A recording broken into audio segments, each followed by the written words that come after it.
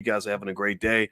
I wanted to come in really quick and talk about some stuff that I just saw with this interesting situation with Charlamagne and Bill Maher. I saw that Bill Maher and Charlamagne had an episode where Charlamagne was asked some pretty poignant questions about race and racism, and some questions that seemed to really kind of free Charlamagne up a little bit.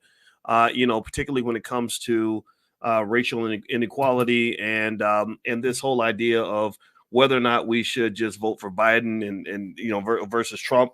And then the other piece about Caitlyn Clark, and I'm actually going to address that too. I'm going to make a note to make sure we hit that topic.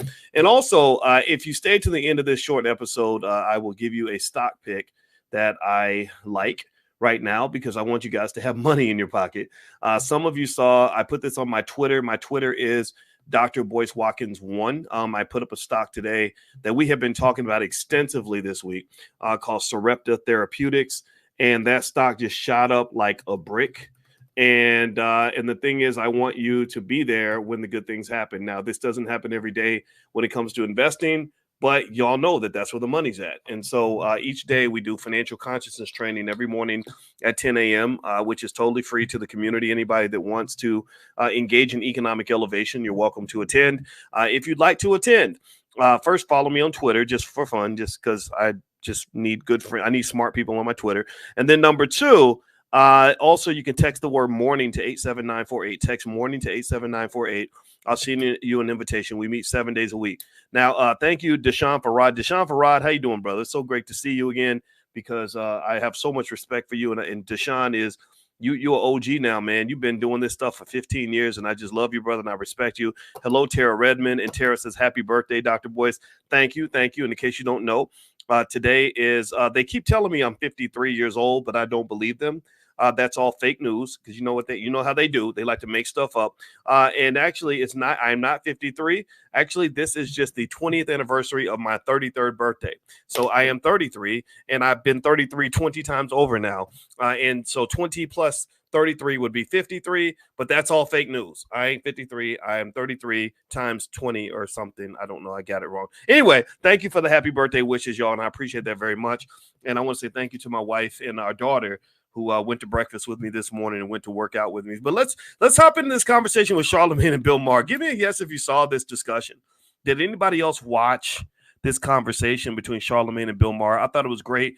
I've never met Bill Maher, but I do know Charlamagne, and I haven't talked to him in a while. I think that whole flare up with Angela Rye might have upset him a little bit because Angela Rye, I met her, she wasn't a very nice lady, and I said it publicly, so I think that might have upset him.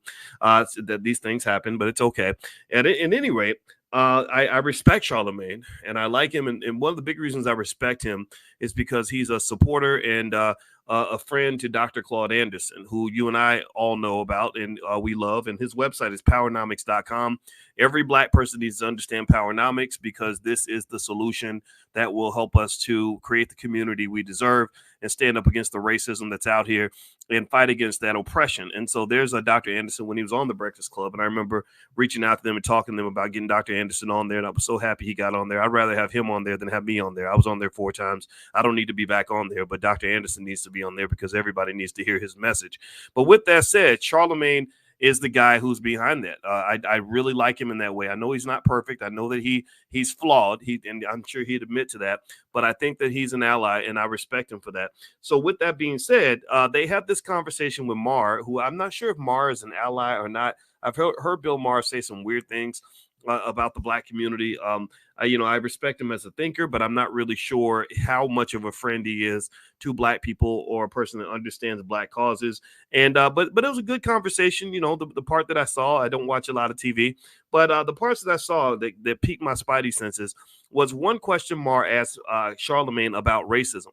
And he was quoting from a speech. I think Biden was, he's doing his whole Negro shuffle, trying to get Black people out to vote They show up every 4 years. The Democrats do. They show up kind of like the baby daddy showing up at Christmas time, and but not being around for the rest of the year.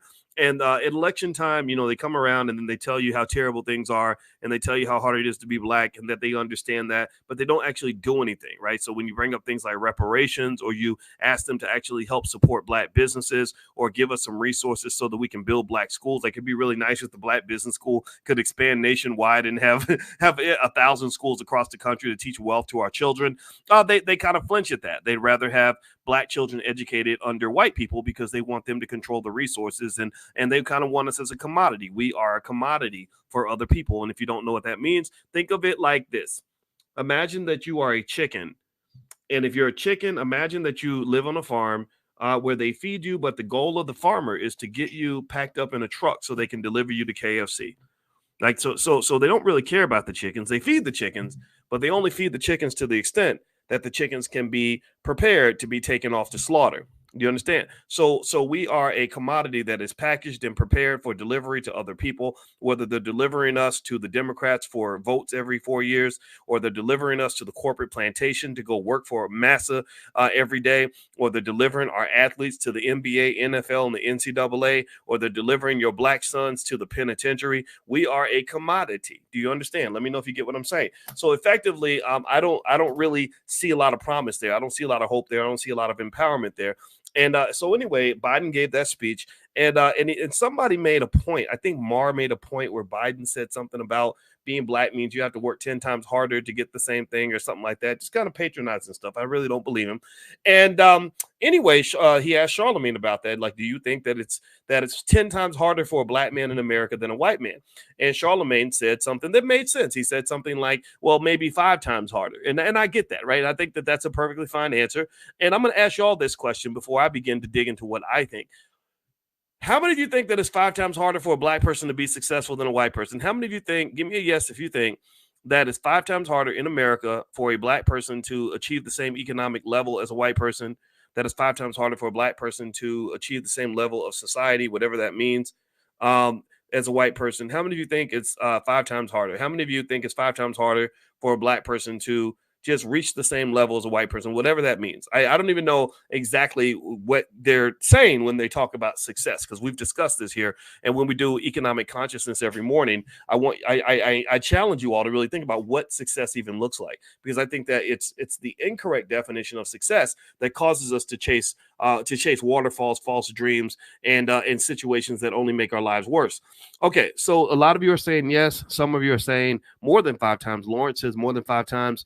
AR says 10x. Okay. Notorious Hop says 20x. Okay. All right. So here's what I'm going to argue. Here's what I'm going to throw out here. I'm going to throw out some variables that are worthy of consideration that I think that we should consider when you talk about the difficulties of achieving a certain level of success if you're black versus if you're white. So let's process it this way. When I got my PhD in finance, I finished in 2002. I know that's a long time ago. Some of y'all might have been children when I finished my doctorate.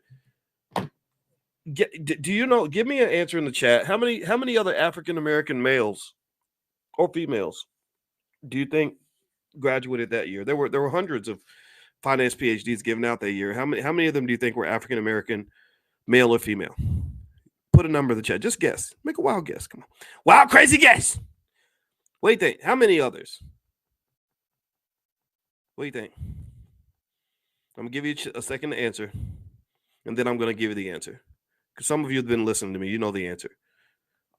It's 0. Absolutely 0. Not 1. Not a 1. 0. Absolutely 0. My wife went through her PhD program. My wife, in case you don't know, not only is she the most beautiful woman I've ever met in my life, but she also happens to be a licensed therapist, a full professor of social work, and a doctorate in social work. And in case you don't know, it's really hard to be a full professor. So shout out to the black women who are kicking ass and taking names. I'll never be one of those men who insult you because you worked hard and accomplished things. I think that men have to step your game up. And if you can't handle a woman that's successful, then just go get you a loser. There's plenty of them out there. You can go date Sexy Red or something. I want the black women who got brains, the booty and the brains. You can have both. So my wife got both. She got all of that. So she started her PhD program. And there were 5 black people in the program. Guess how many out of that 5 actually made it to the finish line? Out of 5 people, how many others got to the finish line along with my wife, Dr. Alicia Watkins? I'm going to answer for you. It's 0. Not 1. Just like a sniper taking their heads off. Pop, pop, pop, pop, pop. None of them graduated. All of them dedicated their lives to getting through that program. Not one of them finished. Not one. So here's what I want to go back to. Let's circle back to Bill Maher and his old raggedy ass. Sir, how dare you, with your balding gray hair and your big funny nose, even insinuate for 1 second that you understand on any level what it's like to be a black man or black woman in this country? How dare you, man? How dare you, dude? You have never ever got, you ain't got no idea what some of us had to go through to get here. And I'm talking about the PhD process again, where people, black people, every black person I knew got picked off by that racist system somewhere along the way. They didn't make it. They didn't not get to the finish line because they were lazy. They did not make the finish line because they were stupid. They did not get that opportunity because something was wrong with them or they were inferior. I know that's what you want to believe. I know you want to believe that white males are magical and that they have fairy dust coming out of their ass, which allows them to just do things that nobody else can do. But the reality is that the reason that I was that I literally went to Syracuse University, where they had never promoted not one single black finance professor in the 100-year history of that school, is because of this thing called systematic racism, bro. It's systematic racism. The reason Elena Kagan, who's now in the Supreme Court, when Elena Kagan was nominated for the Supreme Court, I got a call from the Obama administration asking me to support this lady. And we looked at her record. And do you know that when she was the dean of Harvard Law School, pay attention now, pay attention. When she was the dean of Harvard Law School, Elena Kagan hired 31 people, and she hired nothing but white males, 1 Asian, and 1 white female, or something crazy like that. She did not hire 1 single African American for Harvard Law School. Not 1. But yet somehow you think that it's just as easy for us as it is for you. It's insanity to think that it's the same. It's insanity. White males don't live in a world where they can go into a situation where every single person gets eliminated except for 1, or they go 50, 70, 80 years without hiring a single white male. But there are many places I could point to, and this was part of my battle with Syracuse University. In case you don't know my history, I was on the faculty there for 12 years, and I brought it up to him. I said, dude, isn't it crazy that you have several departments I could point to that haven't promoted not 1 black person in a 100-year history? Imagine if you went 100 years without promoting a white man. Do you think that would even happen? It doesn't happen. It doesn't happen. So I'm going to just jump on that point right there and just say that not only is Bill Maher just horrifically and embarrassingly incorrect on this particular topic, he's not even qualified to have the fucking conversation. The only reason that you're even able to have that conversation is because of white privilege. Because if you were a black man, you probably wouldn't even be sitting across from Charlamagne. Because you couldn't have overcome you couldn't have done what he did to get there. You couldn't have overcome all the things he overcame. You know, again, one of the things I respect about Charlamagne, I know y'all got mixed feelings about this man. I get it. You know, he can be goofy sometimes. We know these things. But the reason I respect him is because I remember when Wendy Williams, I used to go to the Wendy Williams show back when Wendy was killing radio. She was one of the best hosts I ever saw, one of the most professional. Diddy tried to run her out of town when she was letting everybody know how gay the rappers were. She was, in case y'all don't know, Wendy Williams deserves a lot of credit for the fact that she was one of the first ones to really point out what was really going on in hip hop. And Diddy didn't like it, so Diddy ran her out of town. Wendy was so extraordinary that Wendy broke her way back into the New York market and then took the whole thing over. She took over the shit. That's how good Wendy was. So shout out to Wendy Williams. I know she's struggling right now, but I met Wendy on many, many occasions, sat with her for hours. Love that lady. She was very nice to me, always respectful. Charlamagne was her co-host at the time. When Wendy Williams left to go to TV, and she left in a very bad situation. There was a lot going on at that radio station. I don't know everything, but I know a few people there. Charlamagne went back to South Carolina without a gig. And even though he was back in South Carolina without a gig, he kept on hosting radio. He would call me every week and ask me to be on his show, which was some little crappy public access show that nobody listened to. And I only did the interviews because I felt sorry for him. I said, you know, if somebody, if I was going through a tough time, I'd want somebody to talk to me too. And he'd have me on, and it'd be like an hour long. And I'd think, oh my God, I don't have time to talk for an hour, but I did it anyway just to be kind. And so to see him come back to where he is now, I'm very proud of him. I've seen the journey. I have a lot of respect for that. Right. Again, a lot of it comes with shenanigans. I think hip hop is a bullshit industry. I think that overall hip hop is, unfortunately, it's a place that's full of ignorance, a lot of 45, 50-year-old teenagers, a lot of debaucherous behavior, a lot of negativity. But at the very least, Charlamagne's trying to bring some sort of intelligence into that space. He's a supporter of guys like Farrakhan and Dr. Claude Anderson and others. And I admire that. So if you compare the trajectory in terms of what Charlamagne had to overcome to sit in that seat across from Maher, compared to what Maher had to overcome as a white guy, there is no comparison. I don't think that Maher could have overcome all those things. That's my point. I don't think that Bill Maher is a guy that is qualified to even discuss the black experience in America, because you don't know what it's like to be black. You ain't never been black, man. I know you probably got a black girlfriend or something. He's probably had sex with a lot of black women. He seems like that type of guy. But then sometimes they get comfortable and they think they can say anything that they want to us. But he does not understand, because like Kendrick Lamar said, they not like us. They not like us. They not like us. You ain't like me. Yeah, I'm not like you. So let's just understand that we're different. And I think that sort of interesting sort of liberal condescension, where they want to son us and talk to us like we're children and explain the black experience to us. I don't know about everybody else, but that's just insulting. It's irritating. Nobody wants to hear that crap.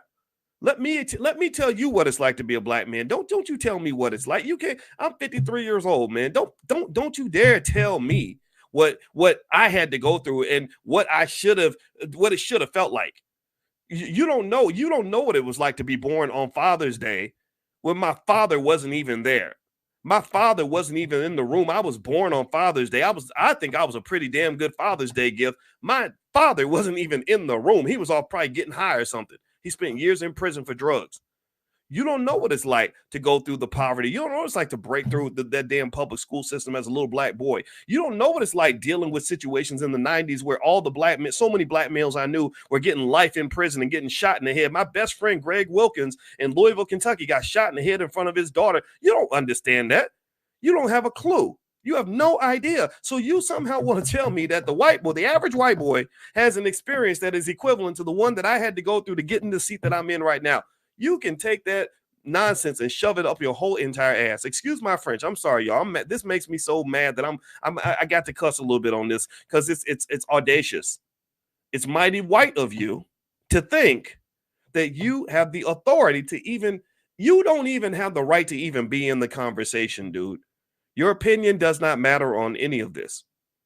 So anyway, with that said, I'm going to keep going. I'm going to move to the next topic because I'm getting heated right now. If y'all could do me a favor, please hit the thumbs up button. Thumbs up, share, subscribe. You're watching drboycetv.com, the home for intelligent black people. My name is Dr. Boyce Watkins. And also, you see that URL on the screen, blackkeystogreatness.com. I do have a life class called Black Keys to Greatness, which is basically keys to success, how to manage your time, how to set goals, how to overcome obstacles, all that. I put that in there. It's totally free. It's rocket fuel. It's a gift. If you guys would like to have access to that, just go to blackkeystogreatness.com. And also with Black Keys to Greatness, we meet every Wednesday night and we do powernomics training. We don't just talk about how much we love Dr. Claude Anderson. We study him. We've been reading his books, and I've been doing this every Wednesday night for about 6 years now, consistently. So if you'd like to join us for powernomics training, you can just go to blackkeystogreatness.com. It's 100% free. So feel free to join us in the Black Business School. It's all online. You don't have to go anywhere. All right. So with that said, let's to hit another topic that they kind of discussed. Charlamagne, when he was on the Bill Maher show, they also talked about this issue with Caitlyn Clark. And I thought that was really interesting. There was a conversation about whether or not Caitlyn Clark, I guess, should have been picked for the Olympic team, and how Caitlyn Clark compares to the black players in the league. Now, Caitlyn Clark, in case you don't know who she is, she's kind of like this white Wonder Woman or something. She's like she's the new Larry Bird, I think, in the minds of other people. She's Elvis Presley, she's Eminem, all these things, right? And what I mean by that, I don't even mean that in an insulting way, because I think Caitlyn Clark's a great basketball player at the college level. She was extraordinary at the college level. She did great things at the college level. She didn't win championships, but she did a great job at the college level. Now, it's really actually a stretch for me to call her a Larry Bird, because the difference between Caitlyn Clark and Larry Bird is that Larry Bird didn't just do great things at the college level. Larry Bird did great things at the professional level. And so this rivalry between Caitlyn Clark and Angel Reese has tremendous economic potential, because it leans on pre-existing racial tensions that have always existed in America. We know that generally speaking, in America, which is a country that really hasn't dealt with and acknowledged its racism, we know that people like to see that sort of shape up between a black person and a white person. They like that, right? That's and I know I like it. It's kind of fun to watch, right? So it kind of goes back into that Bird versus Magic stuff, or maybe you go back into boxing, where that movie The Great White Hype with Damon Wayans, where they had the mediocre white boy against the black heavyweight champion, or Jake Paul against Mike Tyson. What in the hell does Jake Paul have any business doing in the ring with Mike Tyson? But then again, why is Mike Tyson in the ring at the age of 60? Well, the reason Tyson's trying to go in the ring at the age of 60, which is way too old to be boxing, and the reason Jake Paul even gets the chance to even be in the ring with him, even though he couldn't hold his jockstrap, is because of race. You get the young white guy against the old, aging, tired-ass black man, and you're thinking maybe the white guy has a chance. So they're going to walk in there and get a big, fat $100 million payday, probably maybe even $250 million, because everybody wants to see that. So Caitlyn Clark is a multi-billion-dollar commodity because of that, potentially speaking. Potentially. She has not proven herself. She's only proven that she's good at the college level. And that's the difference between her and Angel Reese versus Bird and Magic. Bird and Magic were rivals in college, and they took the rivalry to the next level, and they then competed in the NBA championship, not just in one, but in several championships, where it was going back and forth from the West Coast to the East Coast. So it's black versus white. It was absolutely the perfect storm that propelled the NBA to become a massive multi-billion-dollar entity. Way to go. There's no evidence yet to say that Caitlyn Clark is going to be able to do that for the WNBA. The WNBA is losing money. First off, they're way behind financially. Number two, her team sucks. Number three, there are at least probably about 30 or 40 black women in the WNBA, and some white women too, who are better, just flat out better than Caitlyn Clark. So the odds that Caitlyn and Angel will be able to duplicate the basketball miracle that was Bird and Magic are almost slim to none. They're really slim to none. And also, the reality is that we know that she's not even one of the top 10, top 15 players in the league. But then again, basketball is a business. People forget that it's a business. And by virtue of it being a business, it means that, we want to believe that the talent is the only thing that matters and who's the best player and all this other stuff. But really, it's the marketing. Caitlyn is great for marketing. That's why Ice Cube, who's a friend to this platform, he's been on here a couple of times. Ice Cube offered Caitlyn Clark $5 million to come play in the Big Three. I don't think Ice Cube's a smart man. I talked to him a few times, and I don't think for 1 second Ice Cube believes that Caitlyn Clark is the best player that he could sign. I think he wanted to sign Caitlyn Clark because she's the most marketable player that he could sign. So to some extent, that's what convolutes the conversation about Caitlyn Clark, is because you're blending business with the perception that sports is a meritocracy. You're blending the business of selling tickets and selling merch and branding and filling up the stadiums with you're convoluting that with the other side of it, where we want to believe that basketball is all about who can hit the most jump shots and who can score the most championships. If you go in that second category of pure talent, then you got to go look at somebody like A'ja Wilson. A'ja Wilson is a beast. She's won 2 championships. She's 10 times better than Caitlyn Clark. If I'm trading for the best player, I'm going for A'ja every day of the week. Asia, I hope I said it right. If I said it wrong, please forgive me, Asia, if you heard this. But if I'm looking to fill up the stands and I'm looking to make basketball into a business, then I'm going to go get me a Caitlyn Clark to play next to A'ja, because that's the winning formula. That way you're making the money and you are winning the games. You got the flash and you got the substance. And so that right now Caitlyn Clark is just flash. And so the racial controversy and the racial conversation, I think, just centers around the fact that America is a racially divided country. And I think that conversation about Caitlyn Clark and kind of like sort of injecting racism into the way America is responding to Caitlyn Clark, which was actually what Charlamagne and Bill Maher sort of brought up was the difference in terms of how people are treated. I think Charlamagne mentioned that Asia is a better player, and it's racism that Caitlyn Clark gets all the attention, and it could be right, but it's also it could be just be this very basic idea that people somehow forget to acknowledge, which is that honestly, I think white people are human, right? Let me ask y'all this simple question. When you watch a game, how many of you love to see the black person win?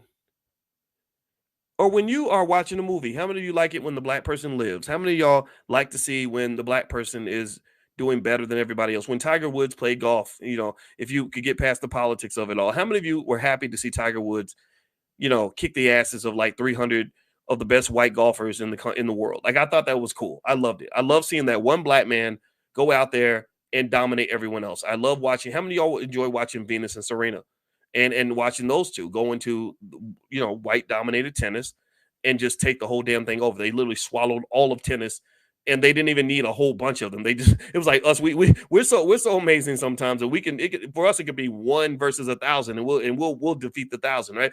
So how many of you felt that way? A lot of you felt that way. I know I did. So truth be told, if you're really honest about it and just direct about it, I think white people like to see themselves, on the court too. They kind of, sometimes I bet deep down they want to cheer for the white guy, just like we want to cheer for the black guy. And I don't think that necessarily makes you a racist bastard, because I never lived under the illusion that a white man is going to love me as much as he loves himself. I never believed that he's going to care about my community as much as he cares about his own community. I never thought that he was going to care about my family as much as he cares about his own, because I don't care about his family. I don't care about his community. I don't love him more than I love myself. And so I think that is what you really see. So in the reality is that if Caitlyn Clark were a basketball player in Kenya, then things would completely flip and be to her disadvantage, because there are far more black people in Kenya than there are white people. But you live in America, and white people dominate in terms of numbers and population. So when you have a star that is melanin deficient, like Caitlyn Clark, right? She's damn good, but if she was black, it'd be like, oh wow, look, yet another amazing black basketball player, right? We don't have a shortage of Caitlyn Clarks in our community. We got about 1,000 of them. Seriously, we have, we don't have a shortage of great black rappers. We don't have a shortage of great black basketball players. Those are two things we will never run out of. Right. If she were black, she'd be another great player. She'd be great like Asia. She's not even great as Asia. We got a lot of players that are not even as good as Asia. But she would just be so maybe almost like a Cheryl Miller, maybe almost like a even Brittany Griner, and just some of these other black players that are in the league that have dominated. We know that we do what we do. But Caitlyn is special because she's one of the few that's actually able to keep up with us at that level. And she also did it on a big stage. Now, again, there have been some white players that are pretty good too, that play for UConn and stuff like that. But for the most part, she's just unique because she did what she did at a very high level on a big stage, and she happens to have the complexion for the connection. So if I am a melanin deficient American, that's what we're going to call them. We're not going to make fun of their disability. I'm playing. I'm being silly. I'm being mean right now. Then I'm going to want to come to the game, and I'm going to want to see her. And that means that I'm going to buy my ticket. I'm going to buy my jersey. I'm going to spend my money. And that money piles up when you multiply that by about 10 million, 20 million. And next thing you know, the WNBA is elevated because you've got this Elvis Presley, Eminem, Larry Bird-ish kind of figure that you can promote with the league. And I don't think there's anything sinister or terrible about that. I think that the injection of race into the conversation is it's not so much of a reflection of Caitlyn and who she is or the players in the WNBA. It's really a reflection of us. It's really a reflection of our country. Our country has never gotten over race. It's never gotten over racial division. It hasn't. Whites and blacks see the world differently. We just do. That's not always a terrible thing. Sometimes it's bad. Sometimes it's good. The OJ trial 30 years ago showed us how divided America was. And because we don't really confront race in an honest way, the divisions remain and the divisions continue to grow. So we end up seeing alternative realities. So I think that the conversation about when it came to the conversation about Caitlyn, I felt like both Charlamagne and Bill were a little bit misguided. So I think Charlamagne felt that Asia not getting the same attention as Caitlyn was driven partly by racism. I don't completely agree. I think that it's built by a type of structural racial disparity in that, yeah, whites run the league, whites control the media, whites dominate the population, but that really speaks to our lack of desire to build our own sports leagues. I think that the fact that we're not institutionally oriented, we're not sort of focused on developing the infrastructure to build our own institutions, that becomes partly our fault as well. With all the great Black athletes you have, there's no reason why you should not have your own sports league. You had the Negro leagues and you threw it all away because you were so excited to get a Jackie Robinson. And I'm going to tell y'all to the end, to the day I die, that that was a loss. Dr. Claude Anderson would agree with me 100%. You traded a whole damn league so one Negro could have a damn job.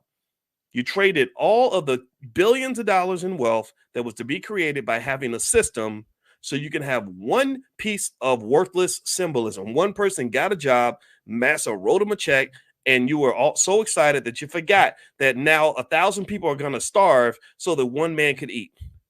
So you should have your own sports league. Now, here's where Maher was wrong. I think Maher brought up Serena Williams as a counterexample to say, that well, because they cheer for Serena Williams, then that's not, that doesn't show that we're racist. We cheer for everybody, and I kind of get that. But if you really saw the way Serena was treated all through professional tennis, she wasn't always treated very well. I think that there was always a lot of suspicion thrust on her and a lot of mistreatment that she did not deserve. And so you can't pretend like Serena's experience was always, flowers and pigtails. But at the same time, though, there was respect that was given to her. The same way that there are people that respect Caitlyn Clark. So I don't think that was even a conversation that needed to be had, because I don't even know if racism has to be part of that discussion. If you want to talk about race with Caitlyn Clark, it really comes down to race and economics. There are more white people in America than there are Black people. White people have more money than Black people. So those who are on platforms that require massive numbers of people in order for you to generate revenue at a certain level, you're naturally going to have an advantage if you're white, because I believe white people, generally speaking, want to see people that look like them. That's why Elvis Presley could sing the same song as a Black man with more talent and still sell more records. And it's not people saying that they think he's better necessarily. It's just people saying that we like it when he sings it, and not so much when the Black guy sings it. Not because we hate Black people, but because we just like ourselves. And I think those are two different things. And if you don't like that, then I think you have to find some other way to approach these economic problems. I say to you that it just baffles me that when you talk about these institutional problems with media and sports leagues, that we haven't really sat and had constructive conversations about how to develop leagues of our own. And also this sort of idea that we can sort of be playing on somebody else's field and be treated the exact same as them is, I think, a false idea. I've never gone through life thinking that as a Black man, I'm going to be viewed the same as a white guy. I've never sat next to the white guy in his house, in his space, in an institution built in his image, and truly felt that somehow I'm going to be treated exactly like him, because I think that that is fundamentally unrealistic. That's as realistic as thinking that a white guy could come to the barbecue in the hood at your grandma's house and be treated like he's a cousin. He's not going to be treated like a cousin. He's going to be treated like the white boy who came to visit. And as long as he acts right, we will love him, we will respect him, we will accept him.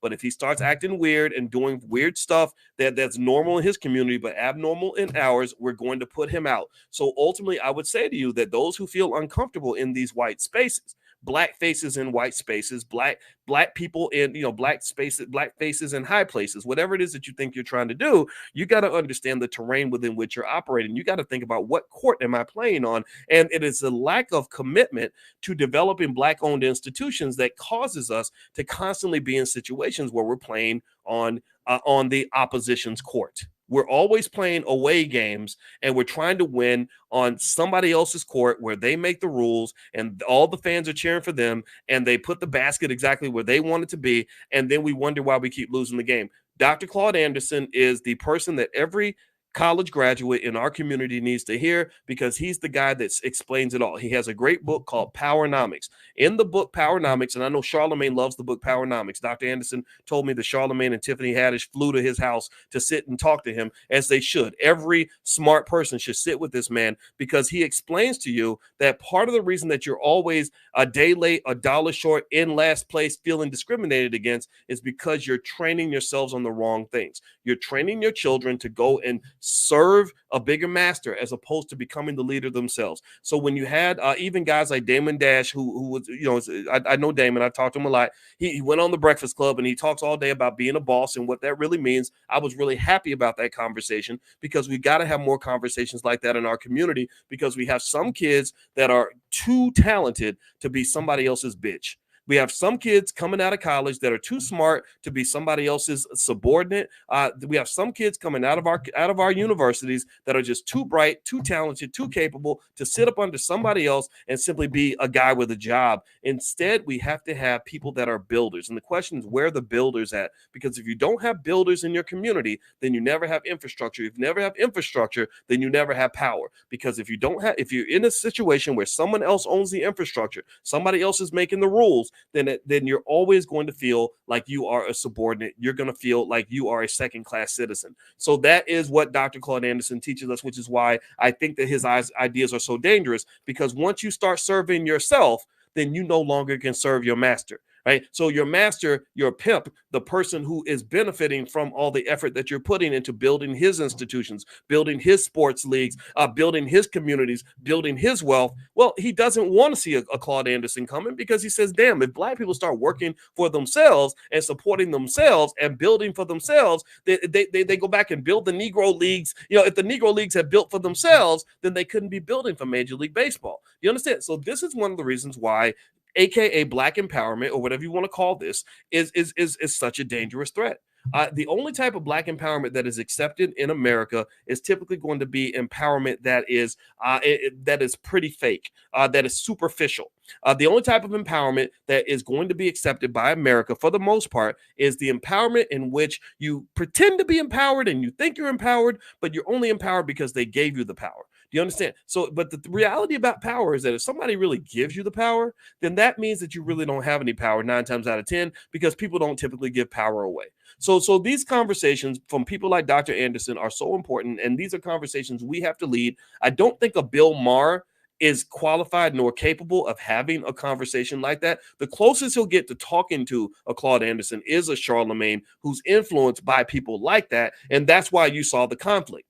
I don't think that even liberal white males, listen, pay attention now. I don't think that most liberal white males are comfortable talking to truly empowered Black men. I don't think that liberal white males feel good talking to Black men who have enough agency and self-equity to really sit there and say, I don't love you, I don't hate you, I don't admire you, but I don't dislike you, but I don't need anything from you. Like there's no validation you can give to me. If you pat me on my head and say, good job, boy, or you're so smart, boy, or you're so articulate, I'm not going to feel better about myself because you said that. And so that very subtle kind of white supremacy that exists in America, you have to really be conscious of it to even know that it's there. That very subtle paternalism that often comes from liberals as much as conservatives. When that loses its value, it becomes a very awkward conversation. I don't think that they're used to talking to Black men who truly show up as men. I really don't believe that. And so really, to me, I think that there's another level to the conversation. I don't know if we've ever gotten to that point, but I will say this. I thought the conversation was kind of interesting, but it was really not a conversation for Black people, because there's nothing magical about talking to a white guy about our problems that makes our problems go away. Talking to Bill Maher only means that lots of white people saw the conversation, and whatever Black people watched that show saw the conversation. But there's nothing progressive or powerful about Charlamagne having this conversation with Bill Maher that somehow means that the conversation is more relevant. What really needs to happen is the conversation between us, the conversation that you're having with your kids, the conversation you're having with your brother, the conversation you're having with your family, the conversation you're having when you get together and start that family investment club or that family business, or that conversation that you're having with your kids where you talk to them about being an owner versus a renter, being an investor versus a spender, being a wealth builder, right? And building for the next generation and developing enough institutional infrastructure that you don't have to go across the street or beg for a job or beg for anything because you've got enough right there at home. We haven't reached that point yet, but I believe that one day we will. It's just going to require us to really understand what's going on. All right. So anyway, guys, do me a favor. Please hit the thumbs up button. Thumbs up, share, subscribe. You're watching drboycetv.com, the home for intelligent Black people. My name is Dr. Boyce Watkins. If you want to, I have a training that you want to take a look at if you'd like. It's really good. Everybody likes it. It's called How to Make Money Without Working. And it involves generating income by selling stock options. It does work, and I talked to a lot of students about it, and I know some of you are doing great things with this, and I'm super excited for you. And my belief is that if you're able to make your own money in the right way, then you're going to be a little freer, a little bolder, a little more capable to get things done. So feel free to text the word money to 87948, and I'll send you the training. You can take a look at it, and it does connect to our Prime program, which basically is all about stock options. My doctorate's in finance, and that's what I do. So feel free to go text the word money to 87948. All right, so let's finish up this conversation. So we're talking about Charlamagne and Bill Maher and this discussion they had where they sort of talked about race and voting and everything else. And I fully expect that Charlamagne he's a guy that does a great job of really challenging just some of the nonsense that sort of gets done by the Democratic Party in every election. And I like the fact that he does that. The unfortunate reality is that I think that there's a limitation to exactly how much he's able to do in the position that he's in. And so what I fully expect is that no matter how much we talk about, about getting something for our vote or getting tangibles or what the Democratic Party is doing to us, there are certain people, and I think Charlamagne might be in that category, and I don't say this in a disparaging way, but, at the end of the day, the conclusion when it comes to crunch time in the election is I'm going to go ahead and vote for Biden. And that's kind of what I think he's going to do. That's what he's expected to do. And I think that's what a lot of people are going to do. And I don't think there's anything wrong with that. I personally will say this. I think that when you talk about the election, I think that the election conversation has to be a little broader than the one that we're having. The election conversation to me is not, it just can't be Trump versus Biden. Trump versus Biden to me is a very boring conversation. It's, do you pick the old senile white guy or do you pick the old racist white guy, right? Because I do think Trump is a racist, but at the same time, I don't care as much that he's a racist. I just think he's kind of a guy that's not good to lead a country. I know his history. I've studied him for a very long time. I don't think he's a guy who he's almost like the white Kanye West. I think that there's a reason why him and Kanye got along. I told you about my many conversations with Kanye. I did not enjoy them. I just don't like people that sort of have these almost insanely narcissistic outsized egos. I don't think people like that are really built for leadership because they've forgotten one simple rule about leadership, which is that leadership is service. Leadership means that your job is to sacrifice for the people you lead, not to have them worship you like a god. And so I've never met Donald Trump, but I'm not. But from what I know, I'm not surprised that he and Kanye West kind of get along because both of those guys are just not very good leaders, in my opinion, because they have not really self-actualized to the point where they understand that they need to be part of something bigger than themselves. So with that being said, I think that it's a very boring, very unhelpful, almost unintelligent, very sad conversation when we get to arguing about Trump versus Biden. I don't even want that to even, if you ever talk to me about this, I don't want to talk about that. I want us to say, okay, well, what else is there? Right? To me, the next conversation needs to be, okay, what lies outside the matrix? Right? And in order for us to really analyze in an honest way what lies outside the matrix, first off, we have to have the courage to go outside of the matrix. Right, go have the courage to go outside of the whole Diddy vote or die nonsense that he used to do and all this other stuff, and we have to get to the point where we can say, okay, you know what, I refuse to allow you to put me in a position where these are the only two choices I have. Right, I refuse to let you box me into the point where I got to pick option A or option B when I really need you. I need an option C, and if you can't give me an option C, then I'm gonna bust out of this bitch and create an option C. Do you understand what I'm saying? I am not your slave. I'm not here. I'm not dumb enough, nor am I weak enough, nor am I gullible enough to let you back me into a corner to the point where you're having me choose. Do you want to eat rotten eggs or horse shit? I don't want either one. I don't like rotten eggs and I don't like horse shit. So why are you telling me that those are my only two choices and that I got to pick one? I ain't got to do nothing. I don't have to do anything you tell me to do. I'm going to do what works best for me and the people that I love. And I would encourage you to consider that. I'm not telling you how to change the conversation. I know some of you are going to vote for Trump, some of you are going to vote for Biden. Go do that, please. Enjoy yourself. Like, just really, if that makes you feel good, do it. Do the whole damn thing. Put the little button on that says I voted. That's fine. But then you got to really think about what matters to you. What is your goal? What the hell are you trying to do? What are we trying to solve? How are we moving the needle? How's the world going to change because we were here? I don't think that any of us who have kids or grandkids or nieces or nephews or cares about anybody outside ourselves, I don't think any of us want to walk away from this world knowing that we left our kids and grandkids the same bullshit options that were given to us. Can we at least agree on that? Can we at least agree that we would like our children to have options? Like the options to do what they want to do, like more options than the ones we had. Can we at least agree on that? Give me a yes if we can at least agree that we want our kids and grandkids to have better options than we had. And then some of y'all are going even further. Some of y'all leaving your kids stock options, which will put them in an amazing position. They don't have to work for anybody if you do it right. So given that we all agree that we want to give our children more options than we had, then that's going to require us to have some uncomfortable conversations with ourselves, with each other, and with our oppressor. That's it, right? So to me, if you wake up and you say, "Gosh, what matters to me?" Oh, what matters to me is I want my life to be better. What matters to me is I need my family's life to be better. What matters to me is I want my community to be better. And what matters to me is I want to leave an adequate legacy for my kids and grandkids so that they don't think I was some loser who didn't give a damn about nothing except liquor, weed, and wasting time and wasting money and going to the strip club and putting my money in stripper thongs and all this other nonsense, right? My kids ain't gonna be having a GoFundMe account opened up, so they can bury me where they got to go beg the church to go donate so that they can have enough money to put me in a casket. Like, that's not gonna be my legacy, right? So when you focus on the things that matter and don't allow yourself to be distracted by the things that do not matter, then I believe that means you have a completely different conversation. I also think that means that you step off the grid and you start looking at solutions that lie outside of the box that Massa gave you. It was somebody else that really gave you that whole Democrat Republican box. I'm just going to tell you the truth. They're the ones who gave that to you. So to me, part of freedom means having the agency within yourself to say, no, I appreciate that. Thank you for giving me these rights.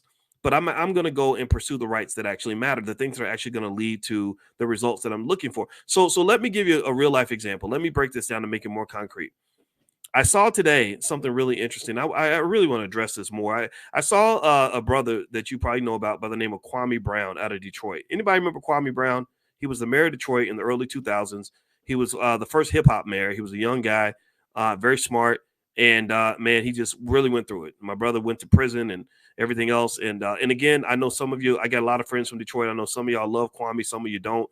It's okay to have whatever opinion you want. I will say that most people I know, at least my crowd, most of the people I talk to that know Detroit and know Kwame, at the very least, they have some empathy for the fact that they know that Kwame was probably not the only person in politics that was doing some of the stuff that he got sent to prison for. They know that the white guys do it too, but when you're a black man and you come in as the first hip hop mayor and all this other stuff, you know that they're gonna have you on the crossing block. Again, for a Bill Maher, that's one of those other many examples where being black is harder than being white. If Kwame Brown were a white guy, if he were Ken Brown or something, Ken the white guy, I don't think Kwame would be in prison. I think Kwame might even, in fact, he'd be president of the United States. He'd be Donald Trump or something, because I'm willing to bet you that Donald Trump has probably broken the law a whole lot more times than Kwame Brown, and Donald Trump only got convicted once, right? So anyway, with that being said, one of the things I think that we should really think about is, the danger of I keep saying Kwame Brown. I meant to say Kwame Kilpatrick. Did I say Kwame Brown? I'm so sorry. Kwame Brown's the basketball player who hates my guts for some reason. Kwame Kilpatrick is the mayor of Detroit. Thank you for correcting me. I keep saying Brown. I am so sorry. Forgive me for doing that. And Lord Jesus, I know I pissed Kwame Brown off the first time. I hope he don't get mad again now. But then again, if he gets mad, that's his issue. Anyway, so sorry. I meant to say Kwame Kilpatrick. Sorry for that. So please forgive me for doing that. Okay, so Kwame Kilpatrick. Let me talk about Kwame Kilpatrick a little bit more. So here's the thing. I don't really know. I think that sometimes when we have ambition and we have dreams and we have goals, sometimes we have the wrong dream. Like sometimes I think we have the wrong goal. Like Barack Obama, I think Barack Obama had the wrong goal. Like his dream was, I want to be president of the United States. I think that if your goal is to benefit the black community, I don't think that being president of the United States or even mayor of Detroit is the best way to really get that done because you're playing basketball on somebody else's home court. You know, you're kind of in a system that definitely wasn't built for you, that was designed with other people in mind. And also, the other people kind of make the rules and they sort of can put a spotlight on you and say, you know, say he's the corrupt one. He's the one who is who was breaking the law. None of us were breaking the law, but just him. And then next thing you know, people who are breaking the law on a regular basis, very corrupt people, can point the finger at you and make it appear that you're the only person engaged in corruption. That's sort of the game that they play. They kind of circle you in that way. And I think that it puts black men in danger. I really do. I think that any black man who is prominent and well respected, and you live in a space where you're surrounded by people who are not like you are very, very vulnerable because the minute that you are out of line or they decide they just are done with you, they have the capacity to easily ruin you. And so I think that a Kwame Kilpatrick or Barack Obama could have been much more impactful in the black community if they'd done something a little bit more off the grid. So one example might be, let's say Barack Obama said, you know what, I'm done with this White House stuff. You know, I got just enough credibility from white folks to get black folks to trust me. So now I'm going to go and I'm going to go find an HBCU that needs my support, and I'm going to go run that HBCU. I'm going to raise, $5 billion for this school and make this the best educational institution for black people in the entire country. I think that would be more impactful to the black community than being president of the United States, because you're able to basically send the medicine right to the bloodstream. Right. Instead of you being diluted where you are president and all you can do is say, well, I'd like to do more for black people, but I can't. And I can't just do stuff for only black people. Remember, he said that so many times where he was explaining to us, all these times where he's like, this after we all voted for him, he's like, well, I can't do anything just for black people. I'm like, well, then why'd you ask me to come vote just for you? What if I showed up and said, well, I can't just vote for you. I got to vote for the Republicans too. Whatever. Like that would not have applied. So I voted specifically for you. So you better do something specifically for me. If you get, that's called reciprocity, right? So what happens is, and I want you to understand is, let me know if you get the point. When you are defining success, when you define black success by simply being a black face in a white space, that's not really success in my opinion. I don't think that a black face in a white space is the best that we can do. I think that the best we can do is a black face in a black space. Tell me if you get what I'm saying. Tell me if you got that. I want us to meditate on this point for a moment. Do you get what I'm saying?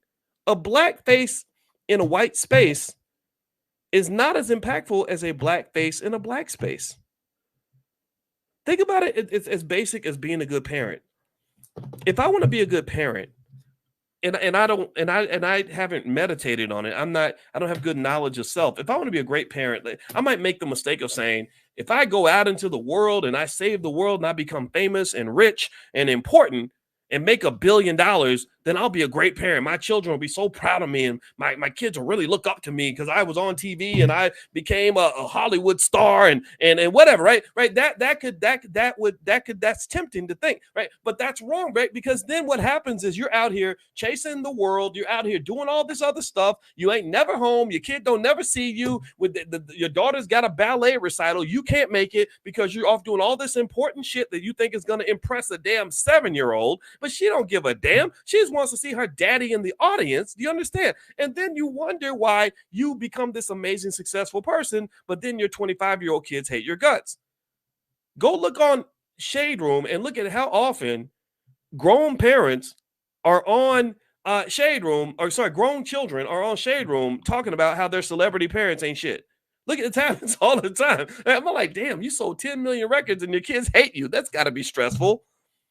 Well, it's because the kids don't really care about all the extra stuff. The kids need you to give them your attention. That's what they wanted. They didn't need you to be perfect. They didn't care if you were great. They didn't care if you made $1 million or if you were on TV. But they do care if you meet them that morning for breakfast. They do care if you are able to read them a story before they go to sleep that night. They do care that they had a baseball game and the little boy was able to look out in the stands and see his mom out in the audience. That's the mom he's going to love. He's not going to love a parent that only shows up once a year. So to some extent, when we get these black faces in white spaces, or another guy, he's now the chancellor of the Rutgers school system. I forgot his name, but he came on this podcast. He's friends with my other good buddy Randall Pinkett, two really smart black men. I just have so much respect. Jeffrey something, I don't know his last name, but he's the president of Rutgers University now, which is cool. And they wrote a great book called Black Faces in High Places, which is similar to Black. And then I think they had another book called Black Faces and White Spaces or something. I got to double check that. But even that, I remember thinking, when you say black faces in high places, what does that mean exactly? Because I think there's a lot of overlap between black faces in high places and black faces in white places.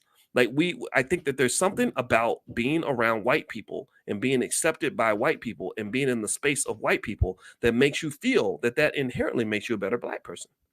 I think that if you just simply said, you know what, I don't want to be in those spaces.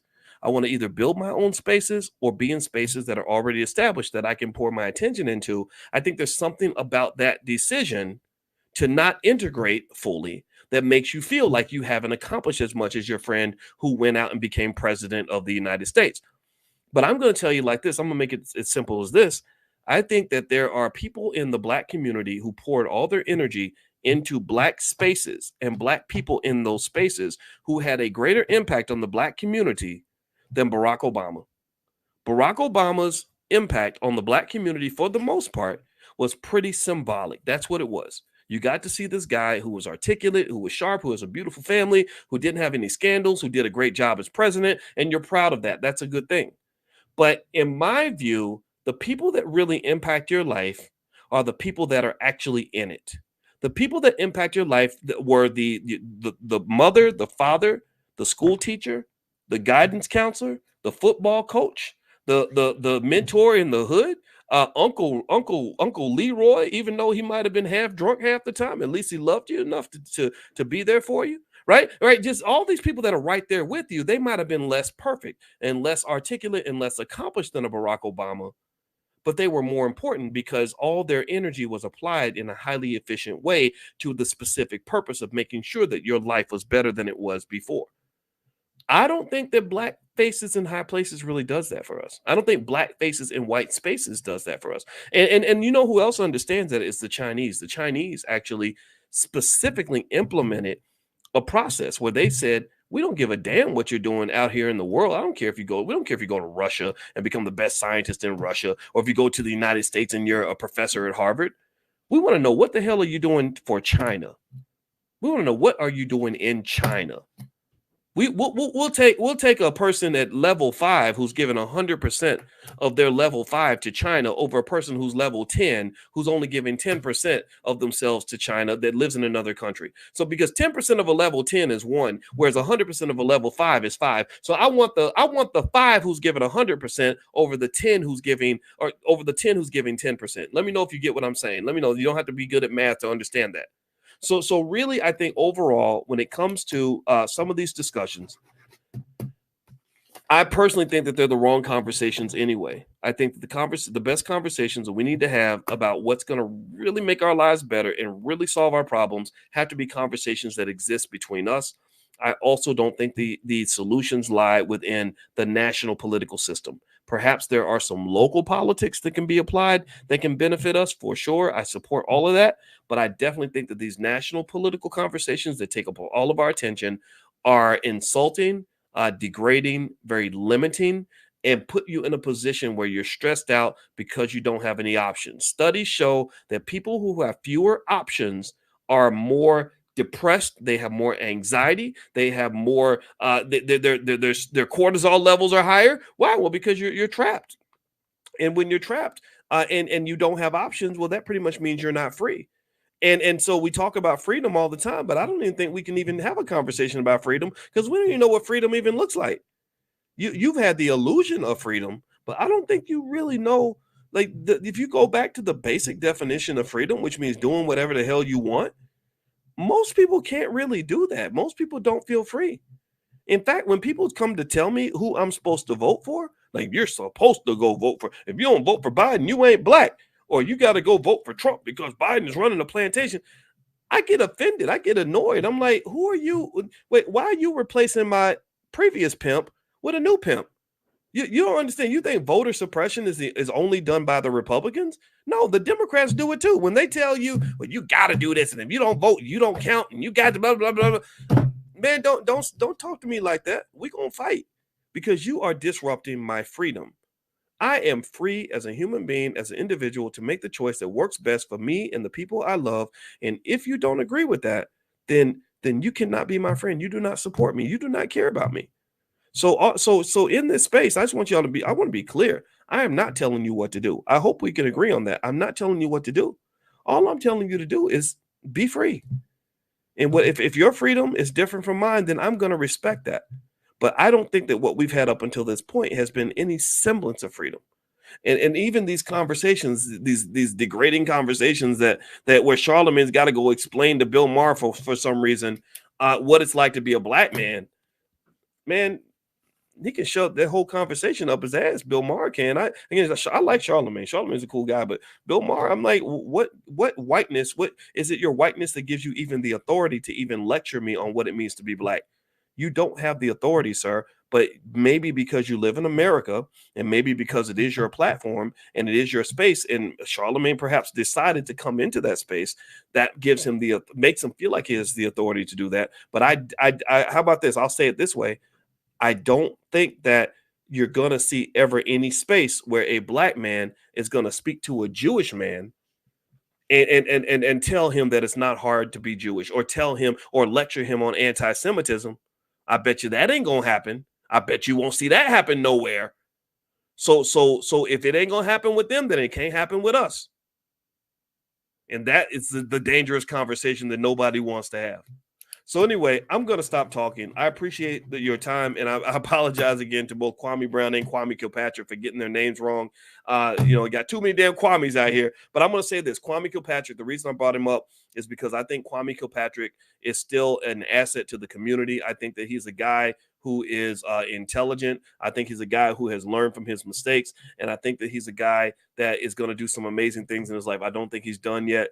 And I love the fact that as a community, we can know the difference between or we know the nuance in terms of knowing that a man can make a mistake without throwing his whole legacy away. And I just want to publicly state that I believe he's redeemable, and I want to see him win. And I don't think that this is the last chapter of his life by any stretch. And I do think that his punishment was a little bit more severe than it needed to be. So Kwame, if you hear this, man, congratulations on your newfound experience. If you ever want to reach out and even come on this platform and talk to me, you're welcome, brother, because I actually think that you are going to do great things. And the people I know that know you have a lot of admiration for you.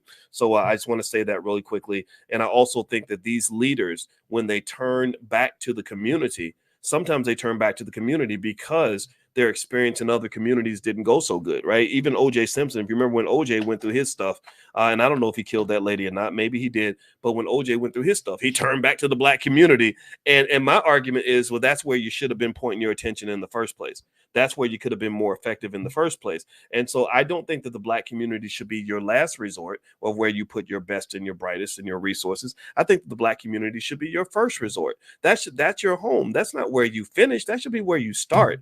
Right? You understand? That's where you were born. That's where you come from. That's the best use of your time. If you're a neurosurgeon, the best use of your time is on people that look like you. And the only thing that pulls you away, the only thing that allows others to Jackie Robinson you and suck you out of the space in which you belong is money.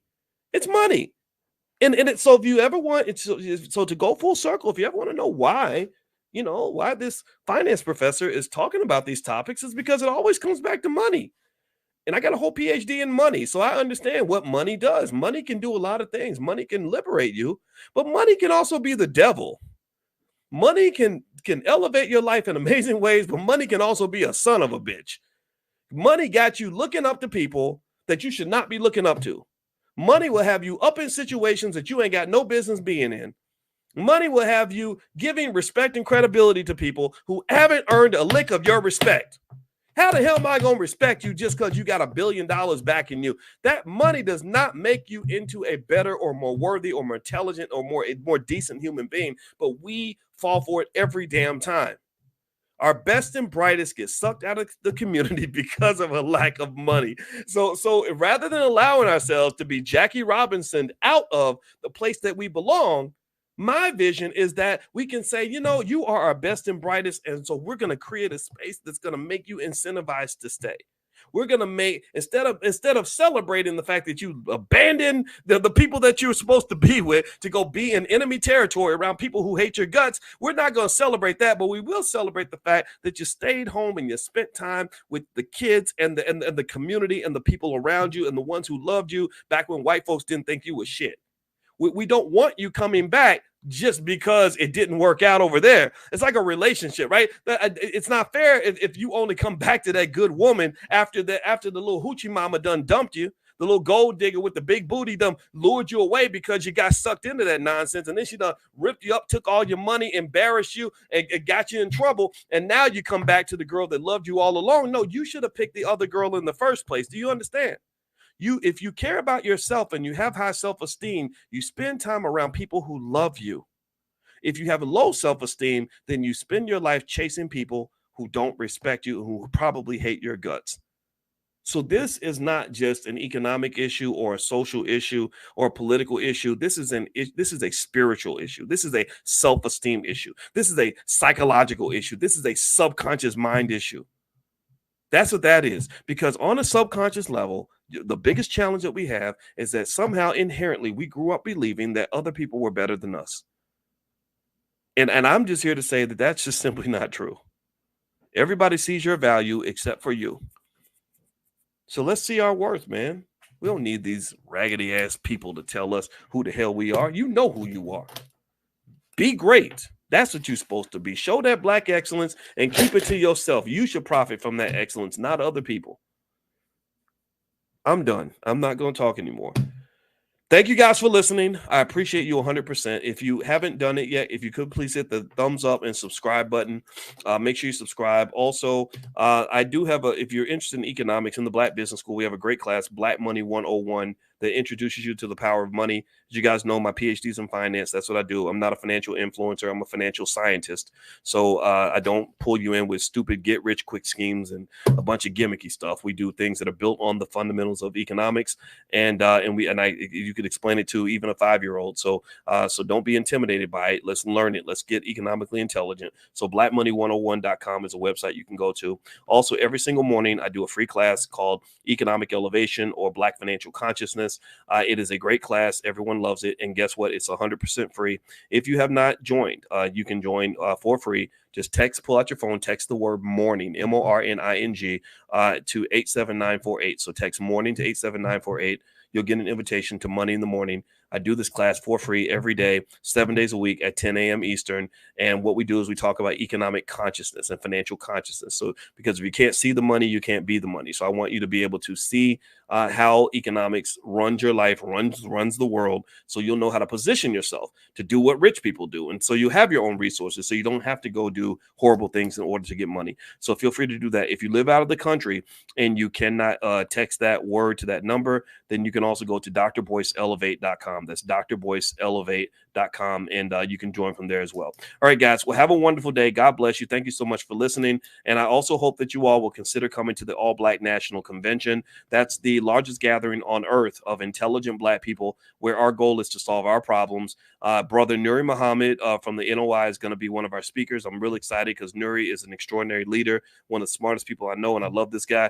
And then also Lamar Tyler, the Black millionaire maker, is going to be one of our other keynotes. But we've also got doctors and lawyers and scientists and nurses and engineers and teachers and portfolio managers and crypto experts and real estate experts like Constance Carter that are coming. So we're going to be full of tons and dozens of experts and hundreds of smart Black people. And our goal is very basic. It is to solve our own problems with our own resources within our own people.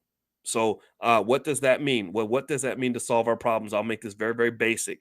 If you believe that Black people should have more wealth and more financial security, then the All Black National Convention is for you. If you believe that we should build stronger families and that Black men and women should love each other and not go fighting each other on the internet, then the All Black National Convention is for you. We believe in Black love and Black family as a source of Black power and Black wealth.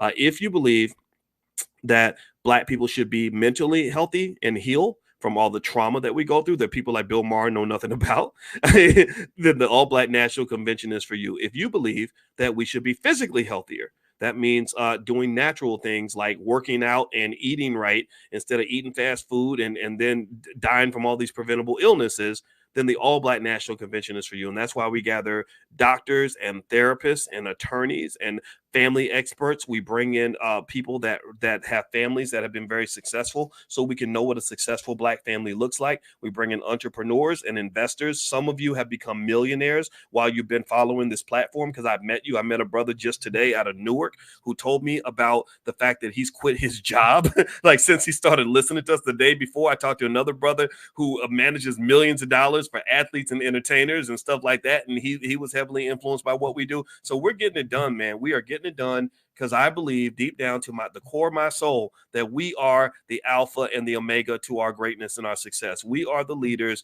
We are the solution we've been waiting for. So I ain't waiting for Superman because I am the man and you are the man and you are the woman and the Black man and the woman. In addition to being the original man, we will be the people that will bring ourselves out of any problems that we have. So let's solve our own problems. Let's get it done. If you want to learn more about the convention, please feel free to visit allblacknationalconvention.com. And also, in fact, today, Micah, who's on our team, told me that she's offering a discount on convention tickets.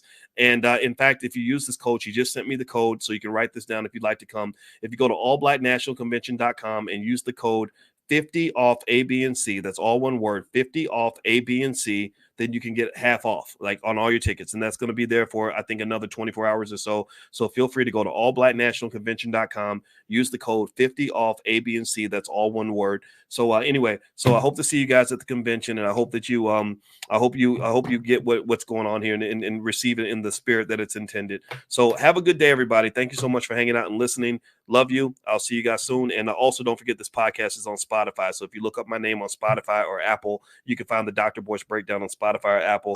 And I'll mention this one more time. It's allblacknationalconvention.com, and the code is 50 off A, B, and C. All right, let's get it, everybody. Love you. I'll see you soon. That phone rang because that was my mama calling to wish me a happy birthday. So I'm about to go talk to my mama. So I'll talk to y'all soon. Love you. Peace. Crazy controversy where he's supposed to get this pay package of like between 45 and 50 or 46 and 56 billion dollars, depending on which outlet you look at. They were supposed to write him a check for that amount of money based on various incentives that came into play as it pertained to Tesla. Now, the thing about that, though, is that there were some questions about Elon Musk's pay package. A shareholder sued him, and they said, "No, we're not. We owe you money, and we'll pay you a few $1 billion, but we don't owe you 56 billion. That's an amount of money that would cripple the company. That's just way too much to pay any one man." And so you would say, well, why would you not agree to pay somebody money that you agreed to pay them, right? You agreed to pay it. It's in the contract. If you do the math, he earned the money. Well, what came up was an issue that I think you should be aware of in your economic consciousness journey, which is what they refer to as corporate governance. And governance basically comes down to who represents the interests of the shareholders. The job of the manager of the manager of the company is not the owner of the company, right? You know, just like when I talked to you all about how the Black community, for the most part, we've been trained to be economic babysitters for white folks. A lot of our graduates from our best HBCUs, they're not trained to actually build and run companies. They're trained to manage companies, right? And if you are lucky, in our view, for a lot of people, if you're very lucky, then one day you'll get to manage at the highest level. You'll get to be the vice president or the CEO, et cetera, which is not bad. It's nothing to be ashamed of or anything, but you're not really the boss. You're not really the owner of the company, because the owner of the company is the people who actually own the company, if you know what I mean. The owner of the company are the people who actually pay the bills and finance the company. So the same thing is true in Hollywood. When you look in Hollywood and you say, well, who's the most powerful people in Hollywood? It's almost never the person that you see. It's almost never the movie star or the singer or the performer. The most powerful people in Hollywood are the people who write the checks. Okay. The most powerful people in Hollywood are the ones who actually sign the contracts, make the billion-dollar deals, sit down with Netflix and do content distribution deals and everything else. These are the people who run Hollywood, the ones who go to the bank and get financing so they can make another, $200 million movie. Those are the people that are the most powerful in Hollywood. So the same thing is true when you talk about a company like, for example, Tesla. The owners of Tesla are the people who actually own the shares in the company. So basically with this issue, this governance issue, you have the board of directors that is supposed to be representative of the shareholders. So the board of directors is a smaller body that engages consistently with the CEO and top management to say, this is what the shareholders want, and we're here to protect the shareholders. So they have what is referred to as a fiduciary responsibility to make sure that shareholder interests are adequately represented by the actions of management. Now, give me a yes if you're following this. Let me know. Give me a quick yes if this is all making sense, if this is all adding up. I don't want to talk too fast. That's what I do sometimes. I apologize. I just had my coffee, so maybe that's it. And you mix coffee with ADHD, you're going to have some problems. All right, so here's what happens. Okay, so basically, there was an accusation at Tesla that the board of directors did not do its job of representing the interests of shareholders. This particular shareholder felt that Elon Musk screwed the shareholders, that basically the board was not representing the shareholders. They were kind of in the pocket of Elon Musk. And in fact, actually, there's evidence to that. Elon's own brother was on the board. A lot of his very best friends were on the board. And they were like, there's no way they can really represent the interests of shareholders when they're best buddies with Elon Musk.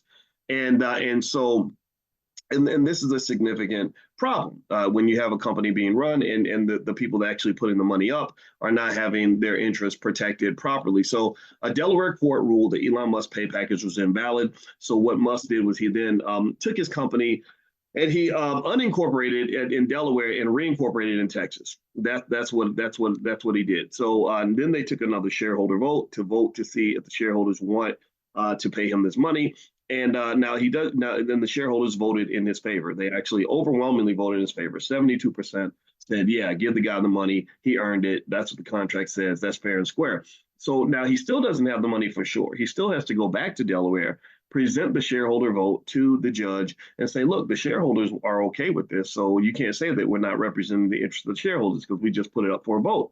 So that's all fine and good. That's life. That's what it is, right? The Tesla shareholders love Elon, and I don't blame them. He took the company from being a $50 billion company to about 1.3 trillion. That's a hell of a company. I mean, that's a hell of a flip. That's extraordinarily good. In fact, I really, when I look at Elon Musk, I imagine to myself all of the trillions of dollars that have been lost in the Black community because we have Black Elon Musks out here. We have Black people out here that are just as smart as Elon, that work hard, that were good with math and science, just like Elon, that are good with technology, just like Elon. But they couldn't get the capital base. They didn't get the capital. They didn't get the investment that Elon got. They also didn't get the encouragement that Elon got. Maybe that little genius, maybe when he was 12, somebody told him he was acting white because he was doing good in math class, or maybe somebody convinced him that he, instead of being what he was supposed to be, maybe he was supposed to be like the best drug dealer in the hood, and so he's the guy that can in his head calculate or switch between kilos and grams, mathematically in a second. Everybody says, "Oh, he's so smart,"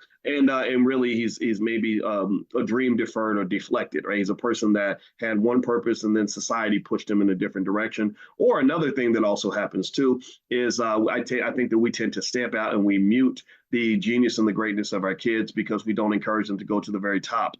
What we do is we do what actually happened with me, which is when you show up and you're Black and you're really smart and you're really capable, people tell you, "Oh, wow, that's really great. You're going to get a really great job." That's what they say. They say if you're the smartest student at Howard University, so when you graduate, there's 20 companies that would love to hire you. Or you go to Stanford or Harvard or something, and then you're still encouraged to go to Goldman Sachs or something, and because Goldman's going to give you a $250,000 salary with a bonus and all these other, and you really feel like you're winning, like you really feel like you've won, you feel like you've reached the potential of what you could do. Like, look at me. I now make 300,000 a year. I've got a corporate car or something, and I get to fly the private jet every now and then, and I'm living the life. And what I think you don't understand is the shadow cost. Remember, I told you in economics, as far as economic awareness, awareness isn't just when you see what's there. Awareness is when you see what isn't there. Right? Awareness is when you don't see what's in front of you. It's what you see. It's when you can see what could have been in front of you. You understand? So you're seeing, you don't just see what happened. You see what could have happened. You follow me? So that's awareness. You have to be able to see in higher dimensions, not just three dimensions, fourth, fifth, and sixth dimension. So fourth, fifth, and sixth dimensional sight means that I don't just see what I am, I see what I could have become if I had taken a different route. Right. So anyway, with this, when I see, so with my awareness, I guess being at the whatever level it is, when I see a young person that's doing really well, or they got a great job, or they're doing a good job as an economic babysitter, pretty much that's kind of what we become when we go work for other people and we manage their capital, and we create one job when we could have created 100,000 jobs. We create one, that's what I see. I say, gosh, that I wonder what that person could have been if they had been encouraged to really truly reach their potential. If they'd been given access to a capital base and also access to a vision that involved not just them creating a really awesome, amazing, comfortable job for themselves, but what happens when you create 10,000 really comfortable jobs for other people? Because remember, Elon Musk could have also done the same thing. Elon Musk could have gone into the world and just been like a superstar manager for Ford or something, and created a really great job for himself. But instead, Elon Musk has probably created about 700,000 jobs for other people. I went through San Antonio, or not San Antonio, I'm sorry, it was Austin, Texas, where I think I know Tesla's down there. I think SpaceX has some stuff down there. And I drove through a big, gigantic part of the city, and it's almost like a kingdom. Where I'm driving with the Uber driver, and he points to this rows and rows and rows of these apartments, like thousands of them. And he says, that's where all the Tesla employees live. Is it called Tesla Road? Thank you, Aisha. I don't know anything I didn't know what it's called, but I was impressed. And I just sat here and I just really thought about, I don't know. I always take it back to us and our community. And I think about just when I hear like some rapper saying, I'm a boss. And I'm like, what are you a boss of? Like, you're not, because I'm seeing this empire, well, thousands and thousands of apartments that people are living in because they're all employed, at a six-figure level by this true boss, by this guy who's built this massive empire. I don't even like Elon Musk, but I give credit where it's due, right? And I'm like, well, if you're really that boss that you say you are, I get it. You have a nice house, maybe you have a nice car, and maybe you sold a bunch of albums last year for some Jewish people or something. But to me, you're not really a boss, because if you really were sort of at the level that you claim to be, then you would actually have hundreds of thousands of people who could say, my life is different because of something that you did. Like Elon Musk can say, I've got 700,000 people who ate today because I gave them money to eat. That's pretty powerful. That's pretty extraordinary. I don't know how many people I can think of in our space that are raised to think that way. I think that many of us are raised to think, if you get yourself a really good job and you eat well and your children eat well, then you've achieved the most that a Black person can achieve. Do you understand what I'm saying? I don't know if I sounded critical or if I sounded like I don't want to sound like I'm putting a white guy on a pedestal. I'm not doing that. I'm just letting you know, like, sort of what that means to actually truly have that sort of massive, outsized, maximum economic impact. Maximum economic impact has rarely ever been achieved by somebody who had a job. It just is. And again, it's not to make fun of people that have jobs. I'm not here to do that. But to me, if you can do a little bit better, why not try to do better? Understanding one thing that scientists understand and technology people understand, and the reason that the Silicon Valley folks are running the world is because they understand a very simple phrase called scale. They understand scale. Scale means that instead of thinking of something going to the highest level, I'm going to think about multiplication. And that means that if I can create something amazing and scale it properly, then I can do something that really impacts a very broad space. I can have a very broad, massive impact. And to really even understand scale, or to pursue scale, or to be committed to scale, you have to have a certain level of consciousness. So let me, and I'm going to circle back to Elon Musk in a minute, because I think that there's more to talk about there. But since we're doing the stream of consciousness, and I hope this is benefiting you, let's talk about Jeff Bezos. Jeff Bezos runs Amazon. Jeff Bezos is worth about $200 billion a year. And what I encourage you to do is when you hear people like that talk, you got to listen to how they think. Watch how they process information. Watch how they can look at the same thing most people can see and they'll see it completely differently. So if you listen to Jeff Bezos, I remember hearing him talk about why he left a really good job. He did something a lot of people wouldn't have the courage to do. He was doing well. He didn't get called into entrepreneurship because he couldn't pay the bills. He was actually making hundreds of thousands of dollars a year in some really fancy corporate job. He had the corporate car and the and all the little the credit card and all the little things that we dream about growing up. He had the dream job. Well, he walked away from the dream job to start Amazon, and people said, "Well, why would you want to go and do that? That's crazy. You're giving up this great job." A lot of you go through that. A lot of you, if you were to start a business, especially for those of you that have good jobs, I know a lot of you do. You would have people in your family that would say, "Why would you do that? Why would you let that go? That's crazy. That's stupid." Right? Especially given that entrepreneurship is kind of raggedy in the beginning. If you've ever been an entrepreneur, built something, you know that in the beginning it feels kind of raggedy. You don't know if it's going to work. 80% of Black-owned businesses fail. You don't really get the same level of clout that you might get if you go on LinkedIn and say that if you announce to everybody on LinkedIn that you became the senior manager of widgets at Google or something, like, right? If you're associated with a big name brand corporation, there are lots of people that get very excited about that, but they don't really see the vision of what your brand might look like when you build that sucker up and make that thing into something that people admire. So Jeff Bezos left to go work on Amazon, and his goal generally was to scale. He said, "I have not reached my potential. I have not become the best that I can be." And the other thing that he said that was really interesting was he was talking about creating a product or creating a brand. He said, when you have an idea, he said, an idea is just the beginning. And this is something we've talked about before. So an idea is a piece of your vision.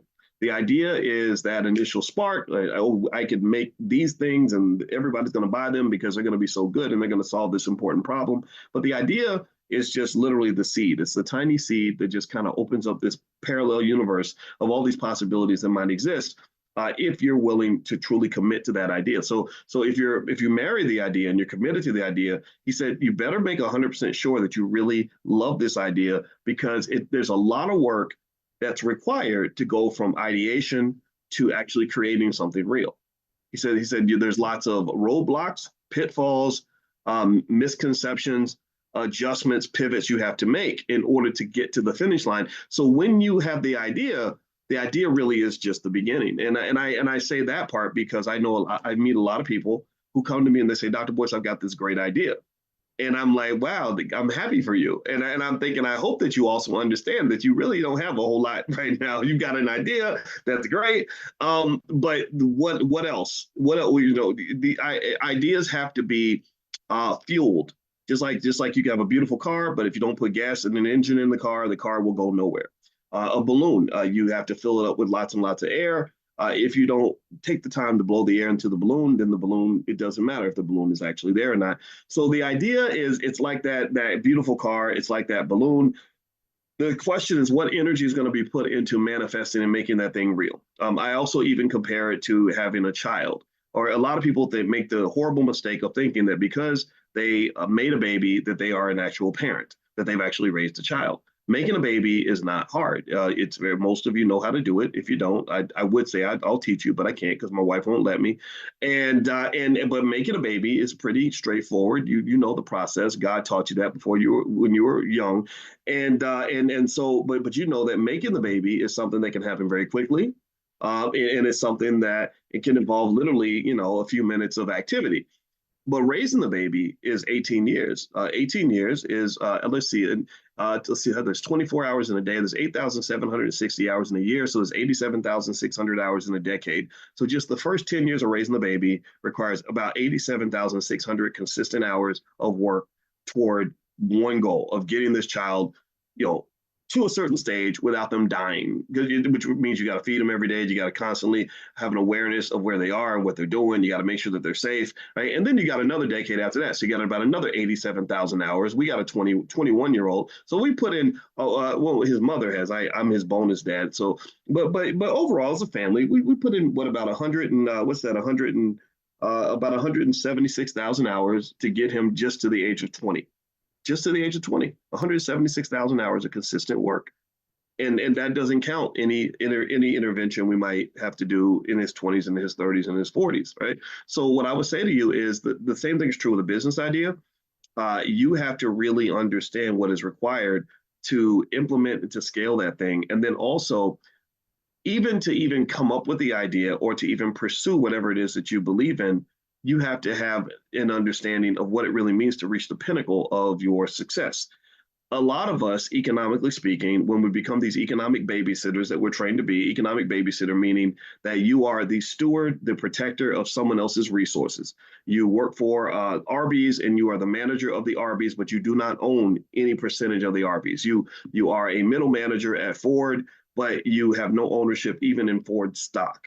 You are excited to go and get a fancy job with a big corporation that someone else owns and controls, but your ownership stake is non-existent. That's what I mean by being an economic babysitter. A babysitter is somebody who does all the work to take care of the child, but does not get credit for being the parent. That is not your baby, right? And so sometimes you can imagine, if you imagine a babysitter who babysits a child so much that they start to feel like that they're the parent, right? I'm babysit this child all day, so I start feeling like I'm the dad. I'm not really the dad. I'll never be the dad, no matter how much babysitting I do. So in generally speaking, if you are consistently committed as a community to being economic babysitters for big white companies, then you will never really have any control over your own fate or your own economic destiny. Dr. Claude Anderson speaks very eloquently about the fact that after slavery, 98.5% of all Black people work for a white person. 200 years later, 98.5% of all Black people work for a white person. And you had a moment during Jim Crow, before the Civil Rights Movement, where you did have lots of Black ownership. You had every type of company that there was a Black version of that company where they were planting those seeds and growing the kinds of institutions that will be worth tens of billions of dollars today. They were building companies. These companies were in the seminal stages. Maybe they're in the first 10 years, first 20 years, kind of in that tough, rough, raggedy stage. But these companies were well run, and the owners were pouring all their energy into maintaining and building this institution. They didn't drop their organization to say, which white person can I go serve today? And these companies would have grown into something pretty extraordinary. But instead, when you had the whole civil rights thing and integration and all that, a lot of that ended up dying. And it died not just because of desegregation. It didn't die because the people in the civil rights movement were just necessarily wrong. It died because you didn't value yourself. It died because you didn't value your vision. It died because you didn't understand that just because you have the right and the ability to go work for white people, that doesn't mean that's what you automatically should do. Maybe that's an option for you. Maybe that's something you can consider if things get too hard. But if you really value yourself and value who you are and value what you're working on and value your vision, then you're going to realize something that's very important for anybody to understand if they want to create something of their own. You have to understand to the core of your soul that pouring into your vision is the most important thing you can do. You have to make it in your own head. You have to make working on your own vision the coolest thing in the world, the most important thing you can ever do. And that requires almost like a spiritual transformation. That's a financial consciousness exercise like no other, because that requires you to really reshape and reevaluate everything you've been taught about who you are and how much you matter to the world. Because if I've been trained to believe that all I am is a little Black boy and that I ain't gonna be nothing until white people accept me, then I'm never gonna think that what I'm working on is as important as what Mr. Charlie's working on. Do you understand what I'm saying? Let me know if you get this. This is an important point. If I just see myself like, oh, I'm just a Black kid, but until somebody comes along and blesses me with an opportunity, and then I can turn around and tell my mama, look, I made it. I started from the bottom. Now I'm here. I used to be, all I was a little Black boy in the hood, and I wasn't nobody, but now I'm the senior manager at Google, and now I'm an important person. And what I'm here to say to you, and this is really important, you just got to understand this, is that you were important before Google identified your importance. You should be congratulating them. They shouldn't just be congratulating you. Congratulations, Tyrone. We're so happy that you're here, and we're glad to give Tyrone an opportunity. I get that. I appreciate that. Thank you so much. But at the same time, you don't understand that they might have short-circuited you. They might have actually sold you short and extracted something from you that you didn't even know was there yet. And so to some extent, all the people that I've ever worked for, all the people that I've ever served, when I got that first job at Syracuse University, because I was a damn good finance PhD student. I was the top of my class pretty much, or close to it. I was one of the best, let's just say that.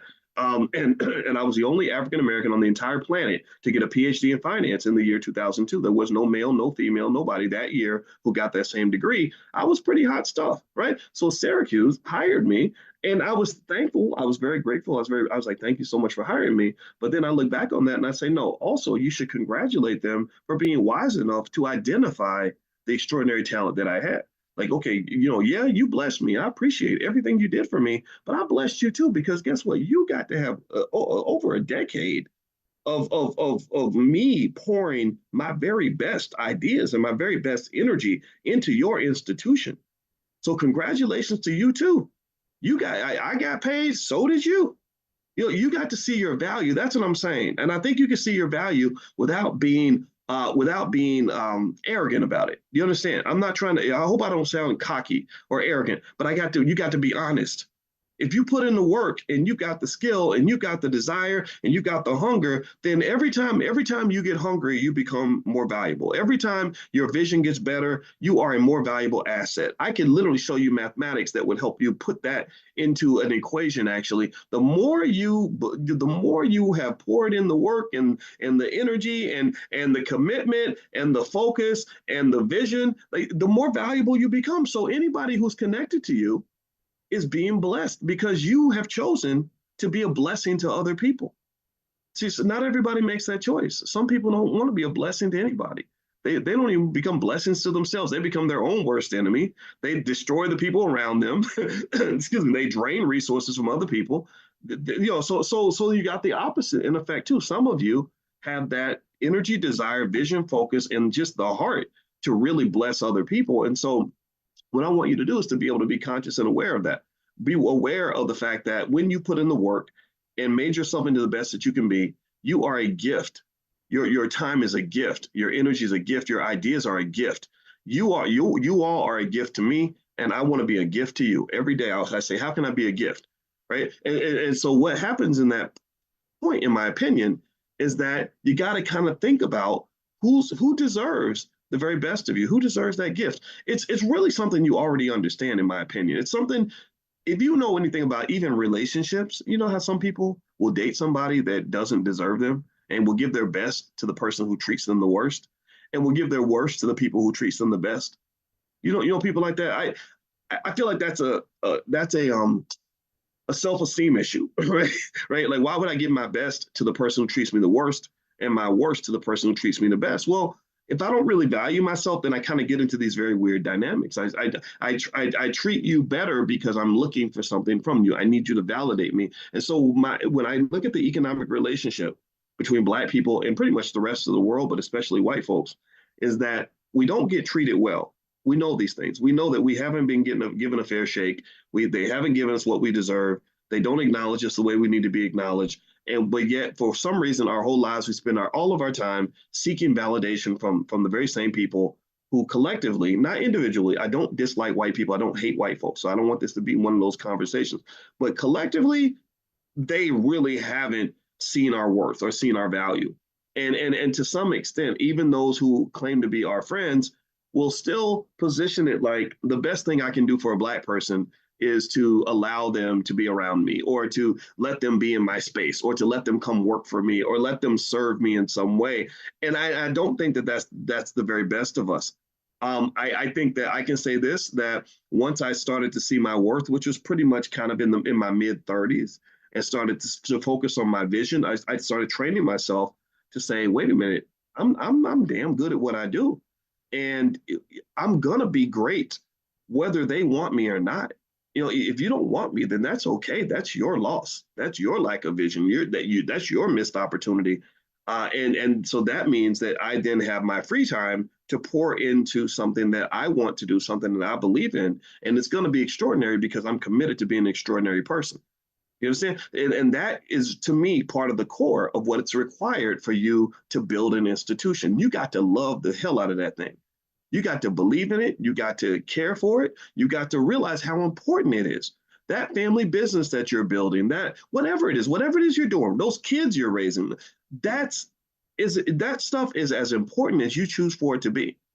And so anyway, so when you look at and you contrast, so you go back to Jeff Bezos and the Elon Musk of the world and stuff like that. If you look at their track record, and I read everybody's bio, you'll see a time where Bezos could have been pouring his time into keeping that $300,000 or $400,000 job that he had, but instead he said, "No, I want to pour into this little raggedy business called Amazon." And I can't do it half and half. He could not serve two gods at the same time. He couldn't do his time at the corporate plantation and run Amazon at the same time because Amazon took everything he had, every spare moment, every level, every ounce of energy, every good idea had to be poured into the vision that he was connected to, and that happened to be the vision that he owned, and that's why he's worth several $100 billion a year. So what I want you to kind of do as a consciousness exercise is I need you to stop and meditate on how many millions of young Black people could have done what a Jeff Bezos would do, could have built something extraordinary, but didn't because they were too busy focused on master's job. I know people like this. I know people, a person that comes to mind right now, super talented, could do anything, extraordinarily good, but she can't be as good as she needs to be because she got to go to work and do that goofy little job that she has. I'm not making fun of the job, but I was like, you are so talented, but you don't see your talent. I said, so if you don't see your talent, it doesn't matter what I see. Because if I see it, it doesn't, like I've seen talent. I've seen people go and make millions of dollars. I've seen people go and become famous and everything else. I've seen it all, right? But I compare you to all these people, and I know you got everything that they've got.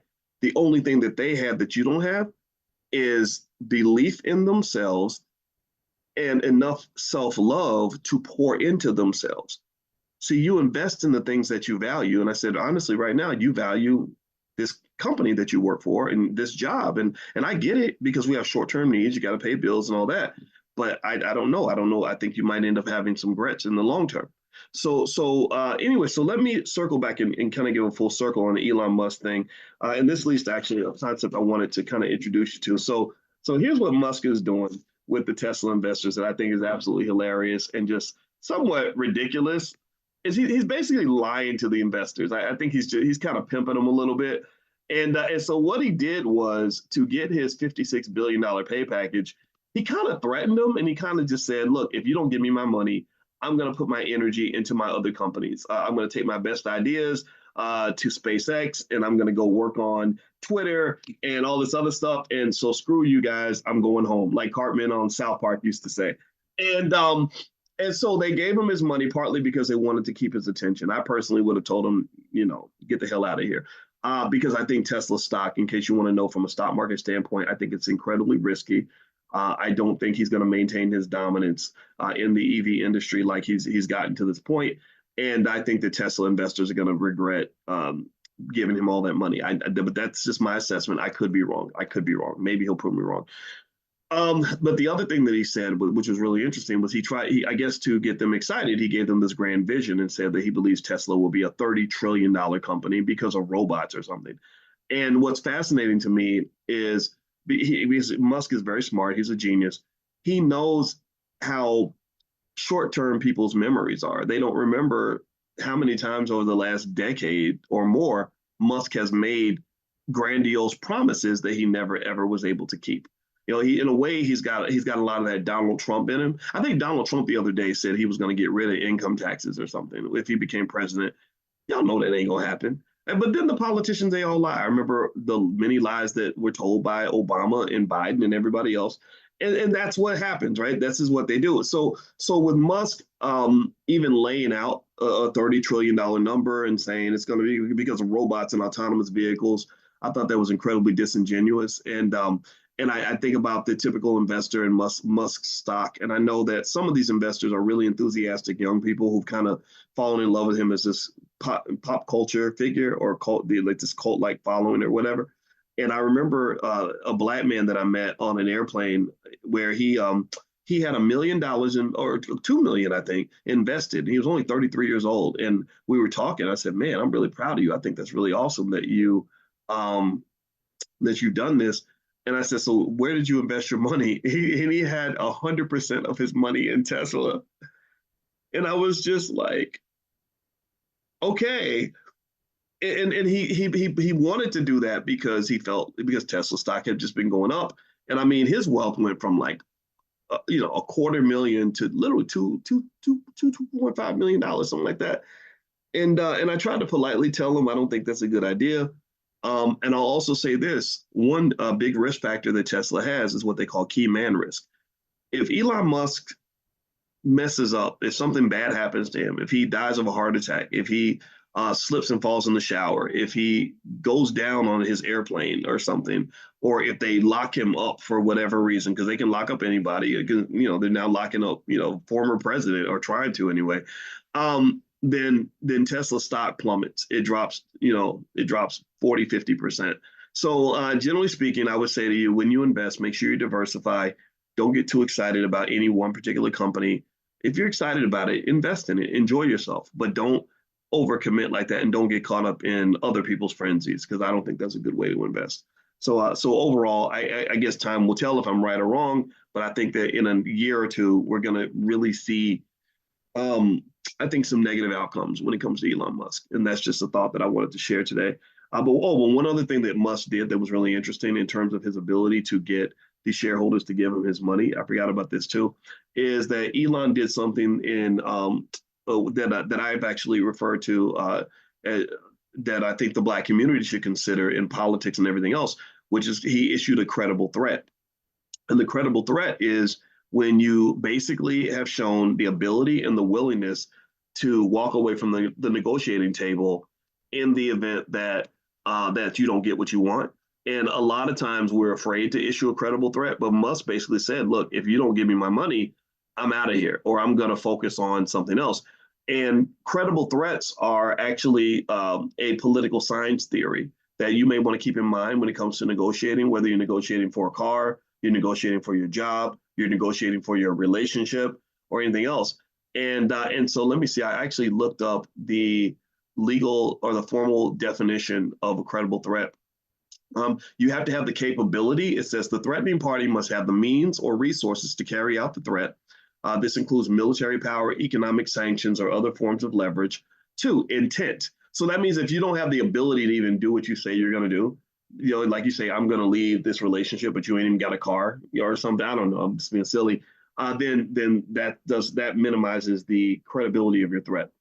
Intent. The threatening party must have a clear intention or willingness to follow through with the threat if the opposing party does not comply. So that means that if you make a threat, you better be willing to follow through. If you pull out the gun, you better be ready to squeeze the trigger. If you're in a relationship you're not happy in, and you say, I'm going to leave if X, Y, Z doesn't happen, you have to have full intent to do that. And maybe show evidence that you're willing to do that. If you are negotiating pay on your job, and you say, if you don't give me my money, I'm going to leave. Well, you better be ready to leave. You got to have everything in place, because that's what makes your threat credible. If Black people want more from the Democratic Party and they say, if you don't do what I want, we're going to not vote for you. Well, you have to show you're serious. And I think that because if you don't, then again, you don't get taken seriously. They say, yeah. You're just talking. You ain't going nowhere. What else? Communication. That's another important part. The threat must be clearly communicated to the target. A lot of times people have it in their mind. They'll have an ultimatum where they'll expect somebody to do something, or they're going to adjust. And instead of giving them a chance, instead of warning them, like shooting a warning shot over the bow, or doing something to really let them know, like, hey, I'm really going to go through with this, they'll just do it. And then the person's like, whoa, why did you do that to me? And you're like, well, because I told you to do this and you didn't do it. But when they say in negotiation, if your goal is to actually get them to comply, you have to give them a warning so that they know for sure. Now, you do understand that if you don't do X, Y, Z, you do know this is about to happen. And then when they make it clear that they're okay with it, then you can follow through or whatever. What else? And they also said ambiguous or unclear threats are less likely to be credible because the target may not fully understand the consequences of non-compliance. So you can't hint of what you're going to do. You have to be clear and you have to say it.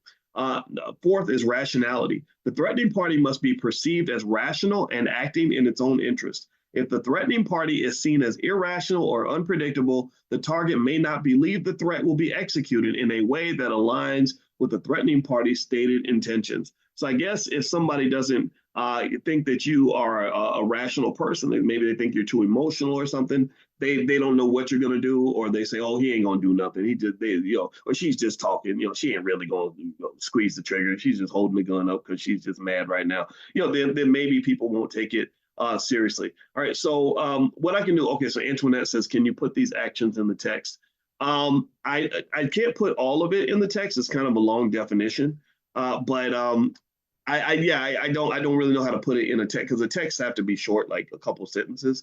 So I apologize for that.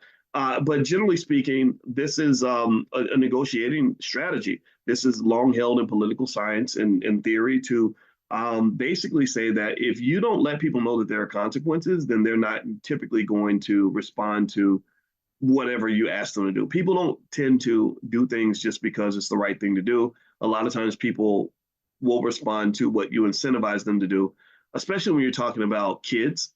One thing my mother always says, and I give my mother credit for being pretty good at raising kids. At least she did really well with me and my sister and my brother.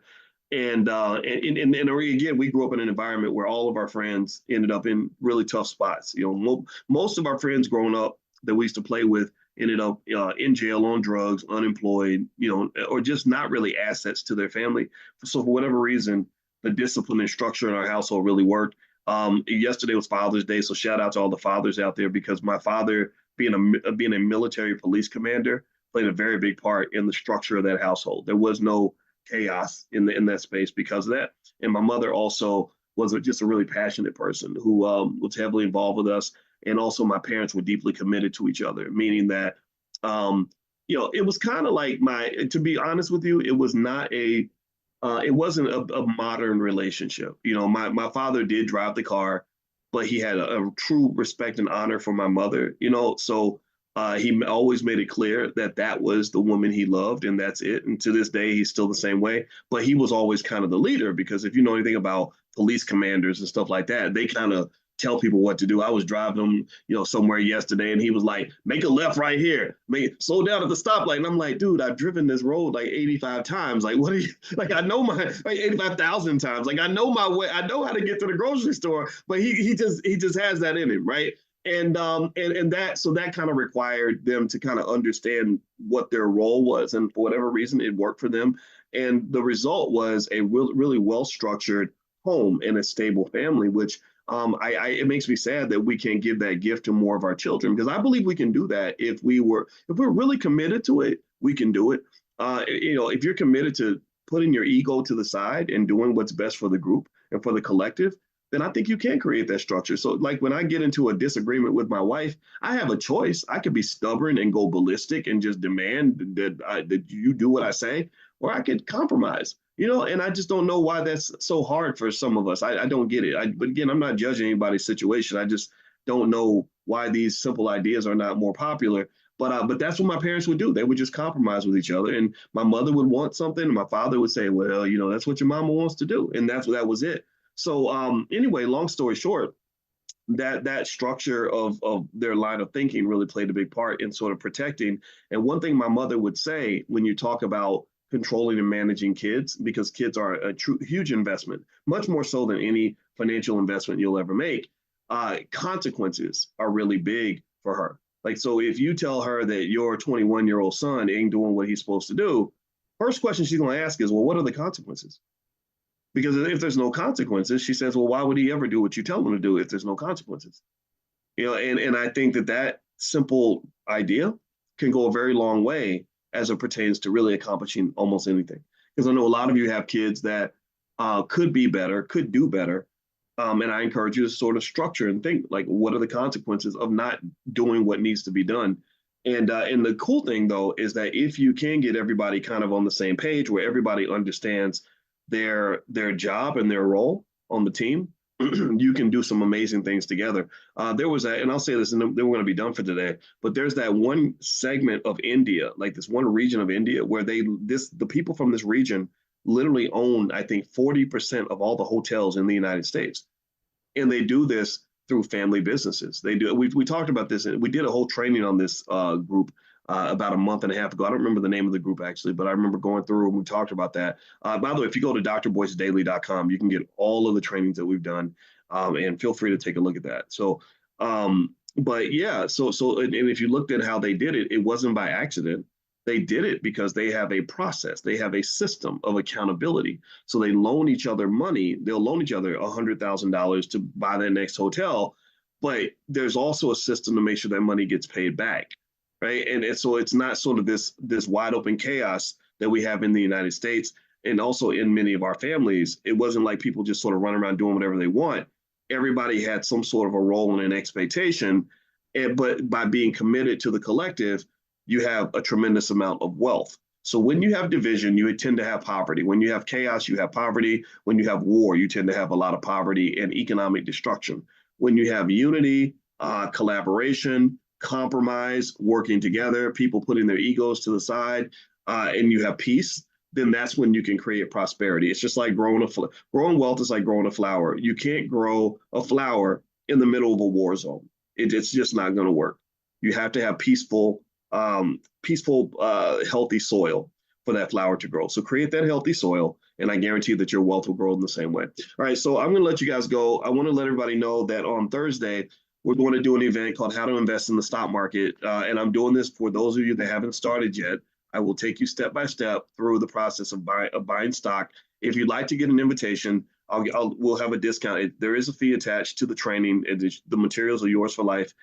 You will get a discount by being in this group. So if you'd like to receive that discount, make sure you're on the text list. To get on the text list, text the word morning, MORNING, to 87948. Text morning to 87948, and I will send that to you. Or you can also go to drboyceelevate.com to join if you live out of the country. And we're going to do this Thursday morning. And also, don't forget the All Black National Convention is coming up in a few months. It's October 25th through the 27th. And I would invite you all on the trip to Egypt that we're doing in August, but that's sold out. So, but because you guys wanted it or you were so excited about it, we're going to do more trips like that. So I'll let you guys know when we do the next one. And that's it. So I hope you guys have a great day. And if you want to learn more about the convention, it's allblacknationalconvention.com. It's allblacknationalconvention.com. It's in Lombard, Illinois, right outside Chicago, October 25th through the 27th. We secured one of our speakers, Brother Nuri Muhammad from the Nation of Islam, who's an amazing guy. If you haven't heard him speak, he's really good. Also, Lamar Tyler is coming, who is the biggest Black millionaire maker I've ever seen in my life. He literally leads an organization of dozens of Black millionaires that are regular people just like you and me. And he just understands some things that I think everyone should understand. So Lamar will be there too, along with about probably 50, 60 other experts that we've invited. So have a good day, everybody. God. Hey, what's going on, guys? I hope you all are doing well. Welcome to drboycetv.com and also Dr. Boyce Daily Stock Market. My name is Dr. Boyce Watkins, and I wanted to come in and have a conversation with you about some of the things that I have seen in terms of what's been going on with the area of AI. AI and business, how those two integrate is of extreme interest to me because this is the future. AI is the future. These little robots are going to be a big part of your life, whether you like it or not. And I encourage you not to put your head in the sand because when AI gets here, AI is going to be here.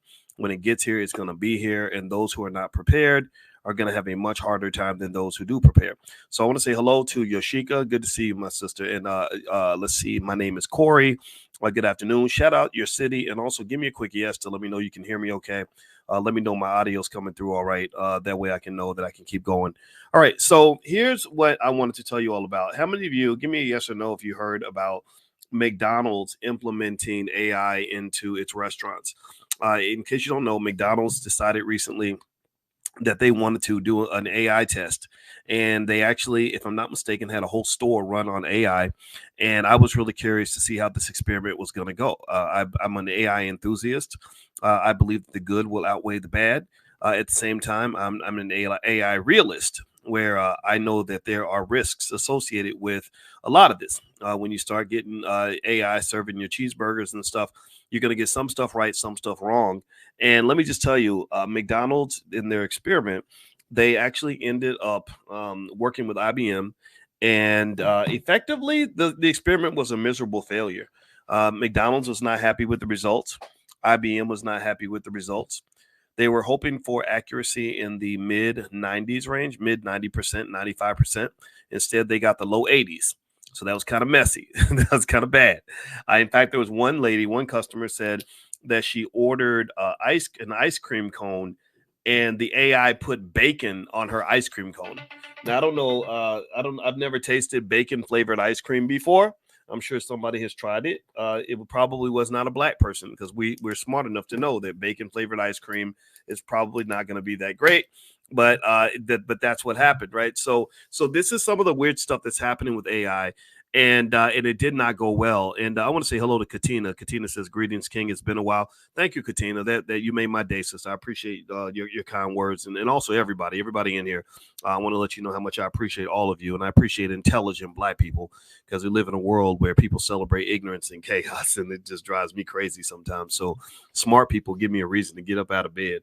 But anyway, let me keep going here. Hit the thumbs up button, thumbs up, share, subscribe. All right, so let me describe what's been going on with McDonald's and AI, and give you a quick overview of this. I'm not going to keep you long, but I think it's important to know, and I'll also give you some thoughts in terms of where this might be going. And at the end, also, I'll tell you where you can get a list of AI companies that I'm invested in that I believe can benefit you in the future. So hit the thumbs up button. All right, so basically, there was the accuracy issue that I mentioned. The AI voice was tested in 24 locations in Illinois, and it was I think it was just for voice ordering. I don't even know if the AI was actually cooking and delivering the food. I think the AI was just taking the order, and even then they didn't get the accuracy correct. A lot of customers didn't like the AI voice. They felt it was unsettling. They compared it to robotic, dystopian experiences.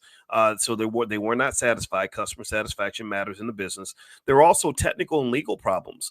They were collecting biometric data on customers without their permission, which is a legal issue, and also getting scans of people's license plates without their permission. That's a no-no in an age where privacy is becoming a big concern as it pertains to AI. And then also the franchisees apparently were being asked to pay some sort of technology fee, and the franchisees were not happy as well. So they got a lot of things they're going to have to work through, a lot of glitches in the matrix that McDonald's is probably still working on. Because here's the deal. Look, a lot of companies are implementing this stuff. White Castle, they actually have an AI powered drive-through, and they want to reduce labor costs. They also want to streamline their operations with AI. Kroger is using AI for inventory management and to create a personalized shopping experience through their app, where they actually help predict shopping patterns and recommend products to you. Walmart introduced a shelf scanning robots that are there to manage inventory and ensure products are stocked and priced properly, stuff like that.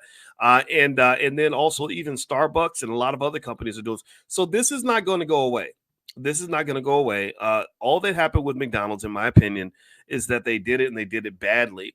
But you know that they're circling back around, because I bet you that if you were to look at McDonald's labor costs, I bet you that the cost of hiring human beings is one of their biggest line items. I don't know. I mean, I'd be curious to know, what percentage of McDonald's costs are for labor. And and I can tell you that it's probably a pretty high percentage. I can look it up. But overall, that's the thing they're trying to get rid of. I think that the people at the top of the food chain are using AI similarly to the way they're looking at the illegals that they're letting into the country. I think that they're letting people cross the border relentlessly because it keeps labor costs down. So if you're wondering why they're not shutting down the border, that's why. Because right now the economy is doing really well, and one of the things that the leading economists are citing is they're mentioning that that inflation is going down and the economy is strong because labor costs are going down. So there's an oversupply of labor. So if you have a job, there was a time after the pandemic where the companies were begging you to stay, begging you to come back, giving you incentives to jump on board. All that's gone. All that's left. And the reason it's left is because there's been this big supply shock of extraneous individuals that are prepared to do your job at a lower cost. And so if an immigrant is willing to do your job at a lower cost, what do you think a robot's going to do? A robot doesn't even have to use the bathroom. Robots don't sleep. Robots don't form labor unions. Robots don't complain. Robots are, there is a cost, but it's much, much lower. And so I think that's where they're going. I really think that any job that's automated, like I used to have this aunt, which I still have her. She's still alive. I'm not going to put her in the grave now yet. But I had an aunt, or I have an aunt, who used to have a job at Ford. And you know what her job was at Ford? She ended up getting workman's comp on her job. And let me tell you what she did. You know what she did? She would sit there all day and pull a lever. That's it. She would wait for the machine to put the car part into the next machine, and then she would pull a lever that would take the part from that machine to the machine after that.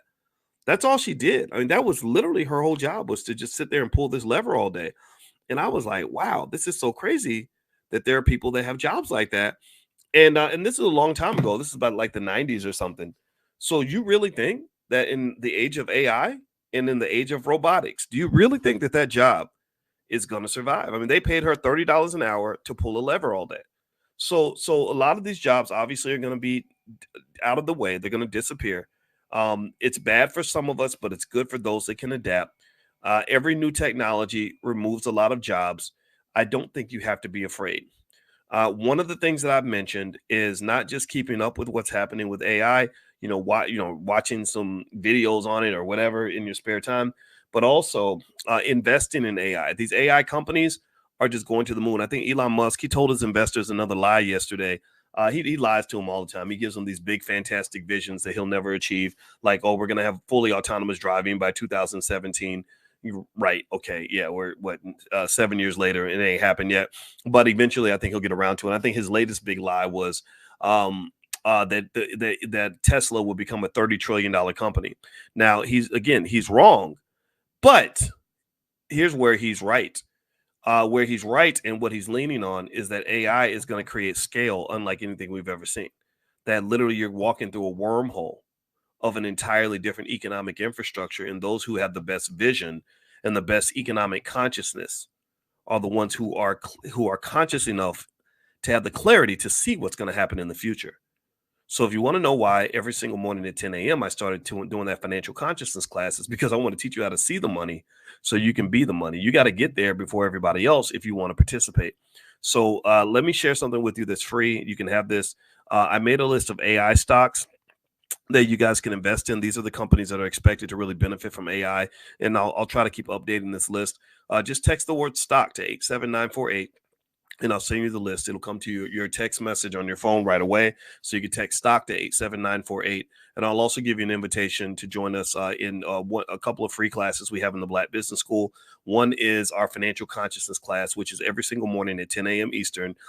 We teach the art of economic elevation. That's what that class is all about. Just elevating through financial consciousness, understanding what money looks like, what opportunities look like, etc. And then also, we're doing tonight, we're doing our powernomics training. Powernomics training is going to be at 8:30 p.m. Eastern. This is where we read books by the great Dr. Claude Anderson, who is the greatest economic thinker in the 20th century and beyond. And so we're reading his books word for word and breaking it down. And I think Juneteenth, which is the day of this recording, is a really important day to talk about Dr. Anderson's work. And I was just on the phone with Dr. Anderson. And he sends his blessings to all of you, and wants to encourage you to keep moving forward with the Black economic revolution. We are getting it done. We are making it happen. We are the greatest. We cannot be stopped. So anyway, guys, I'm going to get out of here. I actually have a meeting in a couple of minutes. I just wanted to pop in real quick and say hi. And I saw your kind comments in the chat, and I just want to let you know that you warmed my heart, and I appreciate you very, very much. And I'll check back in a little bit later. And if you could hit that thumbs up button on the way out. And also, if you'd like a free it's not free, but it does have a fee, but it doesn't cost much, of my book, The 10 Commandments of Black Economic Power, feel free to go to drboycebooks.com. That's drboycebooks.com. All right, guys, I'm out of here. Have a good day. I'll see you soon. Bye-bye. Our economic elevation conversation, and where we are and what we're sort of thinking about today. And what I thought I would do today is, first of all, I wanted to let you all know that I promised you all last week. Now, first of all, let me tell you guys about, in case you don't know, actually give me a yes in the chat if you're aware of the All Black National Convention. How many of you know what the convention's all about? And if you've heard me talk about it, if you've maybe been there before, things like that. And if you've been there, I would like to ask if you could help us by literally telling everybody how much of a transformational experience it is. Like literally how it will change your life. It's not just some goofball stuffy convention. It is literally a family reunion, and it's a family reunion for people that are that believe, that respect Black intelligence, that want to be smarter, that want healthy families, that want good relationships between Black men and Black women, people that want to see Black people build wealth, people that want to see us get educated, our kids get educated, that want to see us just doing better mentally and physically and all this other stuff. And I bring that up because I was watching this video today of just, and I put it on my Instagram. My Instagram is Dr. Boyce Finance. I just put stuff up there that I think about, things that I see.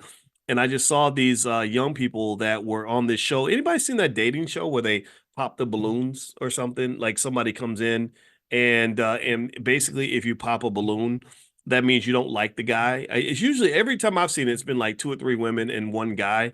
But maybe they do it the other way around too. But if the ladies don't like the guy, they will pop the balloon. And so there was a guy who went on the show, and basically I think that when the balloons got popped and they'd asked the ladies like, so what, why don't you like him? And one lady was like, I just don't like it because you're not tall enough and you're this and you're that.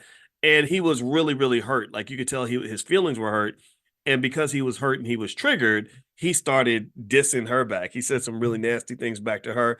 And then another balloon popped, and this other lady said, they said, well, why did you pop your balloon? She said, well, I kind of liked him at first, but the way he responded to that first lady, I didn't like it because he was kind of sassy and he was this and he was that. And then he gets mad at her, right? And he starts kind of berating her. Well, you ain't all that. Thank you, ma'am. Thank you for not being interested in me because you're doing me a favor, right? Kind of like that, right? Like, your feelings get hurt. Somebody disrespects you or whatever, and you want to respond. And then another balloon pops, right? Because then another lady was like, I saw the way he was talking to her and I didn't like that. So anyway, long story short, it was really interesting because what I really saw is I see like mental health issues there, in the sense of like, clearly he was just hurt. His feelings were hurt, his ego was bruised.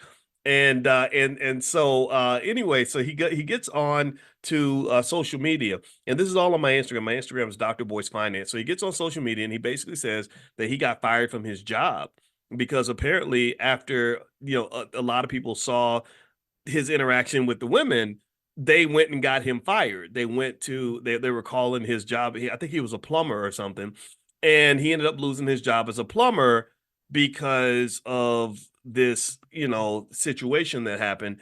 And I don't know, I just kind of watched it because I'm interested in anything that relates to love and money. And this was a love and money kind of thing where his interactions with women cost him financially because everyone watched how he engaged with the women. And I didn't like his response. But I also didn't. I also empathized. I understood his feelings. He was kind of, you do the tough guy thing because your feelings are hurt, right? You get, somebody jabs you and you're like, oh, I'm tough. I can, and I just thought about that because it really just speaks to this fact that the mental health challenges that we have and the mental health triggers that we have affects how we engage and how we relate to each other.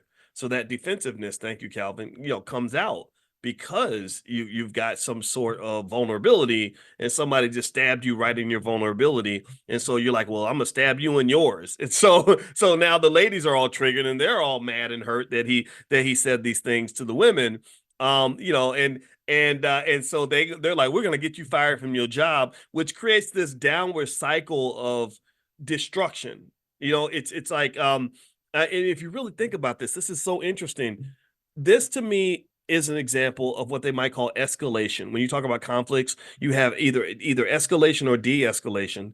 And the escalation is that he comes in, something is said to him, he gets triggered, and that escalates. So he escalates by coming back, and then it gets escalated further because then another balloon pops and it's like pop, pop, pop, pop, pop, right? Like it's like this escalation of these retaliations, and each time it escalates toward him, he's escalating his response. And then the culmination, the nuclear bomb that goes off, in my view, is that he loses his job. And he talked about how many years he'd spent learning how to be a plumber and how good he was at his job. And now he can't eat because of this show. And I really, really want you to consider this.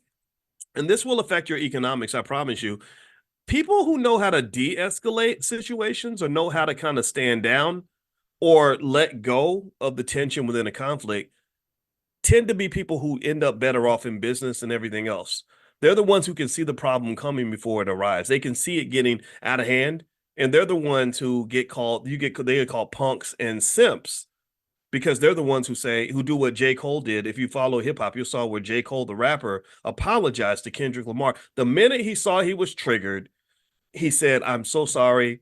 You're one of the best rappers out here. I think you're great." And there were millions of people who said, "You're a punk. You're a wimp. Why would you do that?" Well, he did that because he knew. He said, "I don't want this smoke. I don't want this drama. I got other battles to fight. I'm already fighting battles on different fronts. I don't want to fight this one too. This is not a battle that I really want. I'm not choosing to fight you. I'm fighting other things. Maybe I'm fighting my demons. Maybe I'm fighting against oppression or whatever, but I don't want to fight you too." And I want you to think about this from a strategic standpoint. And this, I promise you, we'll get back to the other stuff. Y'all know me. We do economic elevation, and these are all the things that your finance teacher never taught you in school if you ever had a chance to have one. Um, but it's like, if you think about this, I study, you guys know I study war. I love to study World War II in particular because it was just so crazy and brutal and extraordinary and just unbelievable. My grandfather was in World War II. I got a funny story to tell you about him in a minute. But anyway, so if you know the history of World War II, you'll know that the reason that Hitler did not win the war was because of something called Operation Barbarossa. Operation Barbarossa was when he decided that because he felt like his army couldn't be defeated, he attacked Russia. Russia did not want the smoke with Hitler. They had already signed a non-aggression pact with Germany to say, "Look, you don't mess with us, we won't mess with you. We don't like you, you don't like us, but I don't want to fight you. I got other things to fight." And Hitler, I don't want to keep saying his name because I'm sure there's something in some algorithm or something where I'll get in trouble for saying it. But basically, he didn't want any of those problems, right? So or at least Stalin didn't. But of course, arrogance caused the Germans to attack the Russians, and they ended up getting their butts kicked. I mean, they poked the bear. It got messy, and that's what ultimately was one of the big factors in them losing the war. So here's what I'm saying: people who are not strategic, who play checkers instead of chess, they will fight anybody, anywhere, in any battle.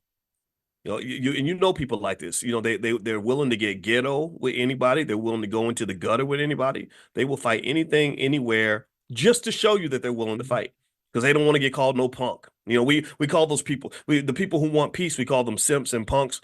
But it's in the extreme of that. The other extreme is that you have people that just want to fight, fight, fight, fight, fight, fight, fight, fight, fight. Well, similar to World War II, when you're fighting every battle on every front and you're not being strategic and selective about which battles you pick, then you're going to ultimately lose. You're going to lose. You might win the battle, but you're going to lose the war because you can't fight 50 battles and 50 wars at once. You can't fight on 50 different fronts. And what you'll notice, and this is why healing is so important when it comes to business and wealth building and everything else, is that the people that haven't healed, the people that have all this undiagnosed, untreated trauma that causes them to destroy relationships, they are constantly fighting with everybody everywhere. Tell me if you know what I'm talking about. Tell me if you've seen this. Somebody that always has an issue, always mad about something, always banging over breakfast, and that's exhausting. That is exhausting. And when somebody behaves that way, I believe that what's going on is really they're fighting something inside themselves. And also it's bad culture that creates that. And this is one of my big beefs with hip hop. See, look at me, I'm beefing right now. Because I'm traumatized and triggered. So maybe I need to keep working on voice too. But one of my big challenges with hip hop is that it creates that culture of beefing and battling constantly. So if you go walk over to the internet, you're going to see beefing and battling all the way across the board. I even saw Neil deGrasse Tyson beefing with Terrence Howard. Are you serious right now? It's like, what? That's so weird to me. Well, deGrasse Tyson wasn't really beefing. He kind of just said, "Look, this is what it is," and that's it. Whereas Terrence Howard was pretty mad at him. So anyway, long story short, I encourage you just to kind of think about these things. I think you should be a fighter, but I think that a focused, targeted fighter is more likely to win. So a lot of times when I'm in my right mind, I will strategically avoid certain fights so I can focus on the big fight. My big fight is, the battle against the racial wealth gap. That's a battle that we're winning because I'm focused on that battle. Maybe another battle is oppression and white supremacy. Maybe the battle against ignorance. That's what I want to fight. And then there's the battle against Boyce, the battle that gets Boyce out of bed at 5:30 in the morning or 6, right? Because I get up at 6 today. Maybe it's the battle for Boyce to make sure that he has a good relationship with his wife so that we can maintain our family and our the infrastructure that we're developing. Maybe there's a battle when it comes to growth and mental health. Everybody has battles. So I encourage you, pick the battles that matter to you. And the other battles, you got to elevate. Consciousness remember, consciousness is elevation. So there's economic elevation, which is deeply connected to psychological elevation. Those who psychologically elevate are also better able to economically elevate. Okay, so anyway, moving on to that, from that point, going back to, I always go, I might take you all the way around the world, but I always remind myself to come back to where we started.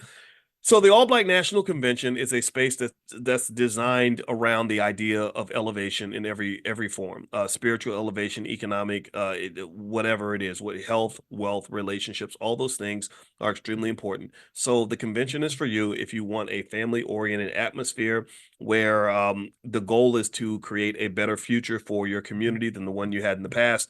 If you want Black men and Black women to love each other, it's the place for you. If you want us to raise healthy children and have strong families, it's the place for you. If you want our wealth to grow and our income to grow, the convention is the place for you. If you want to be physically and mentally healthier yourself and have awareness of these things, then the convention is the place for you. And the people that we gather are experts in all these areas from our community that put our people first. Brother Nuri Muhammad this year is one of our keynote speakers. He's extraordinary. If you haven't seen him, you got to go look him up. He's amazing. And then also we have another speaker, Lamar Tyler, who is what I call him the Black Millionaire Maker. He's got this amazing group of literally these people that have created businesses in all kinds of industries, and they're very Black first. And Lamar and I have been friends for a long time, and we have probably about another 40 experts that are going to be there, in addition to hundreds of people. Now, here's the thing. I don't want the convention to be a big blowout festival. I don't want thousands of people there who are not ready to be there. It's almost like if you have a convention for medical doctors, you don't want people there who aren't trained in medicine, who just are going to make things up and whatever. You need people that have a certain level of understanding of what the problem is, how to solve the problem, and a commitment and a desire to solve the problem in an efficient way. So my point is this. The convention is going to be sold out. We've got maybe a couple hundred tickets left. Um, and the thing is that when I sell it, I'm not selling it to the world. I'm not offering it to everybody and anybody. I want to come to you guys first, and I'm going to offer you guys a discount. And I'm going to give you a code today that will be in effect, I think, for the next couple of days, where you can get your tickets at a discounted price. And I mentioned to you all, I asked you all that question last week. I said, if I offer you a discount to come to the convention, would you at least consider it? And so you guys will get first dibs. You also got first dibs to apply to be speakers. You also get first dibs to be attendees. After that's done, then we might open up to everyone else, but it will be at a different price point because it doesn't mean other people are not important, but those of you that have been here, you understand the uniqueness of this space. You understand how we see things a little bit different. I want to be advanced. I don't want to be a day late and a dollar short and behind and all this other stuff. So I'd like to spend time around people who are in that same mindset. So anyway, that's my little baby pitch or appeal to you to consider coming. Bring your family, bring your friends, bring people that have the right mindset, because one of the best things about the convention, and I didn't even know this was what was going to happen, but I get consistent feedback where people say the energy here is different from any other Black convention I've gone to. They've gone to the NAACP and the Urban League and Congressional Black Caucus and all that, maybe, or InvestFest or something. And it's just, and not to say those spaces are not good spaces, but they're different from this space. In this space, there is peace, there is prosperity, there is love, there is happiness, there is joy, there is there is strategy and mixed with a beautiful blend of excitement, and you walk away feeling very enthusiastic about what the future looks like for B1 leaders in the Black community. So higher frequency, thank you. That's a great term to use. Thank you, TK. Yeah, it's just is it TK or TCOY? TCOY Hall. Sorry about that. Yeah, so higher frequency, higher vibration, that higher level, that's what the convention's all about. So anyway, so let me give you the information. Micah just sent me over the code and the information to access. There are different levels of tickets. There's general access, there's VIP, and then there's President Circle. The President Circle tends to sell out pretty quickly. So, but I think there's some general access and VIPs available. And so if you go to allblacknationalconvention.com, that's allblacknationalconvention.com, the code to get 50% off your ticket is 50 off A, B, and C. That's 50 off A, B, and C, all one word. So if somebody could put that in the chat, I'd appreciate it. 50 off A, B, and C. And that stands for All Black National Convention, 50 off A, B, and C, allblacknationalconvention.com. So feel free to go take a look at that. So so what I'm going to do also is for the rest of our time, if you have questions, not just about the convention, or you can really ask me about anything. I thought today would be a fun Q&A day instead of me, because I've done enough talking. I've talked for the last few minutes. So I'd like to maybe talk and respond to your questions. So if you have questions about, say, specific stocks or stock options, I'd like to save that for class later on today. If you're in the stock market program, we're going to do a portfolio power play in about an hour and a half. I think it's at noon, or I got to look at the schedule, but I'll be back in for that. So if you go to drboystockmarket.com, that's where the stock market stuff is, or the blackstockmarketprogram.com, THE. The first month is free if you'd like to try that. All right. So yeah, so let's see here. So put your question in the Q&A section and I will answer your question. Okay, Kim Hitchcock says, I have tickets. I want an upgrade. Yeah, I think you can do an upgrade on the page. If you can't, email support@theblackbusinessschool.com. Support@theblackbusinessschool.com. We have a great support team. They're right there and they're waiting to talk to you if you have any questions. Have you heard about David Hawkins' map of consciousness? No, I have not, Calvin. I will look it up though. Thank you for the suggestion. Toya, what should my 13-year-old do daily to prepare to start learning stocks on his own? I think that committing himself each day to at least spending maybe 10 minutes or more, taking in some type of financial information, whether it's like a financial show or reading financial articles or something, is a great way to start. I think also basic conversations, like discussions about what you're learning in this class, I think is very powerful. If you think about it, I mean, this is the reason I created this is because I wish somebody had given me this when I was a kid. If somebody had done this for me when I was 12, I'd be a whole different person. You know what I would have done? I would have been one of those kids that like went to Harvard when he was like 14 years old or something. I would have loved that. I just didn't have anybody guiding me in that direction. But I think I could have done that. I could have gone to college at 14. College is not hard. I was a college professor. It's very easy. If you give me any kid of average intelligence that's 15 years old, and they do what I tell them to do, they can make a B in my class. College, not only is college not difficult, honestly, but they've dumbed it down. They've really dumbed it down. And if your kid goes to college and they're bringing back terrible grades, it's because they're not trying. College is not that hard. I'm telling you. And I know everyone might disagree, or not everyone, but some people may disagree with that because maybe they struggle. The reason it's hard is because I think honestly, American kids are trained to be very lazy. If you go to other countries, my wife taught in Guyana. And when she taught in Guyana, let me just tell you, those kids didn't have half the resources that the kids have here, but I've never seen people more hungry to learn than I did when I was in Guyana. They didn't care. I mean, they were in this hot, non-air conditioned school and with really bad facilities, but they were eager. They were hanging out the door, like sitting on the desk, taking notes, just getting in where they could fit in to get the knowledge. And so if you go around the world, you'll understand why I'm really concerned about the future of American children because we just don't have that here. You know, we will find any good situation and find a reason to complain about it. Even when a lot of opportunities in front of the kids, they'll still find some reason to be convinced that they're super oppressed. And I'm not saying that oppression isn't real. It is real, but I also think that there's opportunity. And I think that if you can't see that, if you don't have awareness of the opportunity, then that's a type of oppression. A type of oppression is when someone blinds you to your possibilities. So let me keep going. Next question. Cheryl says, now that NVIDIA split, should I buy more and save and how many? I don't give investing advice like that in terms of telling you what stocks to buy. I can say the Nvidia shares I own, I did not buy more. So I can't tell you what to do, but I can tell you what I did. And also a stock that I like right now is Nurix Therapeutics. The ticker symbol is NRIX. That's NRIX. And basically that is a stock I bought this morning. So I bought some shares of Nurix this morning. So, and also I have something called What Dr. Boyce is Buying, which is part of the Black Stock Market program. So if you want to do a 30-day trial to see what it's like, just go to theblackstockmarketprogram.com, or you can also go to drboycestockmarket.com. Michael Ruff, good morning, Doc. What are your thoughts on NIO?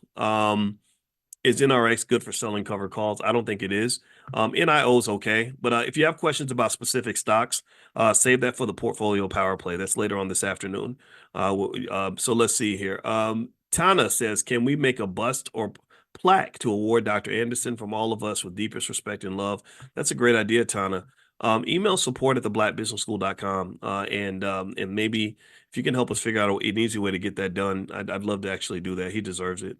They're making a movie about him, and actually, I need to get back to the people that are making the film. I was in it, and so I'm gonna invest in it. But the Black Business School will invest, but we don't want any of the proceeds. I want all that money to go to the family, but we will put out money to help the project get done.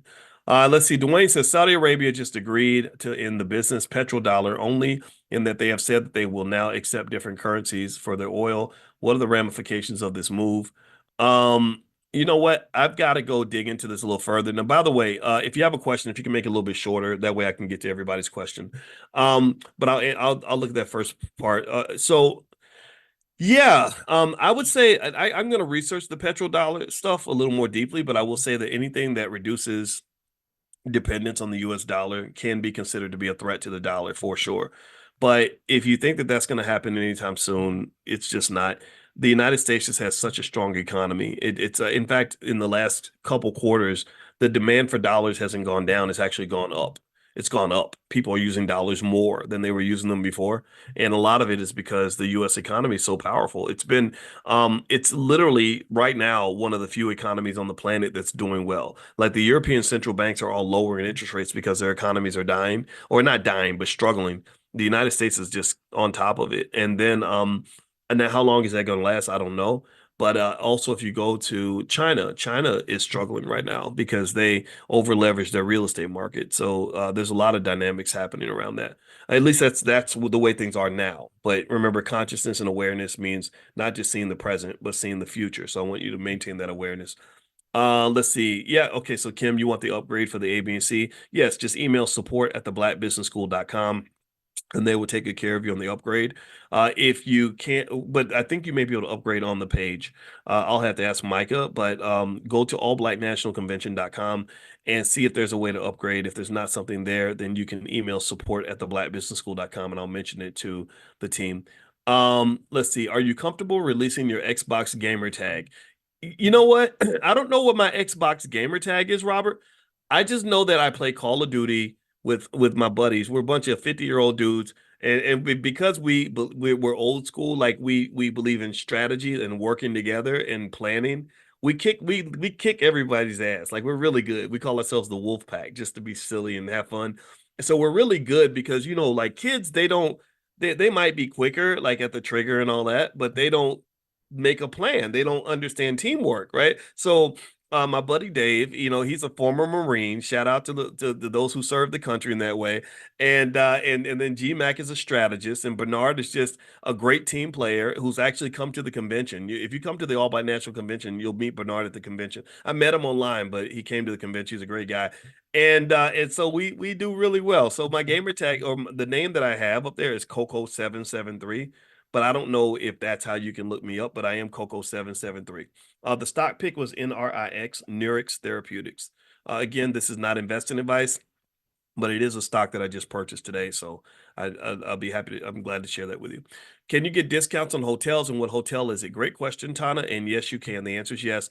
At allblacknationalconvention.com, there should be hotel information there. If you go to the page and you see something missing that should be there, email support at theblackbusinessschool.com. I really stay with the team about making sure that we're on point.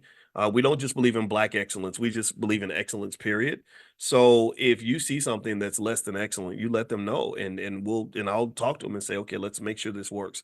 Make sure it does what it's supposed to do. But there should be information on allblacknationalconvention.com that talks about the hotel. It's a beautiful hotel. It's the Westin.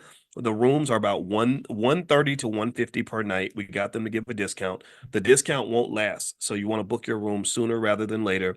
But it's amazing. I went to visit the location. It's just an awesome area. There's a movie theater like right in the same parking lot, pretty much a big gigantic movie theater. But then there's a mall across the street and just all these other things. There's a Target next door if you bring the kids and you want to go over to Target and get some stuff at the last minute or whatever. So it's a great hotel for that. It's built for it's really great for families, but it's also just great to give us a nice, comfortable experience without being overly bougie and overly costly. Uh, okay, so let's see. Next question. Errol, if you had to hold one company stock for the next 10 years, which one would it be? One company, Chipotle or Amazon? Let's see here. How do you feel about Governor West pardons 175,000 marijuana convictions? I think that's great. I think that nobody should be in prison for possessing weed. I think that that's terrible that they did that. And then we're the ones that spent all that time in prison, but other people are making money from it. It's just that's the oppression. If you want to, if you want something to be mad about, I think being mad about stuff like that makes sense to me. Also, I'm really mad about the way people are treated in prison. I don't think we don't talk about that enough. I hope one day we become conscious enough to stop getting mesmerized by one police shooting, because that's the tip of the iceberg. That's not the big problem. The big problem is the torture and the inhumane treatment that occurs once people get behind bars, the amount of assault, sexual assault, stuff like that. And what that does is that brings people out of the system that are worse off than they were when they went in. And then that person who's now mentally ill and probably physically ill, HIV rates shoot up inside the prisons. I don't know if anybody knows that. You think about it. So when Black men come home from prison and they've been in prison being sexually assaulted and they catch HIV, who are they sleeping with when they first come home? They're sleeping with Black women and some of the men too. So you can really connect. And again, this is a wealth problem because without health, you have no wealth. If your health is bad, then the pharmaceutical companies will take all your wealth. The hospitals will take all your wealth. The whole medical system is designed to extract wealth out of you in exchange for what I would call pseudo health. It's not even real health. You're not really healthy after you take all those pills and keep going to the doctor. They just keep you alive long enough so they can drain you for every penny. So this public health crisis that goes completely unaddressed and undiscussed because everybody wants to just talk about what happened to George Floyd that day. I don't want to debate that. I don't, if you notice, I have never really talked much about the George Floyd incident because I don't think that that's where the problem is. The problem to me is when I go, and I turn on the TV in Chicago and I see little children being shot down by whoever, whether it's police, a gangbanger, or whatever. That always bothers me. I don't care who killed you. I just don't want to see it. And then also, when you think about prison, sure, some people go to prison because they need some time away from society, but they are poisoning some of these people by torturing them so badly that when they come home, they become harmful to others around them. A real life story, true story. And this does, again, all this stuff links back to wealth, mental health, and all that. I hope that we understand that. Let me know if you get this, so you don't think I'm talking, about something unrelated to our economics. It's just I like to look at it in a holistic way. But I knew a lady who prison was generational for their family, and it was in her father went to prison for economic reasons. Again, this always relates to money. Her father was a drug dealer, a big kingpin in Chicago, and he got a lot of time in prison. He's been in prison since the early 1990s. And so she grew up with a daddy in prison. So she has this attraction to men who just got out of jail. So she dates guys, a lot of guys that just came out of jail. And the problem is that not everybody who comes out of jail is a good person, right? Some people, sure, misunderstanding, they've rehabilitated, but some people are not quite, you know, you know what I mean.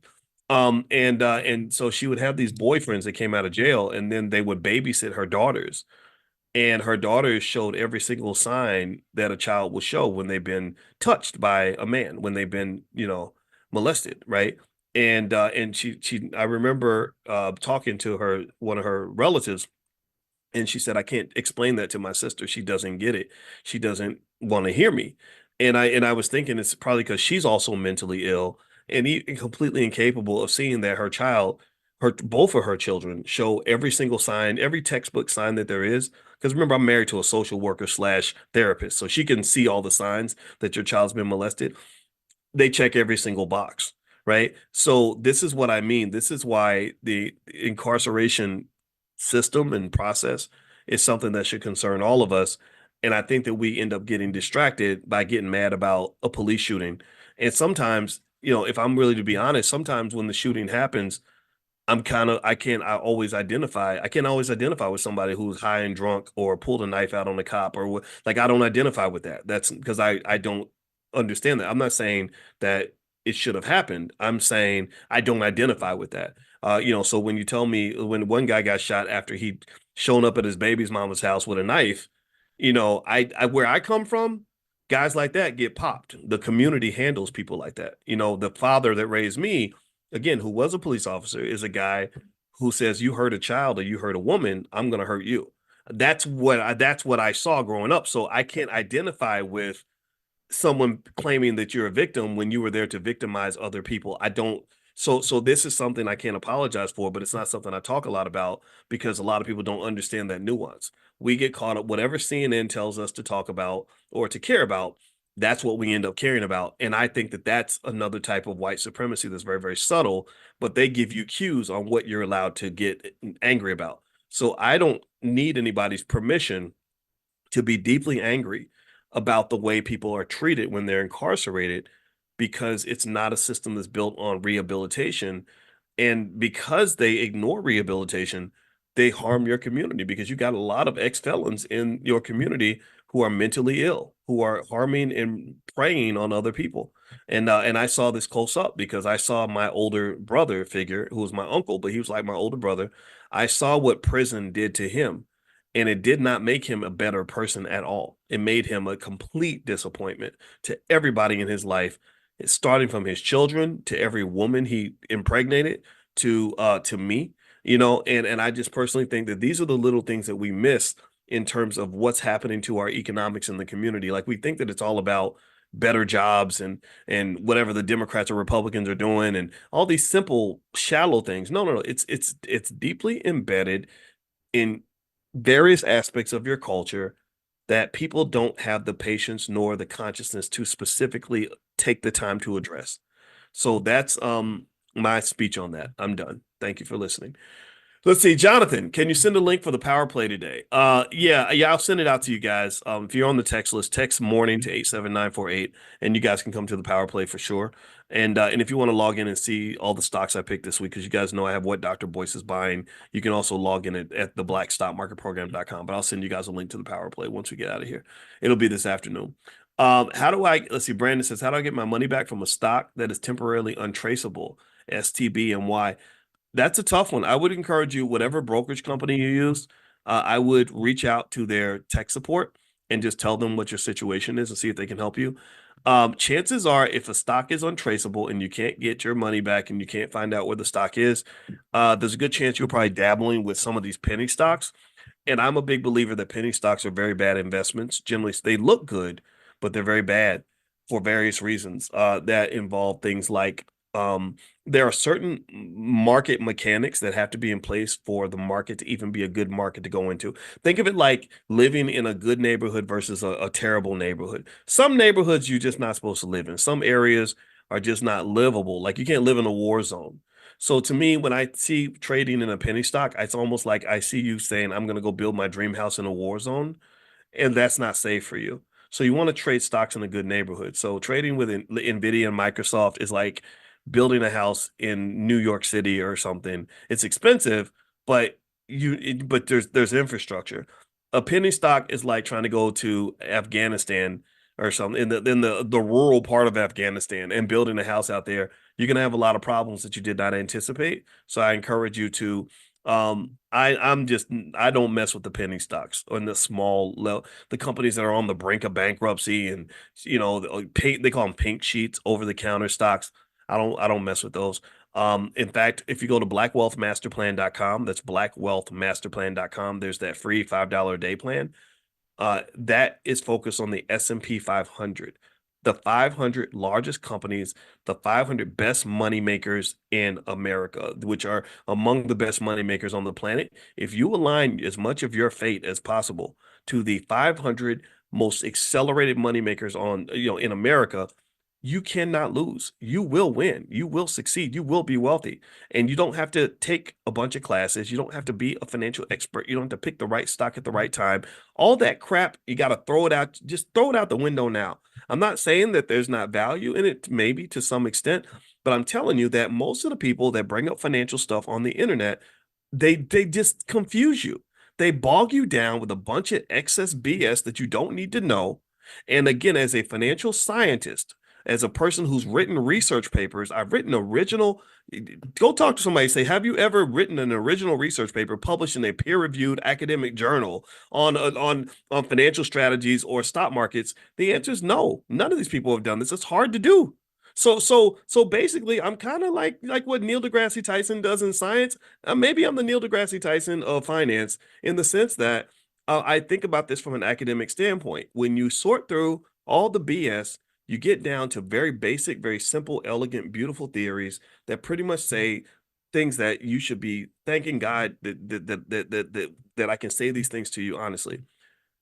Things like the efficient market hypothesis basically says that anybody of any intelligence level can pretty much just drop money into the S&P 500 and do that consistently, and they're going to be wealthy in less than a generation. Not even a generation. 10 years, they'll be better off than 95% of all Americans because they'll have $20,000 or $30,000 liquid in the bank. That's what the $5 a day plan is based on. And it comes from the fact that I said, I want to find the simplest thing that anybody can do that will be transformative in their life. So don't think that you have to go and read 50 books to know how to be a stock market investor. You could literally know nothing and learn nothing and do nothing and be wealthier than most people in America if you follow one or two simple basic rules. That's it. And if there's ever an opportunity to overcome white supremacy and racism and oppression and capitalist corruption or whatever, all these things, all these shadows, all these boogeymen that we're fighting, if there's ever an easier way to overcome that, it would be that.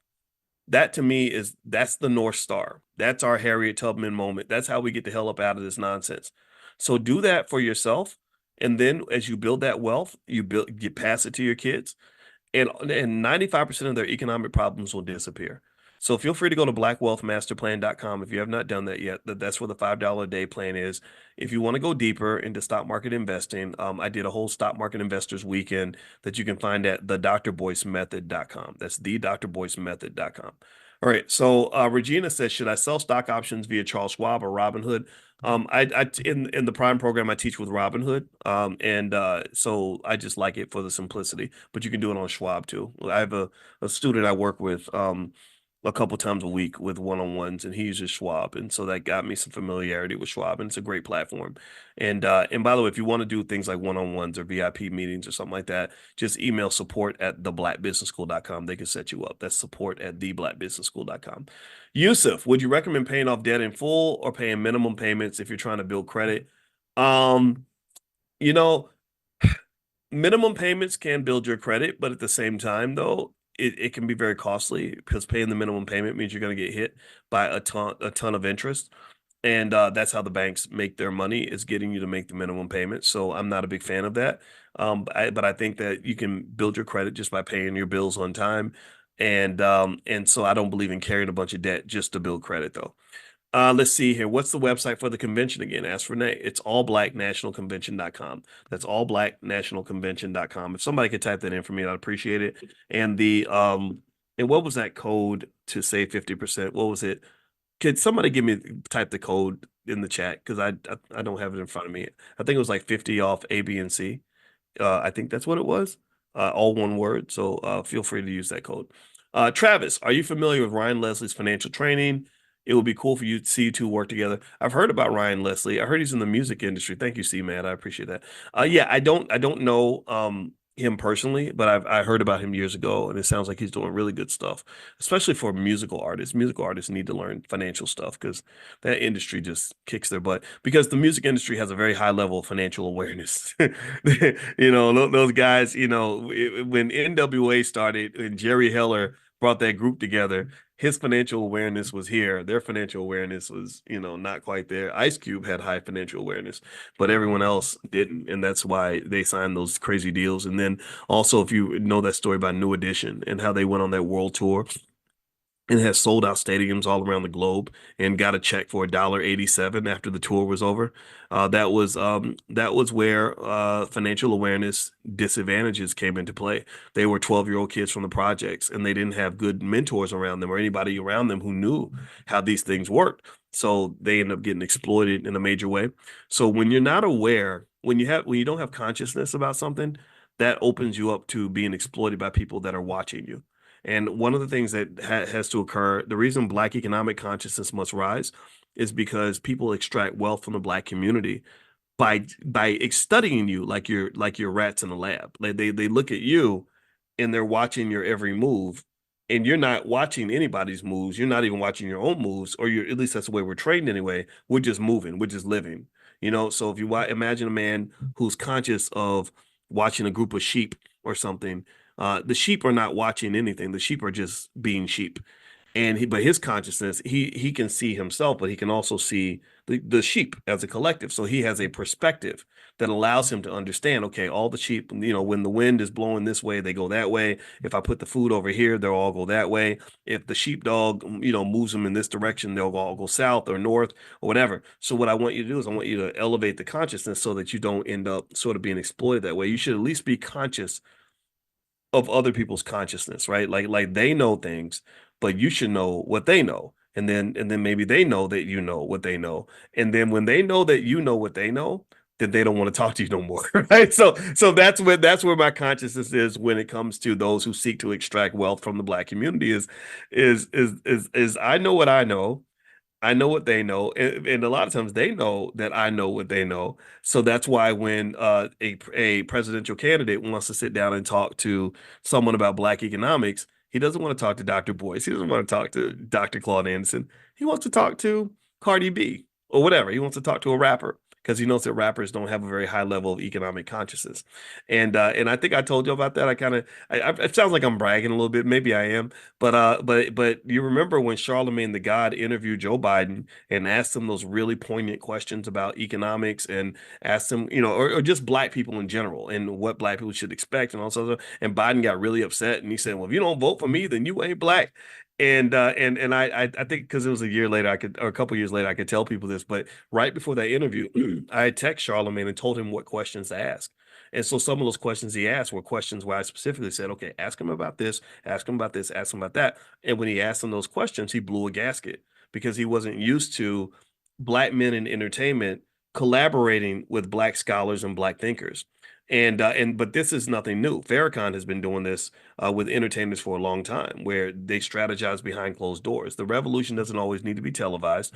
In fact, I think about the Celtics player Jaylen Brown. I love Jaylen Brown a lot. He's one of my favorite athletes of all time.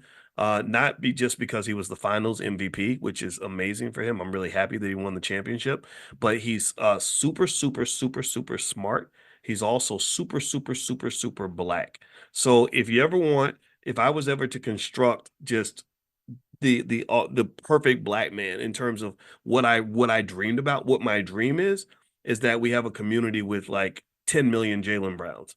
Like if we had 10 million Jaylen Browns, we couldn't be stopped because sure, he's a great athlete, he plays sports and he's competitive, which is great, but he also is super strategic and intelligent, and he cares about his community. So all of his wealth, his power, his capability is going to be targeted in the right direction. He's not distracted. Because remember, you had other great Black athletes. You had OJ Simpson, but OJ was taking all of it. He was giving his best to somebody else. He was taking all the things that could have made him special and applying it in a different direction. Jaylen Brown of the Celtics, is to me, he's in that tradition of the Muhammad Ali, where you have the greatest athlete on earth, one of the greatest athletes on earth. Ali was the greatest. Brown is one of the greatest. I mean, he's the finals MVP, which makes him the best player in the NBA finals.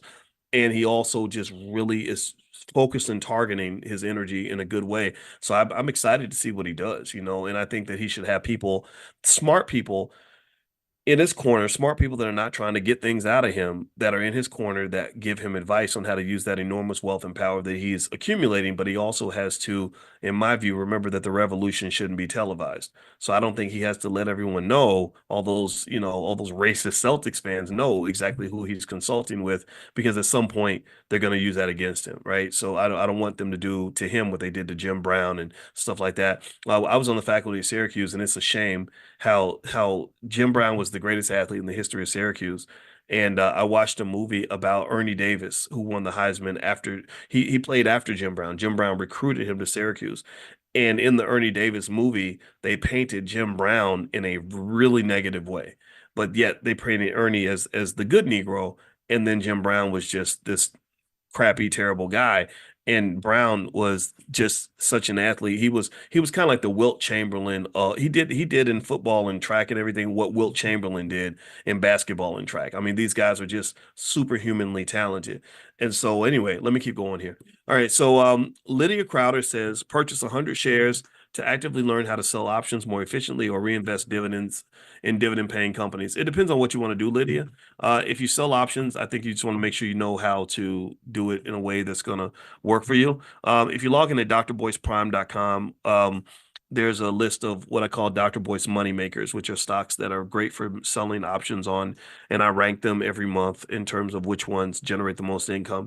So selling options is a great way to generate income, but it comes with pros and cons. Dividends are slower and lower. It's hard to live off of dividends because you got to own a lot of stock to make an adequate amount of money from the dividends. But selling options, you don't need a massive capital base to generate good income. If you want to take a look and just be introduced to what we do with selling options, just go text the word money to 87948. And if you text money to 87948, I'll send you a training called How to Make Money Without Working. Why don't you contact Jaylen Brown? Uh, I have no comment, Tana, because the revolution cannot be televised. Tiffany Anderson, do you think the US dollar is based on oil since gold stopped backing it in the 70s? No, it's not based on oil. The US dollar is not based on anything. It's just based on people believing in the government. So yeah, so there we go. But I think it's based on the military. I think the military defends the dollar. So let's see here. Does the 50 off sorry, Henry, I don't see your question, brother. I apologize. Oh, means is that does 50 off code work with the discount given on the website? I don't know if there's a discount given on the website, but I don't know. You have to give it a try. I'll check with Micah to see what I just told her that I wanted to offer you guys a discount for the convention. So if you use 50 off A, B, and C, all one word, then that will get you the discount that she's offering. If you have any issues at all, email support@theblackbusinessschool.com. That's support@theblackbusinessschool.com. How far is the hotel from O'Hare? I think it's about 20 minutes away. There's not a shuttle though, but it is about 20 minutes away. So you take a short little Uber ride. Will you be attending the Dr. Fraser Power Networking Conference in Charlotte? Yes, I will. That's going to be around July 10th. I'm only going to be there for one day though, because I got to go to see my daughter the next day. So, but I will be there for one day. Let's see. Paris says, with kids being out for the summer, how about some teen sessions for children interested in financial consciousness? That's a good point. Right now, I tell you, it takes a lot for me to do this one class. Um, so I just tell parents, bring your kids. If you want your kids to see and hear what we're talking about, bring it and maybe talk to them about it. I think that adult conversations, I think kids can understand adult conversations. I really do. I don't think it has to be specifically a kid-based conversation. I think that kids can learn a lot listening to adults talk about real life. So bring your kids if you want to. I think that's fine. Some of you are already doing that. That's why I try not to cuss. And then in terms of stuff for children, if you go to blackmillionairesoftomorrow.com, There is a massive digital curriculum that will be great for the summer to keep your kids busy and to give them their baby bachelor's degree in, say, stock market investing, or they can get a baby bachelor's degree in crypto. I don't have one for options yet, but now that I think about it, we should have that. We got one in real estate, stuff like that. So that's blackmillionairesoftomorrow.com. Also, if you go to drboycebooks.com, at drboycebooks.com, there are financial flashcards. They cover a lot of functional areas. Even my book, The 10 Commandments of Black Economic Power, I made flashcards so you can learn the key concepts from that book. Because a lot of these concepts in the book are things that you're not going to find in a textbook anywhere, because they have to be specifically tailored for Black, for Black economic experiences. Now, Pedro says, stop calling children kids. I can't call them kids no more. Is that not politically correct? I used the word midget the other day and I stopped myself because I'm not supposed to say midget. So is kids like bad or something? I maybe am I calling them baby goats? I apologize if I offended you with the word kids. I'm gonna keep doing it. I'm gonna try my best not to. I can't. So Pedro, I love you, man, but I'm gonna keep using the word kids. So anyway, let me keep going. Kids are baby goats. Okay. Anyway, Marcia says, if the American economy is strong, will it stay strong regardless of this year's election? Yeah, I think so. I think the Democrats and Republicans, one thing they have in common is the they care about money, so they're not gonna let the money go down. So that's a fact. Morning seven at 87948. It's blocked. Is it blocked, Kevin? If I say text the word morning to the number 87948, if you type morning 87948, it won't do anything. But if you type the word morning in your phone and then text that to the number 87948, it should let you onto the list. If it doesn't, let me know. I met a brother in the gym yesterday and he tried it right there and it seemed like it worked okay. If it doesn't work, you can also go to drboyceelevate.com. That's drboyceelevate.com. Okay, thank you, C man. I appreciate that. All right, so let's see here. T and O says, will you please repeat the stock you bought earlier? Yeah, it's Nurix Therapeutics, Nrix, Nurix Therapeutics, Nurix is the name of the company. The ticker symbol is NRIX. What time is the power play meeting today? I think it's noon. Let me look to see and check my calendar. I think it's noon, or maybe let's see, today's Tuesday, right? Okay. So yeah, let's see. Yeah, noon Eastern. So I'll send you guys a link right after we get out of here. Audrey, is there an S&P 500 stock or ETF that is more affordable? The one I see is $5,481 per stock. Well, you know what, Audrey? It doesn't matter what the cost of the stock is because you can buy fractional shares. So you can just decide how much you want to invest. And even if the stock costs $100,000, you can still buy $5 worth, $50 worth, $100 worth. And you're still getting a great investment. If it's a great company, that's what matters. It doesn't matter the stock price. So sometimes people will buy stocks that are $2 or $7 because they feel like that's what they can afford. Because they're like, well, I want to own a whole share of the stock instead of a piece of a share. But you're getting the exact same magnitude of investment because the company that charges $5 a share, they might have 100 million shares outstanding, whereas the company that charges $1,000 a share may have literally 1,000 times less shares outstanding. So if I put $50 into that stock, I'm getting the same bang for my buck in both cases. It seems different, but it's not different. It's just a magic trick. It's an illusion. Stock splits are basically an economic illusion. And because people believe it works, it ends up kind of working to boost the price a little bit.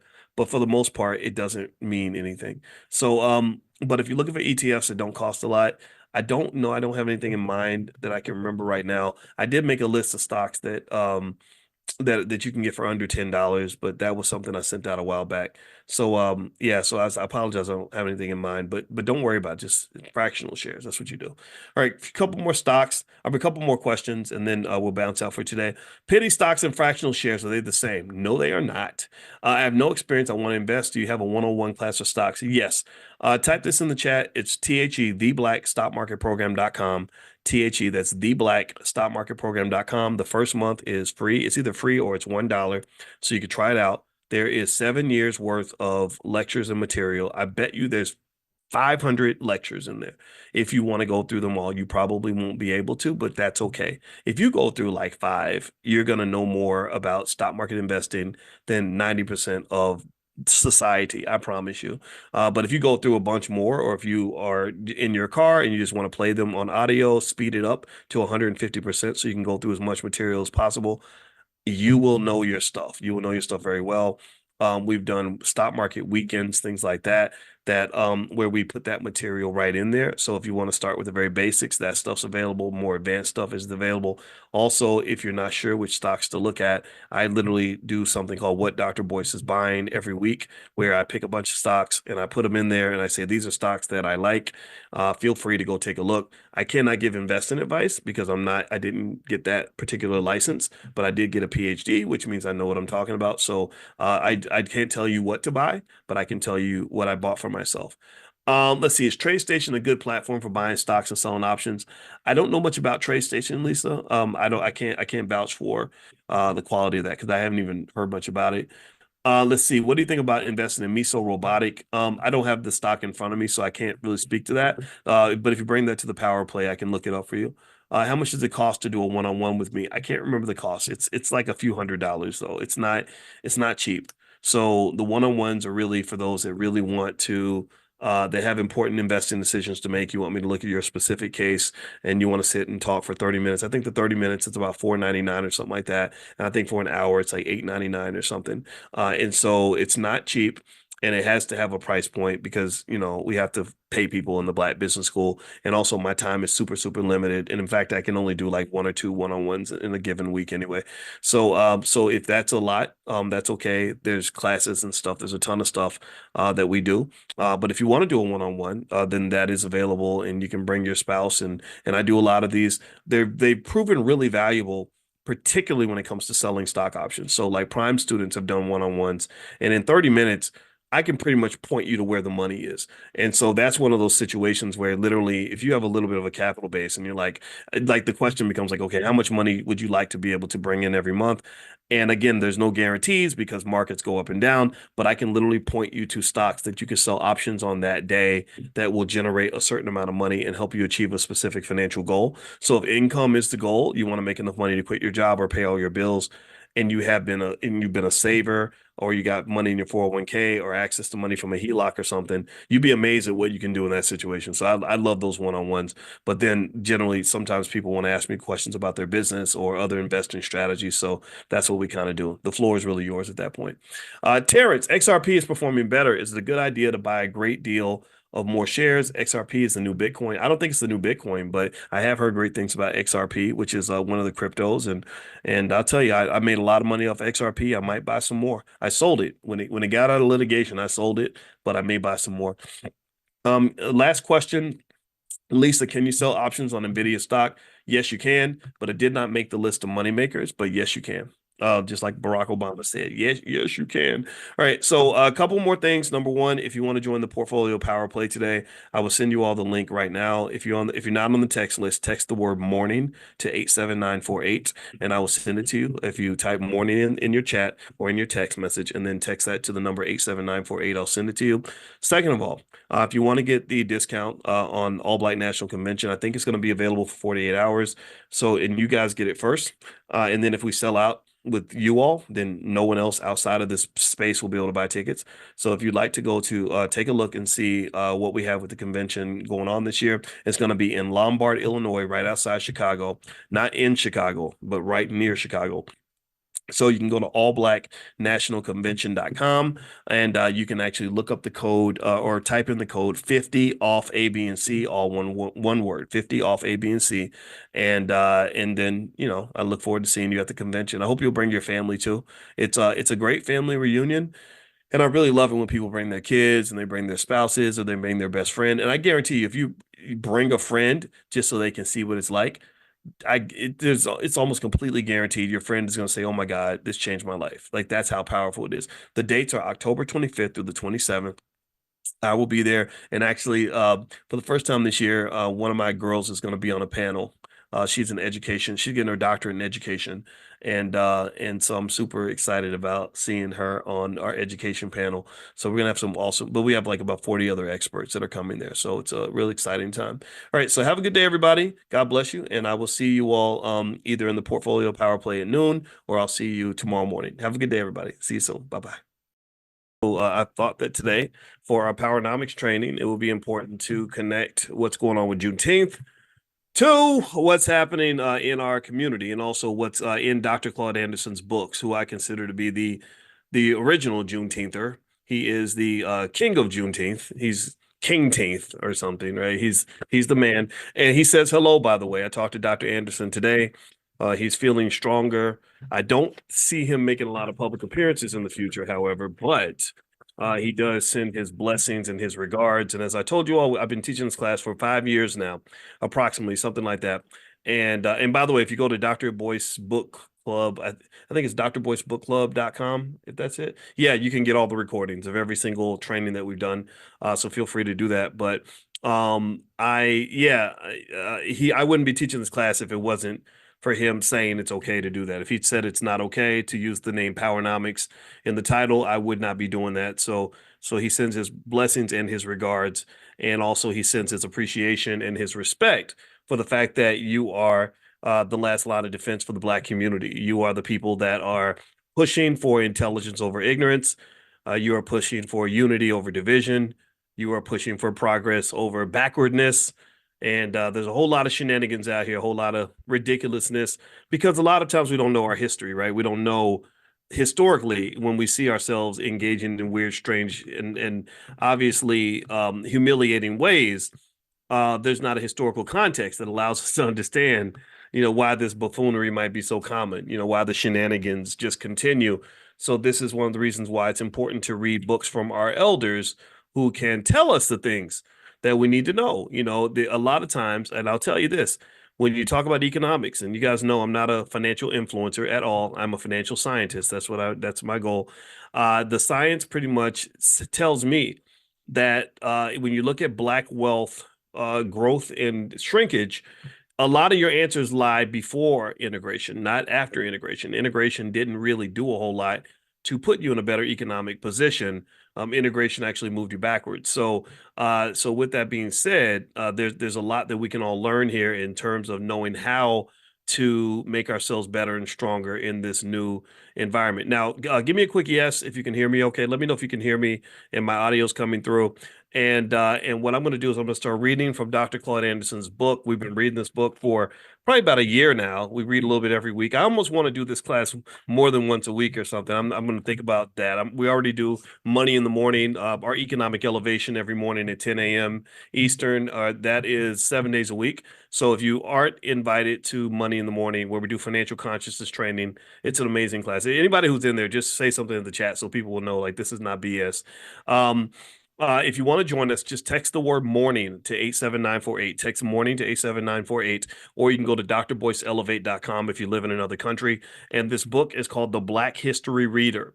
The Black History Reader, and the website you can get a copy of Dr. Anderson's book is powernomics.com. So please go to powernomics.com, support this man and his amazing work.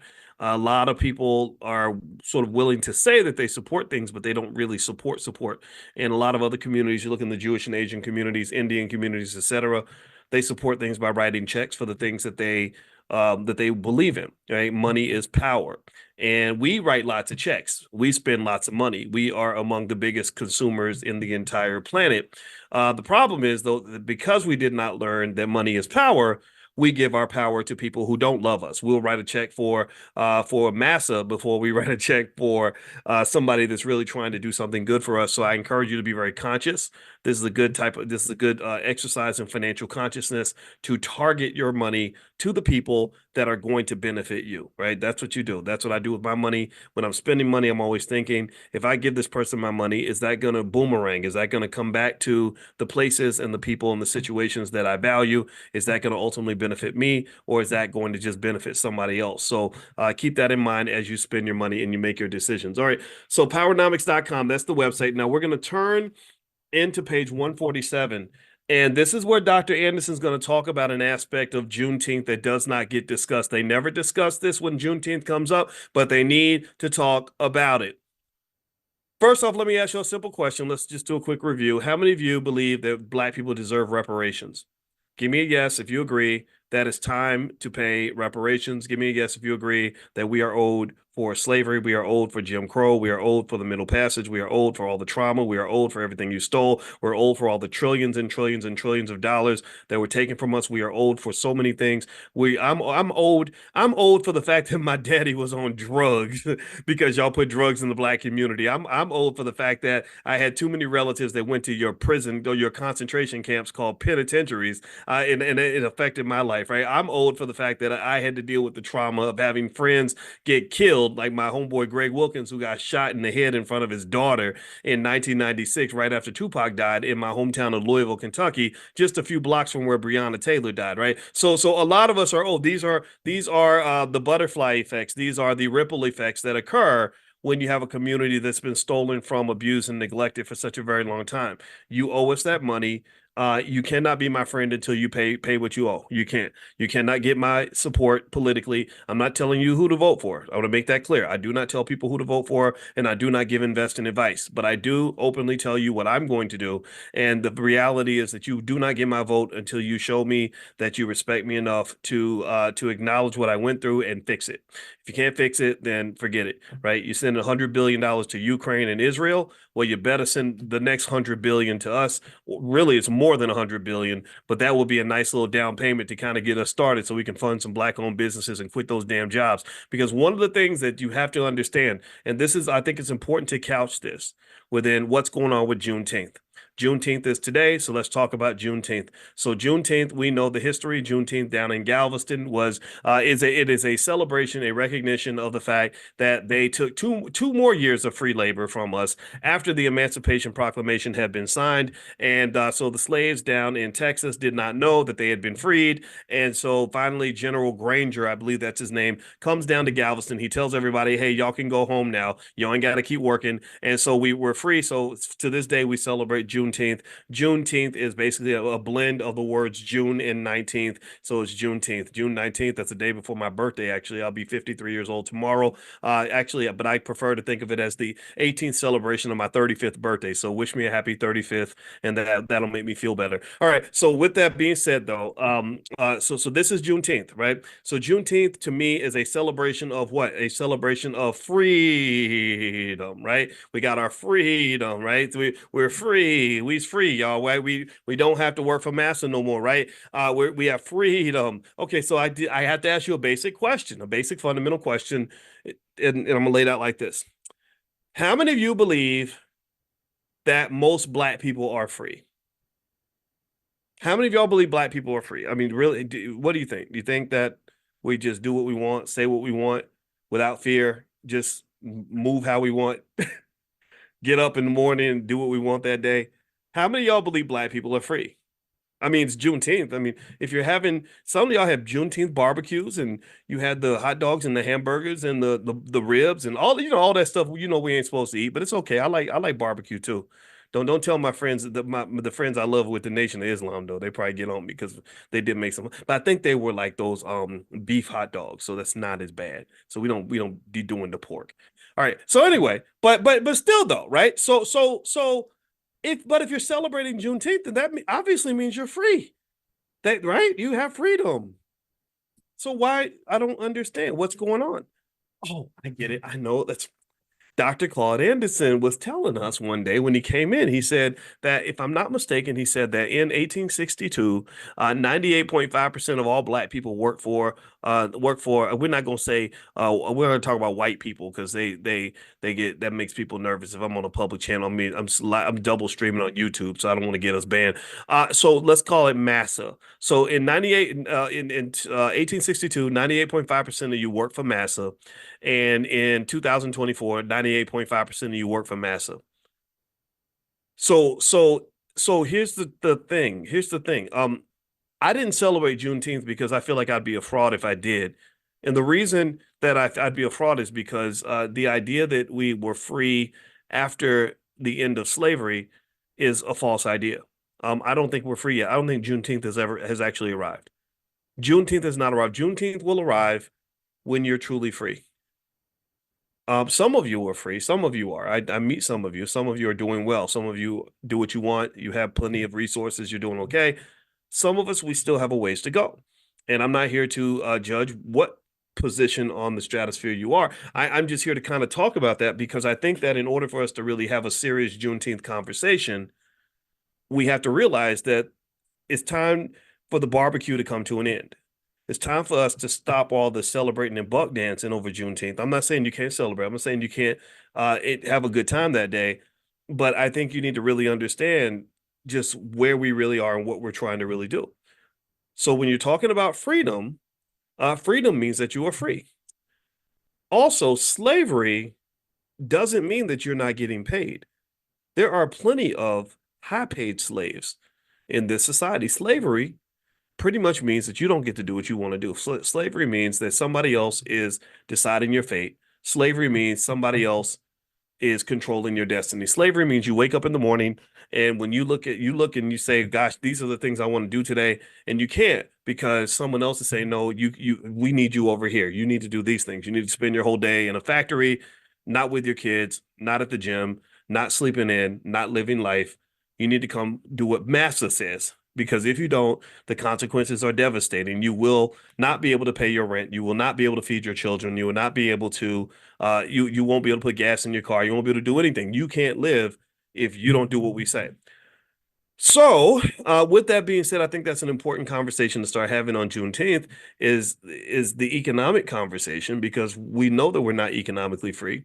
Reparation slides into that conversation because we know that some of this slavery is socially constructed. Slavery is a social construct. That is social engineering. They engineered society to make sure that your Juneteenth never arrives. The society is engineered in such a way that it is nearly impossible for anyone, black, white, or otherwise, to be free if you don't have access to some economic resources. When they issued the Emancipation Proclamation, one of the first things they did during Reconstruction was they said, how in the hell can these people be free when they ain't got nothing? You can't be free if you ain't got nothing. So what they did was they said they did the right thing. They tried to do the right thing, kind of. They said, we're going to give every slave, a mule, 40 acres, and $100. That would and back then $100 went a long way, right? I guess I imagine it's a few $1,000s. I don't know what $100 was in 1865, but it was a whole lot more than it is now. Now you can't buy a pack of gum for $100, but back then it was good. Okay, so they wanted to give every freed slave 40 acres, a mule, and $100 because they said now you're truly free. It's like our kids. We tell our teenage kids you're free to do whatever you want, but then they end up doing what we tell them to do. Why? Well, because we got all the money. Because they know that they can't go and do what they want if they don't have resources. So when they come to us and they say, I'm mad because you won't do whatever, and I want to do this and I want to do that, and I say, fine, do whatever you want. Just know I will not financially support anything that you do because I'm the king and that's the queen and we control all the resources. We are the federal government in this house. But you're free to do whatever you want. Please go ahead. You're free to go to the movies without a car. You're free to go shopping with no money in your pocket. You're free. You can go, in fact, you can go get you an apartment, but I know how much apartments cost. So I know you ain't going nowhere. You're going to go to your room. So basically, you can't have freedom in America without resources. You have to have resources. So we know our children will never be free until they learn how to make their own money. That's it. So either they're gonna have to learn how to make their own money, or we're just gonna have to give them enough money to do whatever they want to do. One of the two things are gonna happen. It cannot be something where they think that freedom can happen just magically because somebody says you're free. No, you can't be free without money. So in a way, you can think about it like this. With black people, you've kind of got a couple of types of us, really. You got those that really are fighting to be free. And then you got those who just kind of think that they're free. And I'm not making fun of any group in any category. I'm not making fun of anybody. You got a lot of people that think that they're free and they think that they're being black and they think they understand what blackness looks like because they connect it to silly stuff like dancing and hairstyles and whether or not you eat barbecue chicken at grandma's house and stuff like that. And then you got people that really understand how serious this game is. And so what I really am hoping I can persuade you of is that in order for you to really have the freedom that you're attempting to obtain, you're kind of in a situation that's similar to the kids in this house. To some extent, Massa is like our daddy. He's our sugar daddy. He's our parent. And basically, just like I, as the parent of the kids in this house, and my wife as the parent of the kids in this house, we make the rules. So, in order for the kids to be free, they're going to have to learn to make their own money. They're going to have their own resources. So, the question I would ask anybody who really wants to know what freedom looks like in America, in a capitalist society where money rules everything, cash rules everything around me, right? In that society, in order for you to be free, you got to learn how to make your own money. Are you learning how to make your own money? Is that your plan? Is that something that you're aiming for? Because I can tell you, as a financial scientist, that the way you've been trained to think about freedom is entirely and completely wrong. The way you've been trained to think about freedom is entirely incorrect. The way you've been trained to think about freedom is wrong, and I can prove to you why. I want you to look around and see how many people you see with advanced degrees and fancy jobs making $100,000 a year who still don't feel free.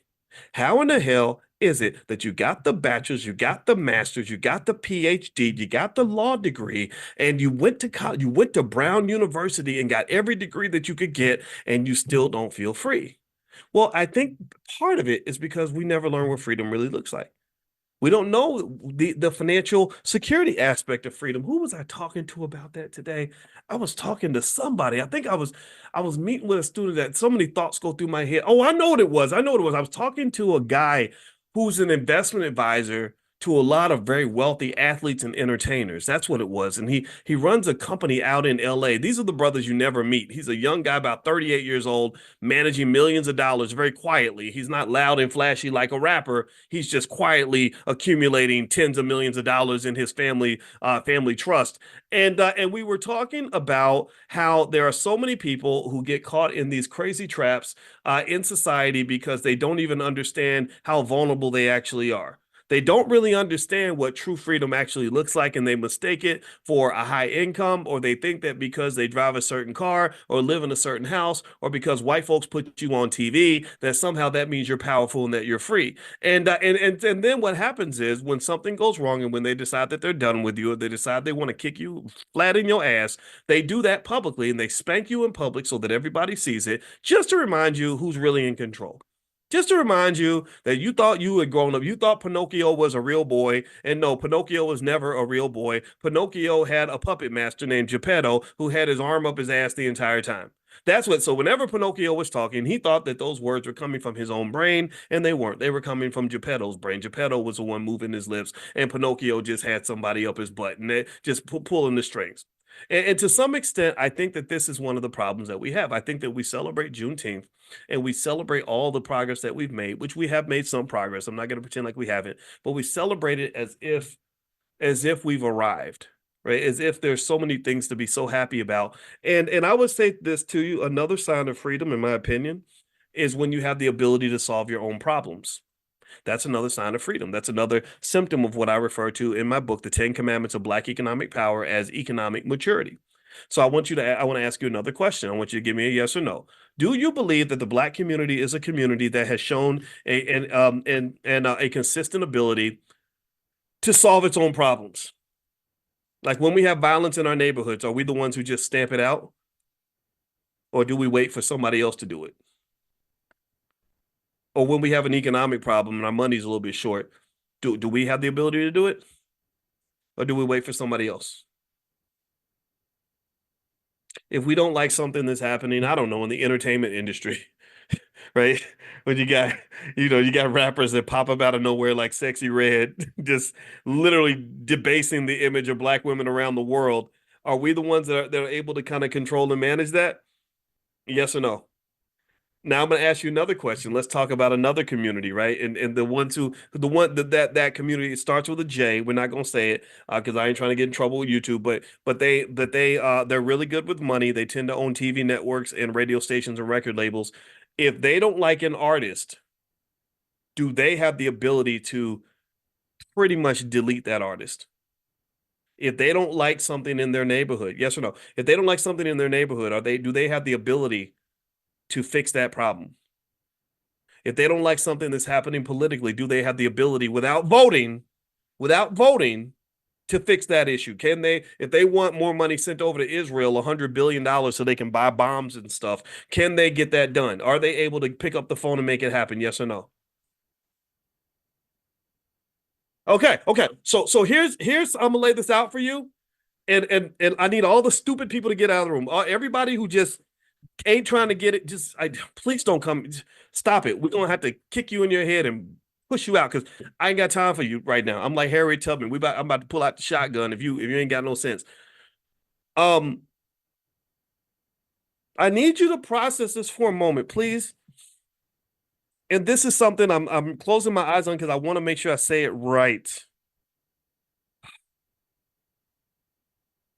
I personally think that you should take note of the fact that as these elections are coming up, and everybody's telling you that voting is your only chance to improve your situation, I need you to go look at those communities that may vote, may not vote, but it doesn't matter if they vote. They're still going to have power.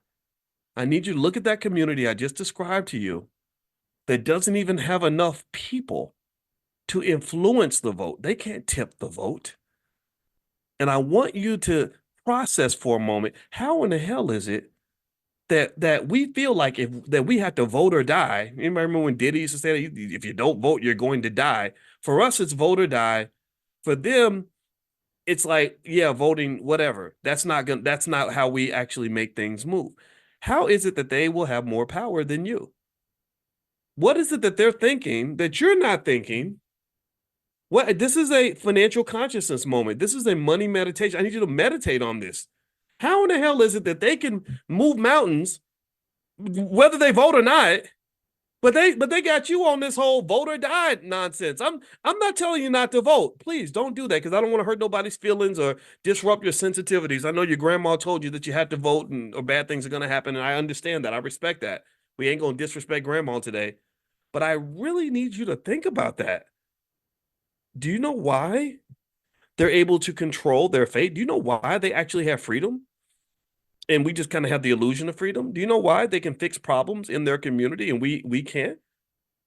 What do you think that it is that they're focused on that we're not focused on that makes the difference?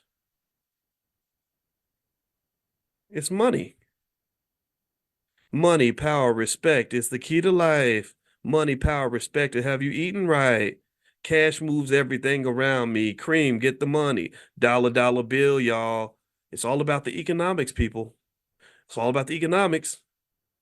And I'm going to duck my head because I want you to look behind me. Those three men behind me, they've been saying that for over 100 years. Consistently, if you listen to Dr. Claude Anderson, you listen to Malcolm X, you listen to Marcus Garvey, all three of these men, and many, many others, they're not the only ones, have said, if you get your economics right, you will have access to your Juneteenth. That is when you can really go to the barbecue, eat good, and sleep good afterward. That is when you can really celebrate something, because then that's when you have the ability to move mountains in your own life. And what I'm going to propose is that the model is not a national model. It is not a model where everybody gets on the same boat and does the same thing. I don't even know how to do that. I don't know how to get every Black person on the same page. I'm not trying to do that. What I'm arguing is that Black leadership needs to be decentralized. Everybody in here is a Black leader. Everybody has an assignment. So I'm not asking you to free the whole Black community or to liberate everybody. Some people, some of them want to go get on the slave ship. Some of them enjoy riding the slave ship. They getting tans. They chilling on the slave ship. They got a martini on the slave ship. Let them stay there. Some of y'all got relatives that want to stay on the slave ship. Let them stay there. But when it comes to you and yours, I hope that I've made a clear case to you that if you get your economics right, then you really will get a taste of what freedom truly feels like. Freedom is kind of simple. In fact, freedom is so simple that even animals know what freedom looks like. An animal knows the difference between being free and being in a cage. A dog knows the difference between being able to run through the woods versus being on a leash. He knows he likes to be free. He don't want to be locked up. Once he's had freedom, he doesn't go back. So freedom is not complicated. You know what it feels like when you're free. You know, we talk about stock options a lot, but also we talk about options a lot because options are just like freedom. Options means I can do whatever I want. So when you're in a position where you can do whatever you want, then that is when you are free. When you are in a position where you have options, that is when you are free. Chris Rock said once, I remember, that money gets you options. Even crazy ass Kanye West, I remember him saying something like, "Wait till I get my money right, nah, nah, nah, nah, can't nobody tell me nothing." And let me tell you, sitting on the phone with Kanye for all those hours that we did during the convention, because he called right during the convention. I don't know if somebody told him what we were doing or what, but I can tell you, he clearly is a man that knows he has hundreds of millions of dollars in the bank and he can do whatever he wants. I'm not mad at him for that at all. Okay, so what I'm saying to you overall is that for in your case, it's basic tenets of economic security such that if you follow those basic rules, you can be in a position where you can actually have a Juneteenth for yourself. It doesn't matter what everybody else is doing. I mean, sure, freedom is more fun when you have other friends that are free.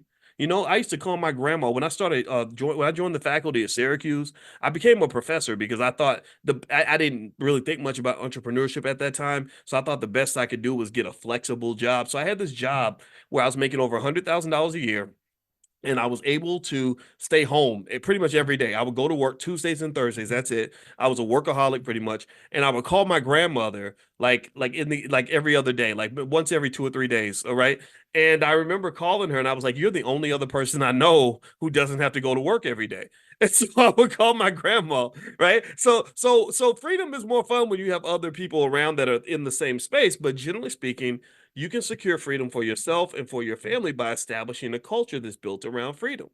And I can tell you that the culture that we have, the one that says, you know, go to school and then go $200,000 in debt in college, and then that way you can maybe get you a $50,000 a year job. That model doesn't work. Most black college graduates can't even pay back their student loans. A lot of black college graduates are going to die in debt. Black college graduates, unfortunately, don't even have the tools, nor the resources, nor the free time, nor the creativity, nor the courage to go build the kind of infrastructure that's required to build a community. And unfortunately, many black college graduates, and I include myself in this group, many of us are trained to be high paid slaves. We're trained to be under the umbrella of a system, controlled and managed by that system, without skills to leave that system, so we can serve that system. So what I've simply argued is, why are you serving another system when you should be serving your own? Where's your system at? What system have you built? What empires are you developing? And are you even taking the chances to make that happen? Do you have the skills to make that happen? Were you raised on the things required for that an entrepreneur or business owner or investor needs to know in order to accumulate wealth? Is your consciousness even on the right radar? Or are you focused on salaries and bonuses and whether or not you get that fancy corner office and or a company car and a corporate credit card and all these other stupid things that they teach us are important? Those things are not important. What's important is what you own and control. It is what you own and what you control. That is what gives you freedom. You look at even a bigot like Elon Musk. I think Elon Musk, it was really funny. Elon Musk just signed a deal with Swizz Beats and and Timberland to do something with verses on Twitter, right? Which is kind of crazy. Elon Musk is it's crazy that they signed it on Juneteenth and made the announcement on Juneteenth because Elon Musk is he's a racist. He's like an apartheid guy. And now, mind you, that doesn't bother me much in the sense that I don't care what white people think about me. I really don't. I don't get offended because a white man doesn't like me. I assume that they don't like me that much because I don't care about them. They don't care about me. It was whatever, right? But it is what it is, right? So anyway, but if you look at Elon Musk, he's kind of a guy that does what he wants to do.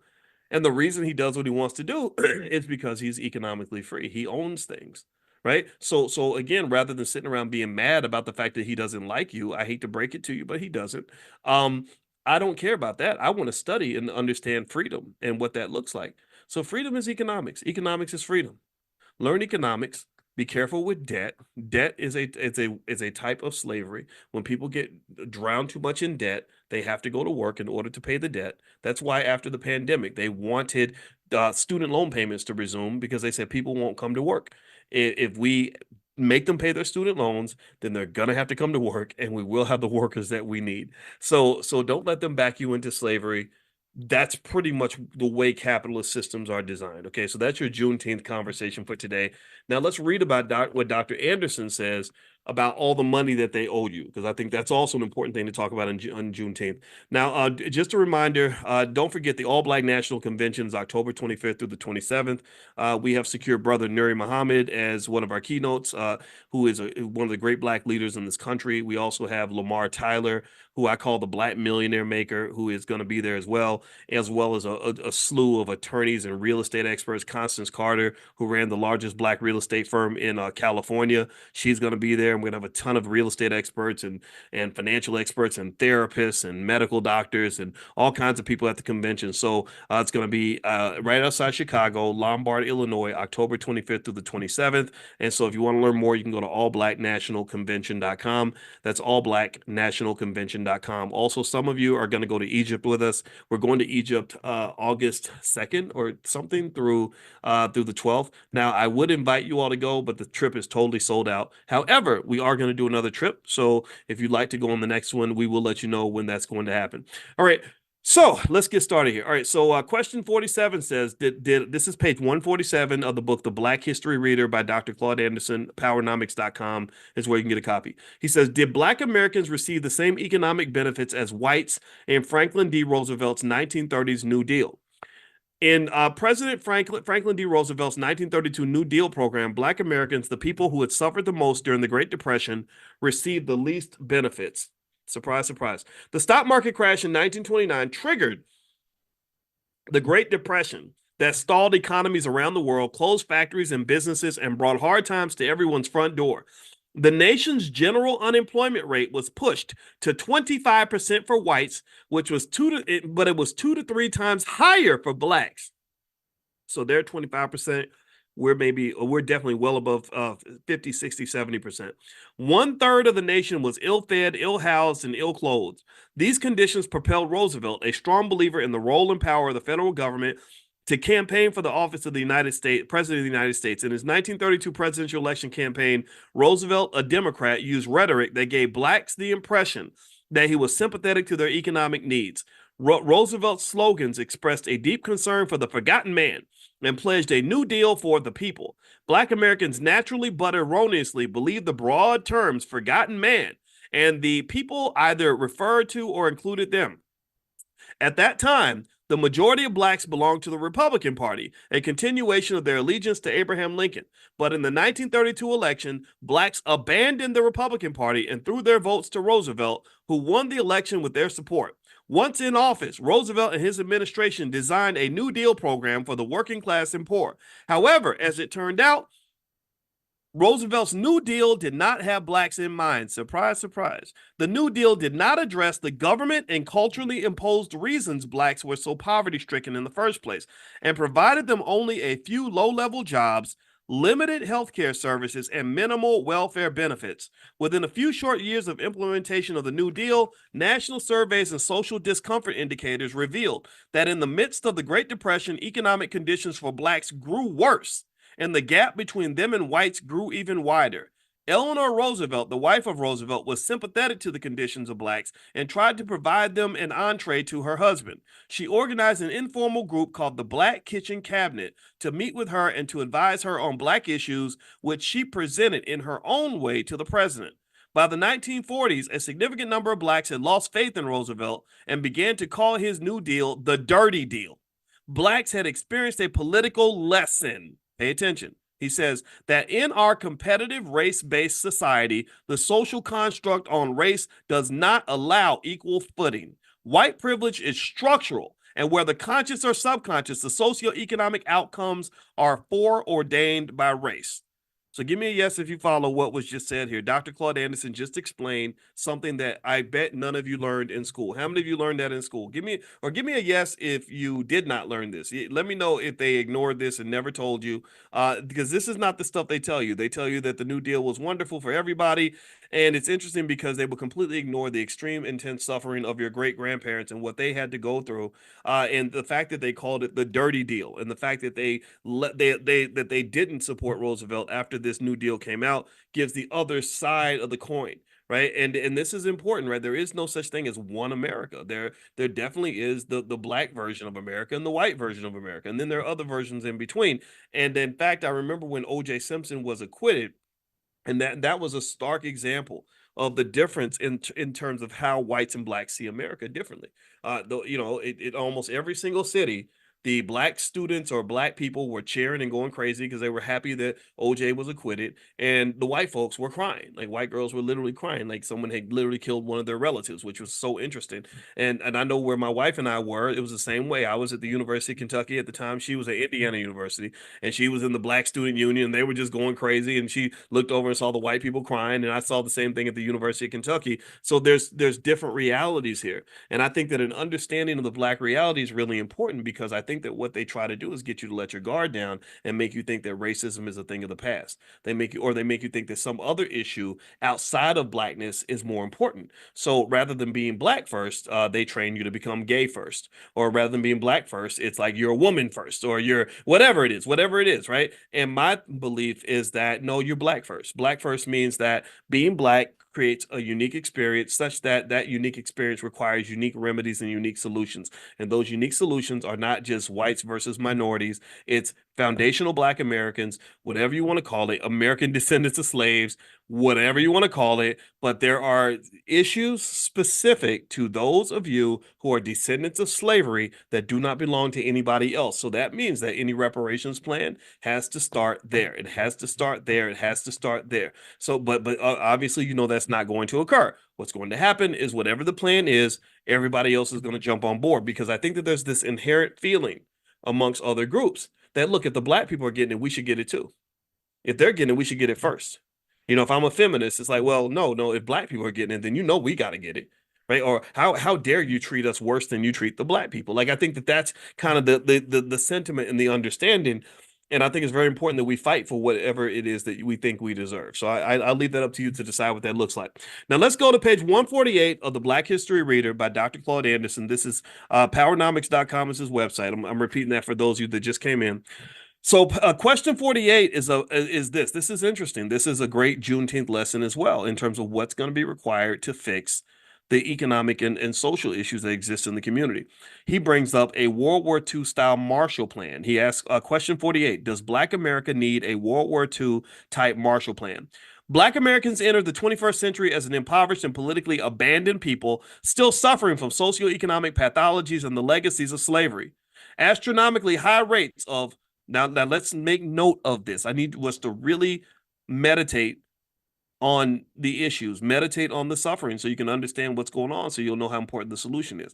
Astronomically high rates of unemployment, homicides, failing schools, incarcerations, drug addiction, and dysfunctional families will be made worse by an apathetic majority society that is fixated on supporting immigrants and class minorities.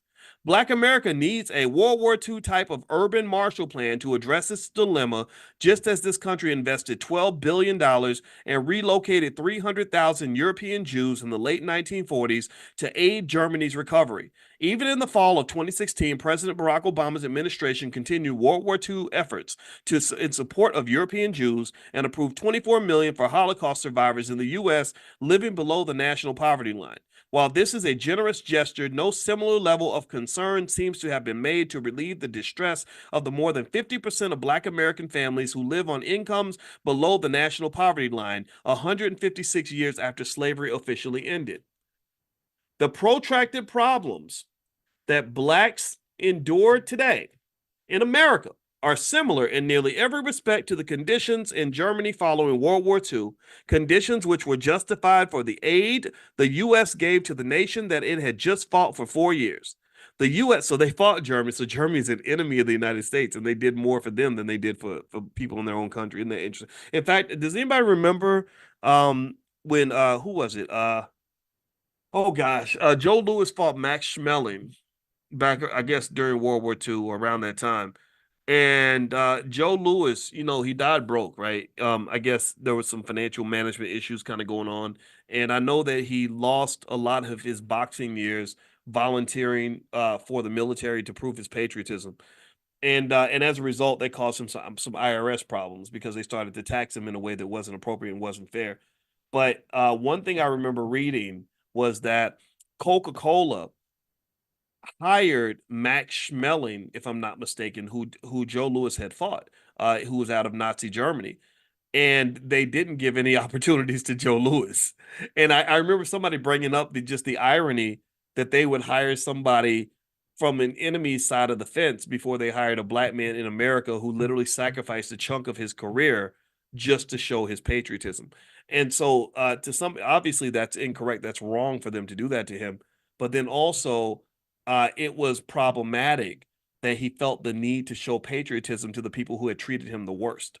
It seems to me that if you're going to be patriotic, you should be patriotic to your community, right? If Joe Louis had been black first, I think he would have understood the importance of protecting his resources and keeping his guard up instead of somehow thinking that the people who don't like you or don't respect you are going to have any use for you once you can't box anymore. Once you're no longer a cash cow or serve an economic benefit is either an athlete, entertainer, comedian, or whatever, then you're going to be taken out to pasture like everybody else. You just become a regular black man.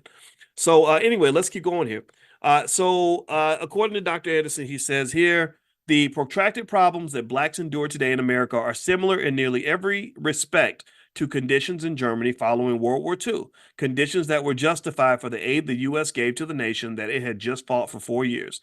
The U.S. wanted to take whatever measures possible to help Germany develop industries, businesses, and consumer products and return to a normal functioning country. Otherwise, there will be no political stability and no assured peace in Germany. Now, isn't this interesting, right? Because you think about this, Germany is a very strong economy now. Germany, their engineering is known around the world. A lot of you may have bought or considered owning German cars. And none of this would be possible if the United States had not stepped up and invested billions of dollars in rebuilding their community. The same thing is true in Japan. After they dropped that bomb on Hiroshima and Nagasaki, there was lots of investment in Japan, and now Japan is one of the great superpowers of the world. So the question I would ask is, what would the black community look like if we were able to access the kinds of resources that we deserve in order to build the kinds of communities that we aspire to build? What would happen if someone like me was able to, with a PhD in finance, was able to acquire $10 billion to invest in building a school system or whatever it is across the country to educate our children on economics? Our kids would literally lead the earth. They would literally lead the earth in economic intelligence. That much I can tell you right now, because I know exactly how to do it. In fact, they're going to do it anyway, just with the resources we've had. But it will be much easier if we had the resources that we really would be able to apply in order to achieve the goal. So effectively, to me, my simple point would be that, and I encourage you to consider this, that you can't just tell me that you care about me. You got to show me. Love is a verb. Love is a verb. I can't just tell my wife, "Hey, baby, I love you," and then get on the airplane and abandon her and the kids and leave them here to starve to death. You know, I can't say I love you and then go hanging out with Sally and Cindy and abandon the household and act like I don't care about the family no more. I can't. That's not love.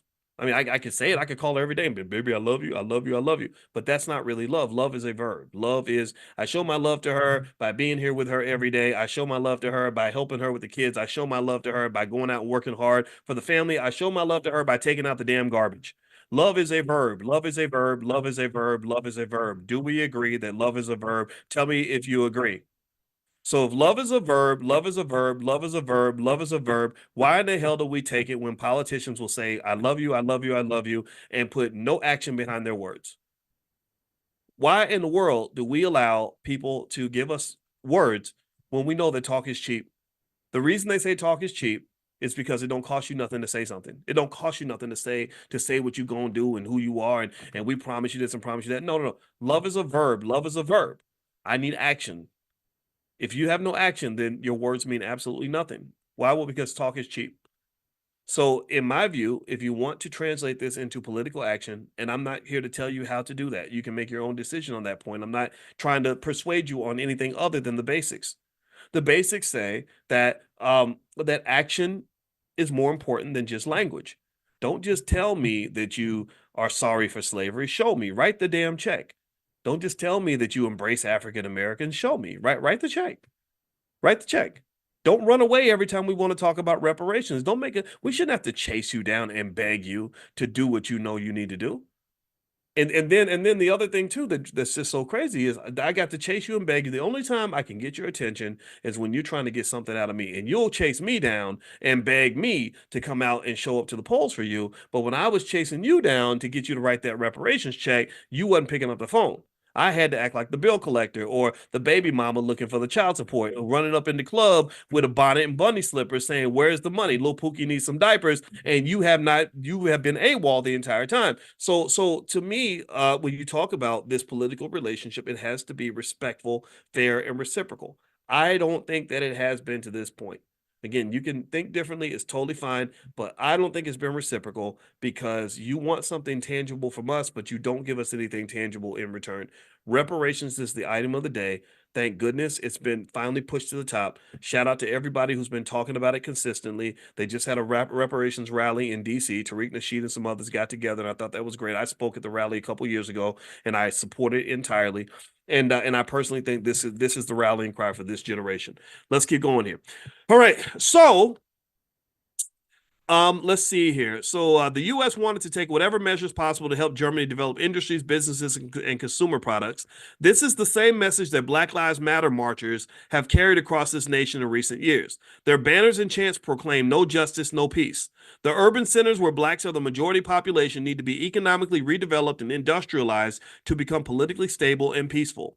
Blacks need industrialization, not gentrification or displacement by immigration, which we know those two things are happening. The goals and strategies of the World War II Marshall Plan are good models because, by all accounts, the plan was enormously successful in rebuilding Germany and war-torn Europe. An urban Marshall Plan for Black America should provide federal funds targeted to 10 majority Black populated urban centers. Such a national Marshall Plan should primarily focus on economically redeveloping and industrializing those centers for the specific benefit of this nation's historically underserved Black population. Just as this nation has implemented programs to address problems peculiar to immigrants, women, gays, ethnics, and protracted socioeconomic let me go back here. And the handicapped, it is time for it to prioritize and fully address the protracted socioeconomic dilemma of the nation's official underclass, Black Americans. Because of their unique historical oppression, Black Americans should not have to queue up with fabricated class minorities for corrective government assistance, meaning that you shouldn't have to blend in with other people. You should be able to get something alone. The goal of such assistance should be to complete the short-lived efforts begun in the 1960s to correct the historical legacies of slavery. In 2012, the Harvest Institute, which is Dr. Claude Anderson's think tank, asked President Barack Obama to structure an urban Marshall Plan for Black America.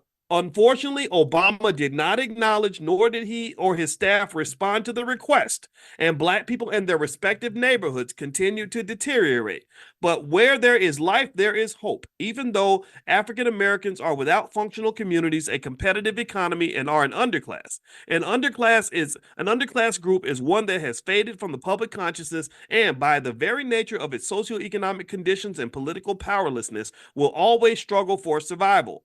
However, Blacks did not become an underclass overnight. An urban Marshall Plan for Black America still holds the potential to reverse deteriorating conditions within Black America and their neighborhoods. The question is, from whence will come the needed measure of national concern and economic assistance? Okay, that's enough. I'm going to stop us right there. Next week, we're going to ask this question.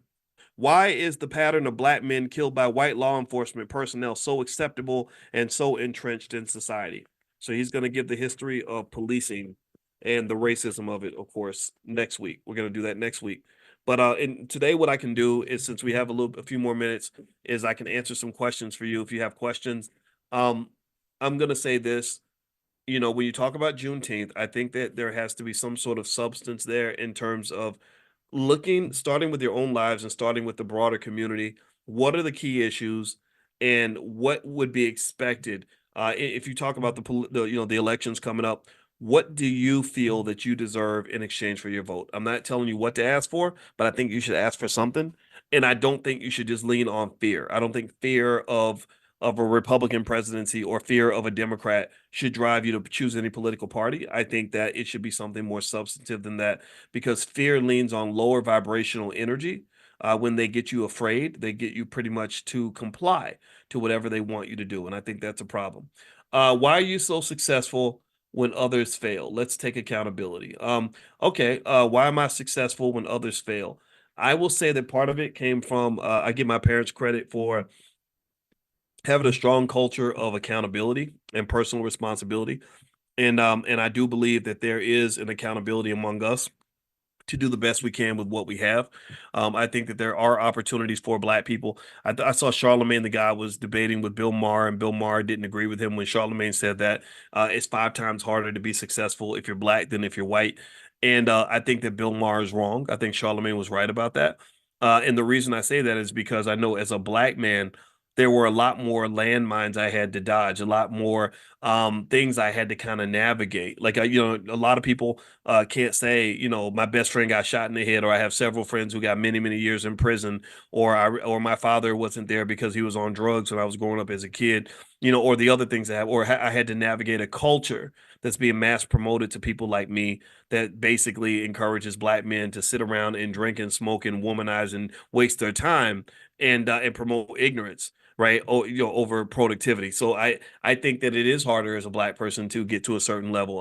Got my PhD in finance. I was the only African American on the entire planet to get that degree that year, and it wasn't just because white guys are smarter. So I think that that arrogance of thinking that somehow you're superior and that you're just culturally better and intellectually better than us, and that's why you're able to navigate your system better than we can. That's a bunch of nonsense, and I think Bill Maher is wrong. All right, so let's see here. Let's see. Shantae says, "Are we as Black people in a position comparable, parallel to the J community, to really say voting doesn't matter or won't affect us? Look at the Supreme Court and other courts amongst." I'm not saying voting does or does not matter. I'm just going to say that they don't really vote as much as we do, and I think it's because of the fact that they teach economics to their children at an early age, and they have a culture built around the acquisition and the preservation and the growth of resources. I don't think we have a culture that's built around the acquisition and the preservation and the growth of economic resources. I don't think that there's enough financial consciousness in the community. If there was more financial consciousness, then that means that you would get money and you would protect it, you would grow it, you would invest it. You'd be more likely to place it somewhere where it's safe and it will grow, as opposed to doing this, right? And this comes from a lot of this comes right out of hip hop culture. Hip hop culture constantly promotes these images of these famous, wealthy, mostly men, just throwing money around. And then now, I guess the women, the female rappers, are throwing their bodies around, right? So they're cheapening themselves by selling their bodies. Everybody's twerking, right? And I personally think that that is a difference maker. So I think that you got to kind of look around. Don't get me wrong. I believe in accountability for everybody. I will hold white America as accountable as they need to be. I have no problem with that. I have no fear of that.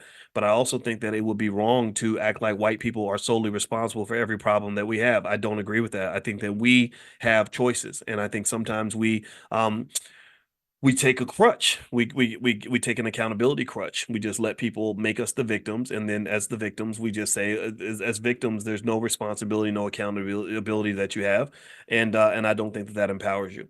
All right, so let's see. Fanny says, "Is there a chance that you will create a Black investment company?" Probably not. I don't really see that. I really don't want to. I don't know. I'm busy with stuff with the Black Business School, and even back when the Tulsa Fund started, I was asked to do something similar to that, and I said no, I don't want to do that because I don't want to I don't want to manage a bunch of money from a lot of unqualified investors, because if it goes wrong, it'll be a disaster, and that's exactly what happened. It went wrong. I don't know what occurred with that money with the Tulsa Fund, but I do know that whatever happened, somebody messed up, and now it's undermined the trust in the Black economic revolution, or the Black economic movement, which has really disappointed me too, because I had high hopes for it, and I personally don't want.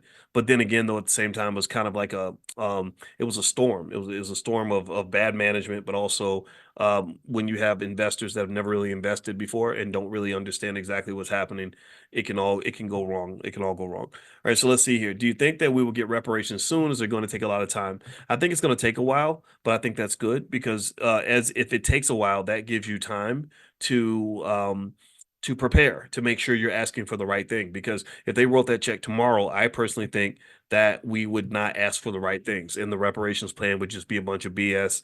And then that would be the next thing I'd be talking about is how crazy it is. Um, how do we get recordings of the book club meetings? Great question. If you go to drboycebookclub.com, you should be able to find it there. So just go to drboycebookclub.com and also you can email support at theblackbusinessschool.com. Support at theblackbusinessschool.com. They can not only help you with anything you want to do in the Black Business School, but they can also help you find the book club information. So feel free. Yeah, there's probably by now, I bet you there's 400 lectures in there, something. I don't know. It's a lot of stuff, maybe at least 200 or 300. Terrence, with the current statistics of Black economics and culture, how many more years do you think it will be before we as a people break through to prosperity? You know what, Terrence? I think it's already happened. I don't think it's going to happen where everybody crosses the line at the same time. I don't believe that. Some people will be generations behind others. Do you understand? Some of you have already crossed. I know you. I know because we have 162,000 students in the Black Business School, and everybody ain't the same. Not everybody's at the same place. Some of you are disciplined. I talked to a 38-year-old Black man today who is managing hundreds of millions of dollars, who's 100% pro-Black, who's right here in our space. You'll probably never hear his name because he doesn't run around bragging about it, but he's really getting it done. And I've talked to dozens of families in the last few weeks that have over $1 million in assets. So, the reason we think every Black person is suffering is because they only promote certain images of Black people in media. You're not seeing the people that I think you should see. I think you should see some of the really intelligent, hardworking, industrious people out there. A lot of the people that follow this platform, for example, are military people. And one thing I've noticed about my friends that are in the military is they don't mess around. They don't sit around and feel sorry for themselves. They're not lazy. They just want to figure out what's the mission, what's the assignment, how do we get this done, and they get it done. My father was in Vietnam War, and that's his mindset. My father does not sit around crying like a little biatch. He doesn't do that. He figures out what needs to be done, and he gets it done because he knows his family needs him. And that to me is simple. And I really wish that was more of the culture, but unfortunately, that's not what's promoted. It makes me want to vomit in my mouth every time I see a Black man feeling sorry for himself. Because where I come from, that's just not how you win a battle. That's not how you fight for anything. So I'm not here to disrespect anybody, but maybe your sons need to hear this, because some of our boys are not tough.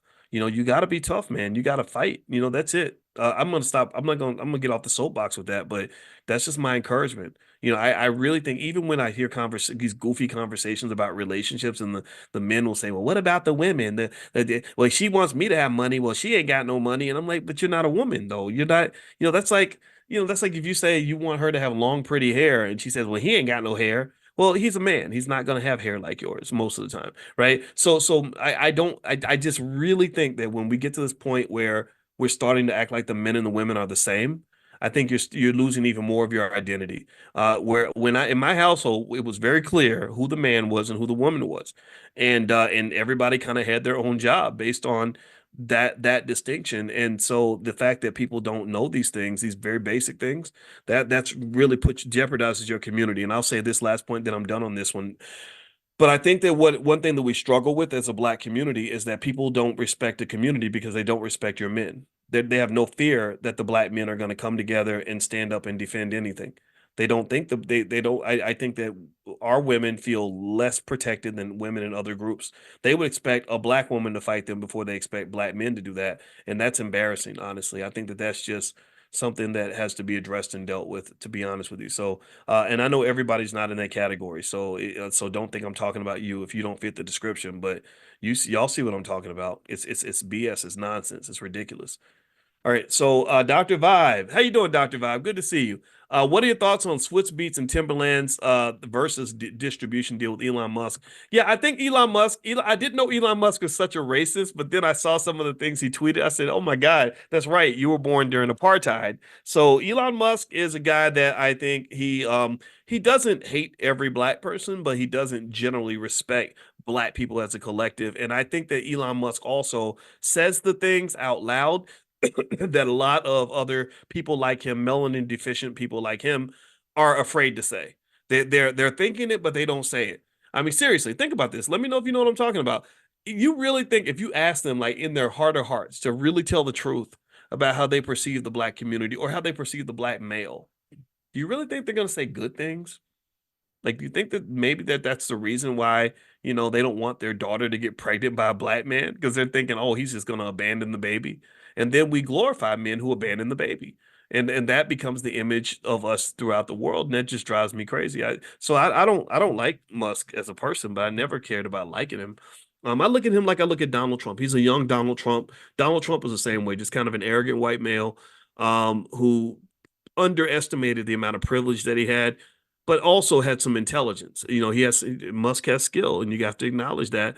At the same time, I think the Switch Beats and Timberland, they look like typical people in the entertainment industry. They'll just sign with whoever's got the most money. So I'm sure if you ask them about Elon Musk's racist tweet that he put up, I think he liked a tweet that was something that said something about Black people killing white people, and then there was another tweet about Black people having lower IQ scores. That they didn't talk about that one. I saw that one where there was something he shared where it said that Black people have lower IQ scores than white people, and that's just you know, it's like whatever. But by the way, Larry, okay, I see your issue with the A, B, and C. If you went to allblacknationalconvention.com and you had any issue with a ticket, make sure you email support@theblackbusinessschool.com. I think that we have somebody in the chat from the team. I don't know, Amani, are you in the chat? If you're in the chat, say something.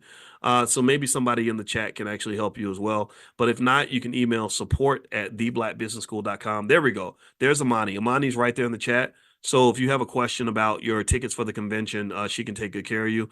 And speaking of that, you guys know the All Black National Convention is October 25th through the 27th. And basically, the theme for this year is you are your own Black leader, and basically we want you to open up the Black leader inside of you, because that's what I believe is going to be the solution. It's not going to be everybody doing the same thing at the same time or having one great leader that leads everybody.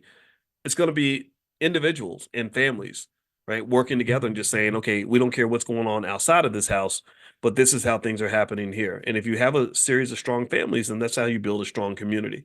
So that's the theme for this year, and we have a lot of speakers and panels and all kinds of stuff, and you're gonna love it. The energy is always very, very good at the convention. So you can go to allblacknationalconvention.com, and it's going to take place October 25th through the 27th in Lombard, Illinois, right outside Chicago.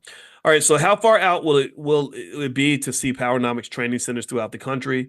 I don't know. If we raise the money, I tell you, I don't know. Somebody introduced me to Jaylen Brown's brother. The guy who just won the championship, and I said, yeah, I'll talk to his brother. Maybe I can get them to endorse a project or something and help raise the money to do something like that. But it's something where, I mean, I tried to talk Kanye into it. I don't think he completely understood the vision. I think he's a little bit distracted, but maybe Jaylen can do what Kanye would not do. I would love to see somebody put forth the resources. I don't want to make a nickel. I don't need any money from anybody, but I would love to see somebody put that kind of and really you could do a lot with just maybe $50 million or something. Like you could really build a powerful template, hire some people and really execute that. And here's the idea, right? Here's what people don't understand is that people think that to understand economics at a high level, you have to have this deep, comprehensive education, and you really don't. It's really literally in finance. And I say this as a guy who's seen all the theories and taken all the classes. There are like little tiny things you can do. Like if you have like you can have like if you limit it to maybe 10 rules that everybody followed or something related to investing in wealth, it would take the Black community from the bottom to the top. Like we would literally go to the lead if everybody was incentivized to follow those basic rules. Very basic things. Invest 10% of your income in the S&P 500. Everybody's wealthy within less than a generation. Um, think about where you're spending your money. Right? Don't give your money away to other people. Work on your families. Work on the things that are not financial. That's what's going to actually protect your wealth. We talk about wealth and we talk about investing and people. I see people online talking about stock options that they bought that made money. making money is not the most important part of building wealth. The most important part of building wealth really has to do with the things that money can't buy. It's creating an economic incubator in a space that generates financial fertility. See, there are some spaces where money will grow, and there's some spaces where money will not grow. It's just like a garden. There's some land that will grow anything, and then there's some land that is like a desert that's very dry. So the problem is that the areas where your economics is supposed to grow are like little deserts. You have a lot of economic deserts in your families created by bad culture. For example, undiagnosed, untreated trauma is a huge problem. That's why we created the Black Financial Therapy Department in the Black Business School. No other school has this. No HBCU has this, but we got the scientists that are working on this because we realized that the trauma levels are so high in the community, it's ridiculous. It is a virus that no one talks about. Trauma is everywhere. And in fact, if you go take the ACEs test, ACEs stands for Adverse Childhood Experiences, the ACEs test, I guarantee that most of you are going to have a very high trauma score. And what my beautiful wife taught me, who is an expert on trauma, she's certified on this, in addition to being a full professor of social work and a licensed therapist, she sees 4 or 5 clients a day. She was explaining to me all of the things that trauma causes you to do that you're not aware of. Trauma causes you to die earlier. It makes it very, very hard for you to have relationships. It causes you to make horrible economic decisions, all that. So just by not healing the trauma, that's probably costing the Black community several $trillion every generation. So if you're trying to really develop wealth in a community, you're going to have to heal that trauma. Traumatized people can't get together because when they get together, they start fighting each other. They trigger each other. It's like we're jabbing each other with little swords and cutting each other's hearts out. And then you're next thing you know, you're scared or you're mad or you want to fight or you want to run or whatever. You're having all these trauma responses, and trauma responses don't work well in business meetings. You can't have a good. Anybody ever tried to love a heavily traumatized person? It's impossible. Their feelings get hurt. Next thing you know, they trying to set your bed on fire while you're sleeping, right? Or they don't ran and they don't ghosted you. They don't call you back, right? Or whatever, right? So these are the things that have to be discussed. You got to discuss it all. You have to discuss it all, and you need scientists, and we've got the scientists, we've got the people. So what the resources would do if we had say $50 million in a pot and said built out some sort of ecosystem, we would hire those scientists, right? And literally, instead of you spending all your time serving massa at whatever job you have, doing something that means nothing to the Black community, you would be applying all your energy and attention to solving these problems. That which you put your energy into is that which pays off. That's it. That if you put the car you put the gas in is the one that's going to go the furthest. So the Black wealth car doesn't go very far because nobody puts gas in the damn thing. But the white man's bus goes it goes 10,000 miles because we're all pouring our gas into that. We're all putting our intellectual capital into that. We're all pouring our spare time, free time, everything else into that. So the things that we pour energy into are the things that will grow. The things that we don't pour energy into are the things that will not grow. So you've got to be in a position. Part of your freedom package, in my opinion, isn't just to have the freedom to do what you want, but it's also to have the consciousness of what to do with that freedom. So you got to understand if you study something like stock options with me, and what I do is I talk about options from both sides, and I say, okay, if you are the person who does not have an option, then you've lost something. When you give someone an option that you used to own, they compensate you for it. So what they do every day when you go to work is they're buying an option from you. You have the option to stay at home and Netflix and chill or spend time with your kids, but instead you sell that option in exchange for a paycheck, which is just enough money for you to survive and get by, right? So let's see what happens when you actually have wealth. See, when you have wealth, you don't have to sell that option anymore, right? Because now you've got what you need. Do you follow me? Let me know if you're following this analogy. So you don't have to sell your option of freedom anymore because now you've got enough income. You're like, no, I don't need your little crappy job because daddy invested for me or mama put some stocks in the fridge for me. So I'm fine. I'm going to be okay. So now you've got this option. Now you're wealthier because you've got this option in your hands, and then you have the ability to use this option in any way that you want. Follow me now, follow me. So you've got this option. You can apply this option anywhere that you want. Now you have to have consciousness to understand what to do with that power. If you are a man or woman with power, or options or something of value, something of weight, and you don't have consciousness, like you're a blind person that's just going to throw it in any direction, then what you're going to do is you're going to waste your opportunity.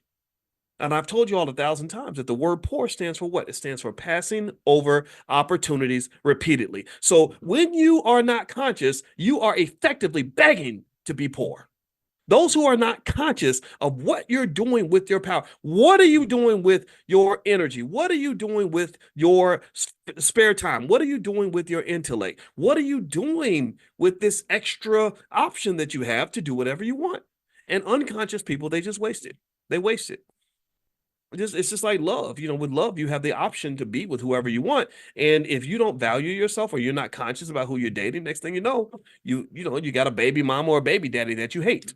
Right. And you're like, how did this happen? Well, because you weren't conscious. You had something valuable. You had an option. Options have value. This is one of the most fundamental rules of financial theory. When you have options, that there is value there, but you gave that value away because you did not see the value in what you had. Do you understand that? So anytime you see somebody who gets the blessing of being fired from their job, and when they get blessed by being fired from their job and they're sitting at home, they have the option of what to do with all this free time. An unconscious person wastes that option by sitting there and saying, gosh, I'm worthless because nobody's calling me. Because the white man won't hire me, then my time has no value. I'm worthless because he doesn't acknowledge me. But a conscious person says, oh, wait a minute, I've got a whole extra 14 hours a day.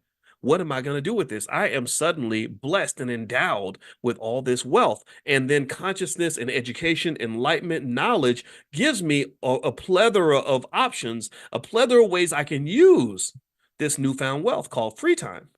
Time, see, the prize is not the money, the prize is in the time. The prize is in the freedom. Money only matters to the extent that it can buy you time, that it can buy you freedom, that it can buy you peace, all these other things that we value. So when you have these things in your possession and you are conscious, to me, that is the most powerful you can ever be. Really. And my goal in my life, in my own life, I'm not trying to be powerful over other people. I just want to be powerful in my own space. And my goal is to have options, freedom, free time, and to be very conscious of what I do with that time. And I think when you do that, then what happens is you say, I'll tell you, like, for example, I know that I don't spend a lot of time doing stupid stuff.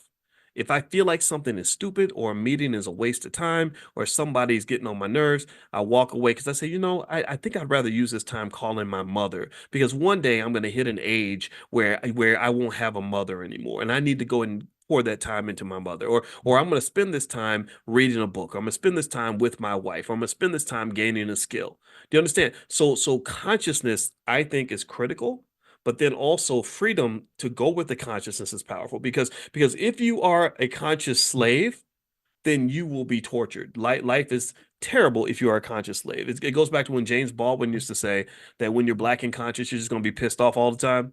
And I think that that's because because you're conscious of what freedom looks like. You're conscious of how valuable freedom is. You're conscious of what you would do with that freedom if you have it, but you don't have it.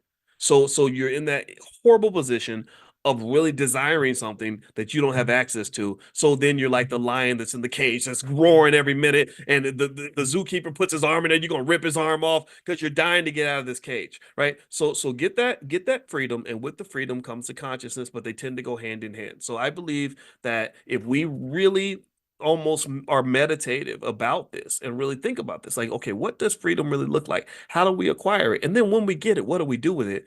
Then can't nobody stop us. We'll win every battle. You can't defeat a conscious, intelligent black man or black woman that has plenty of resources and plenty of self-esteem and knows who the hell they are and knows where the hell they're going. The world can't stop a person like that.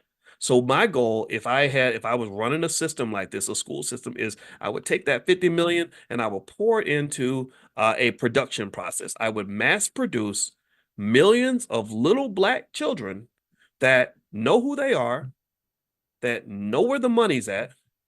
They know what hard work is required to get it.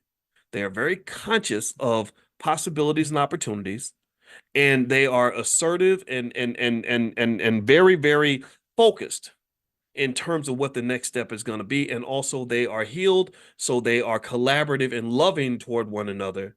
so they can then go in as a group and kick everybody's ass, whoever tries to threaten the freedom that God gave them. That to me is the dream. That's the beauty. That's what's going to happen. That's what we're going to see it one day. Maybe we won't see it while I'm here, but that's to me the Black community that will prosper.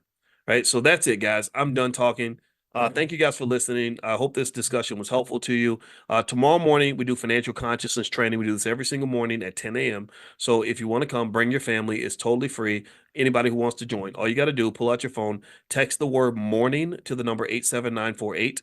If you text morning to 87948, I'll send you an invitation. Or if you live out of the country, you can go to drboyceelevate.com. That's drboyceelevate.com. And that's it. And also, if you want to take a look at my books or my wife's books or our financial flashcards for kids, things like that, you can go to drboycebooks.com. That's drboycebooks.com. All right, everybody, have a good day. God bless.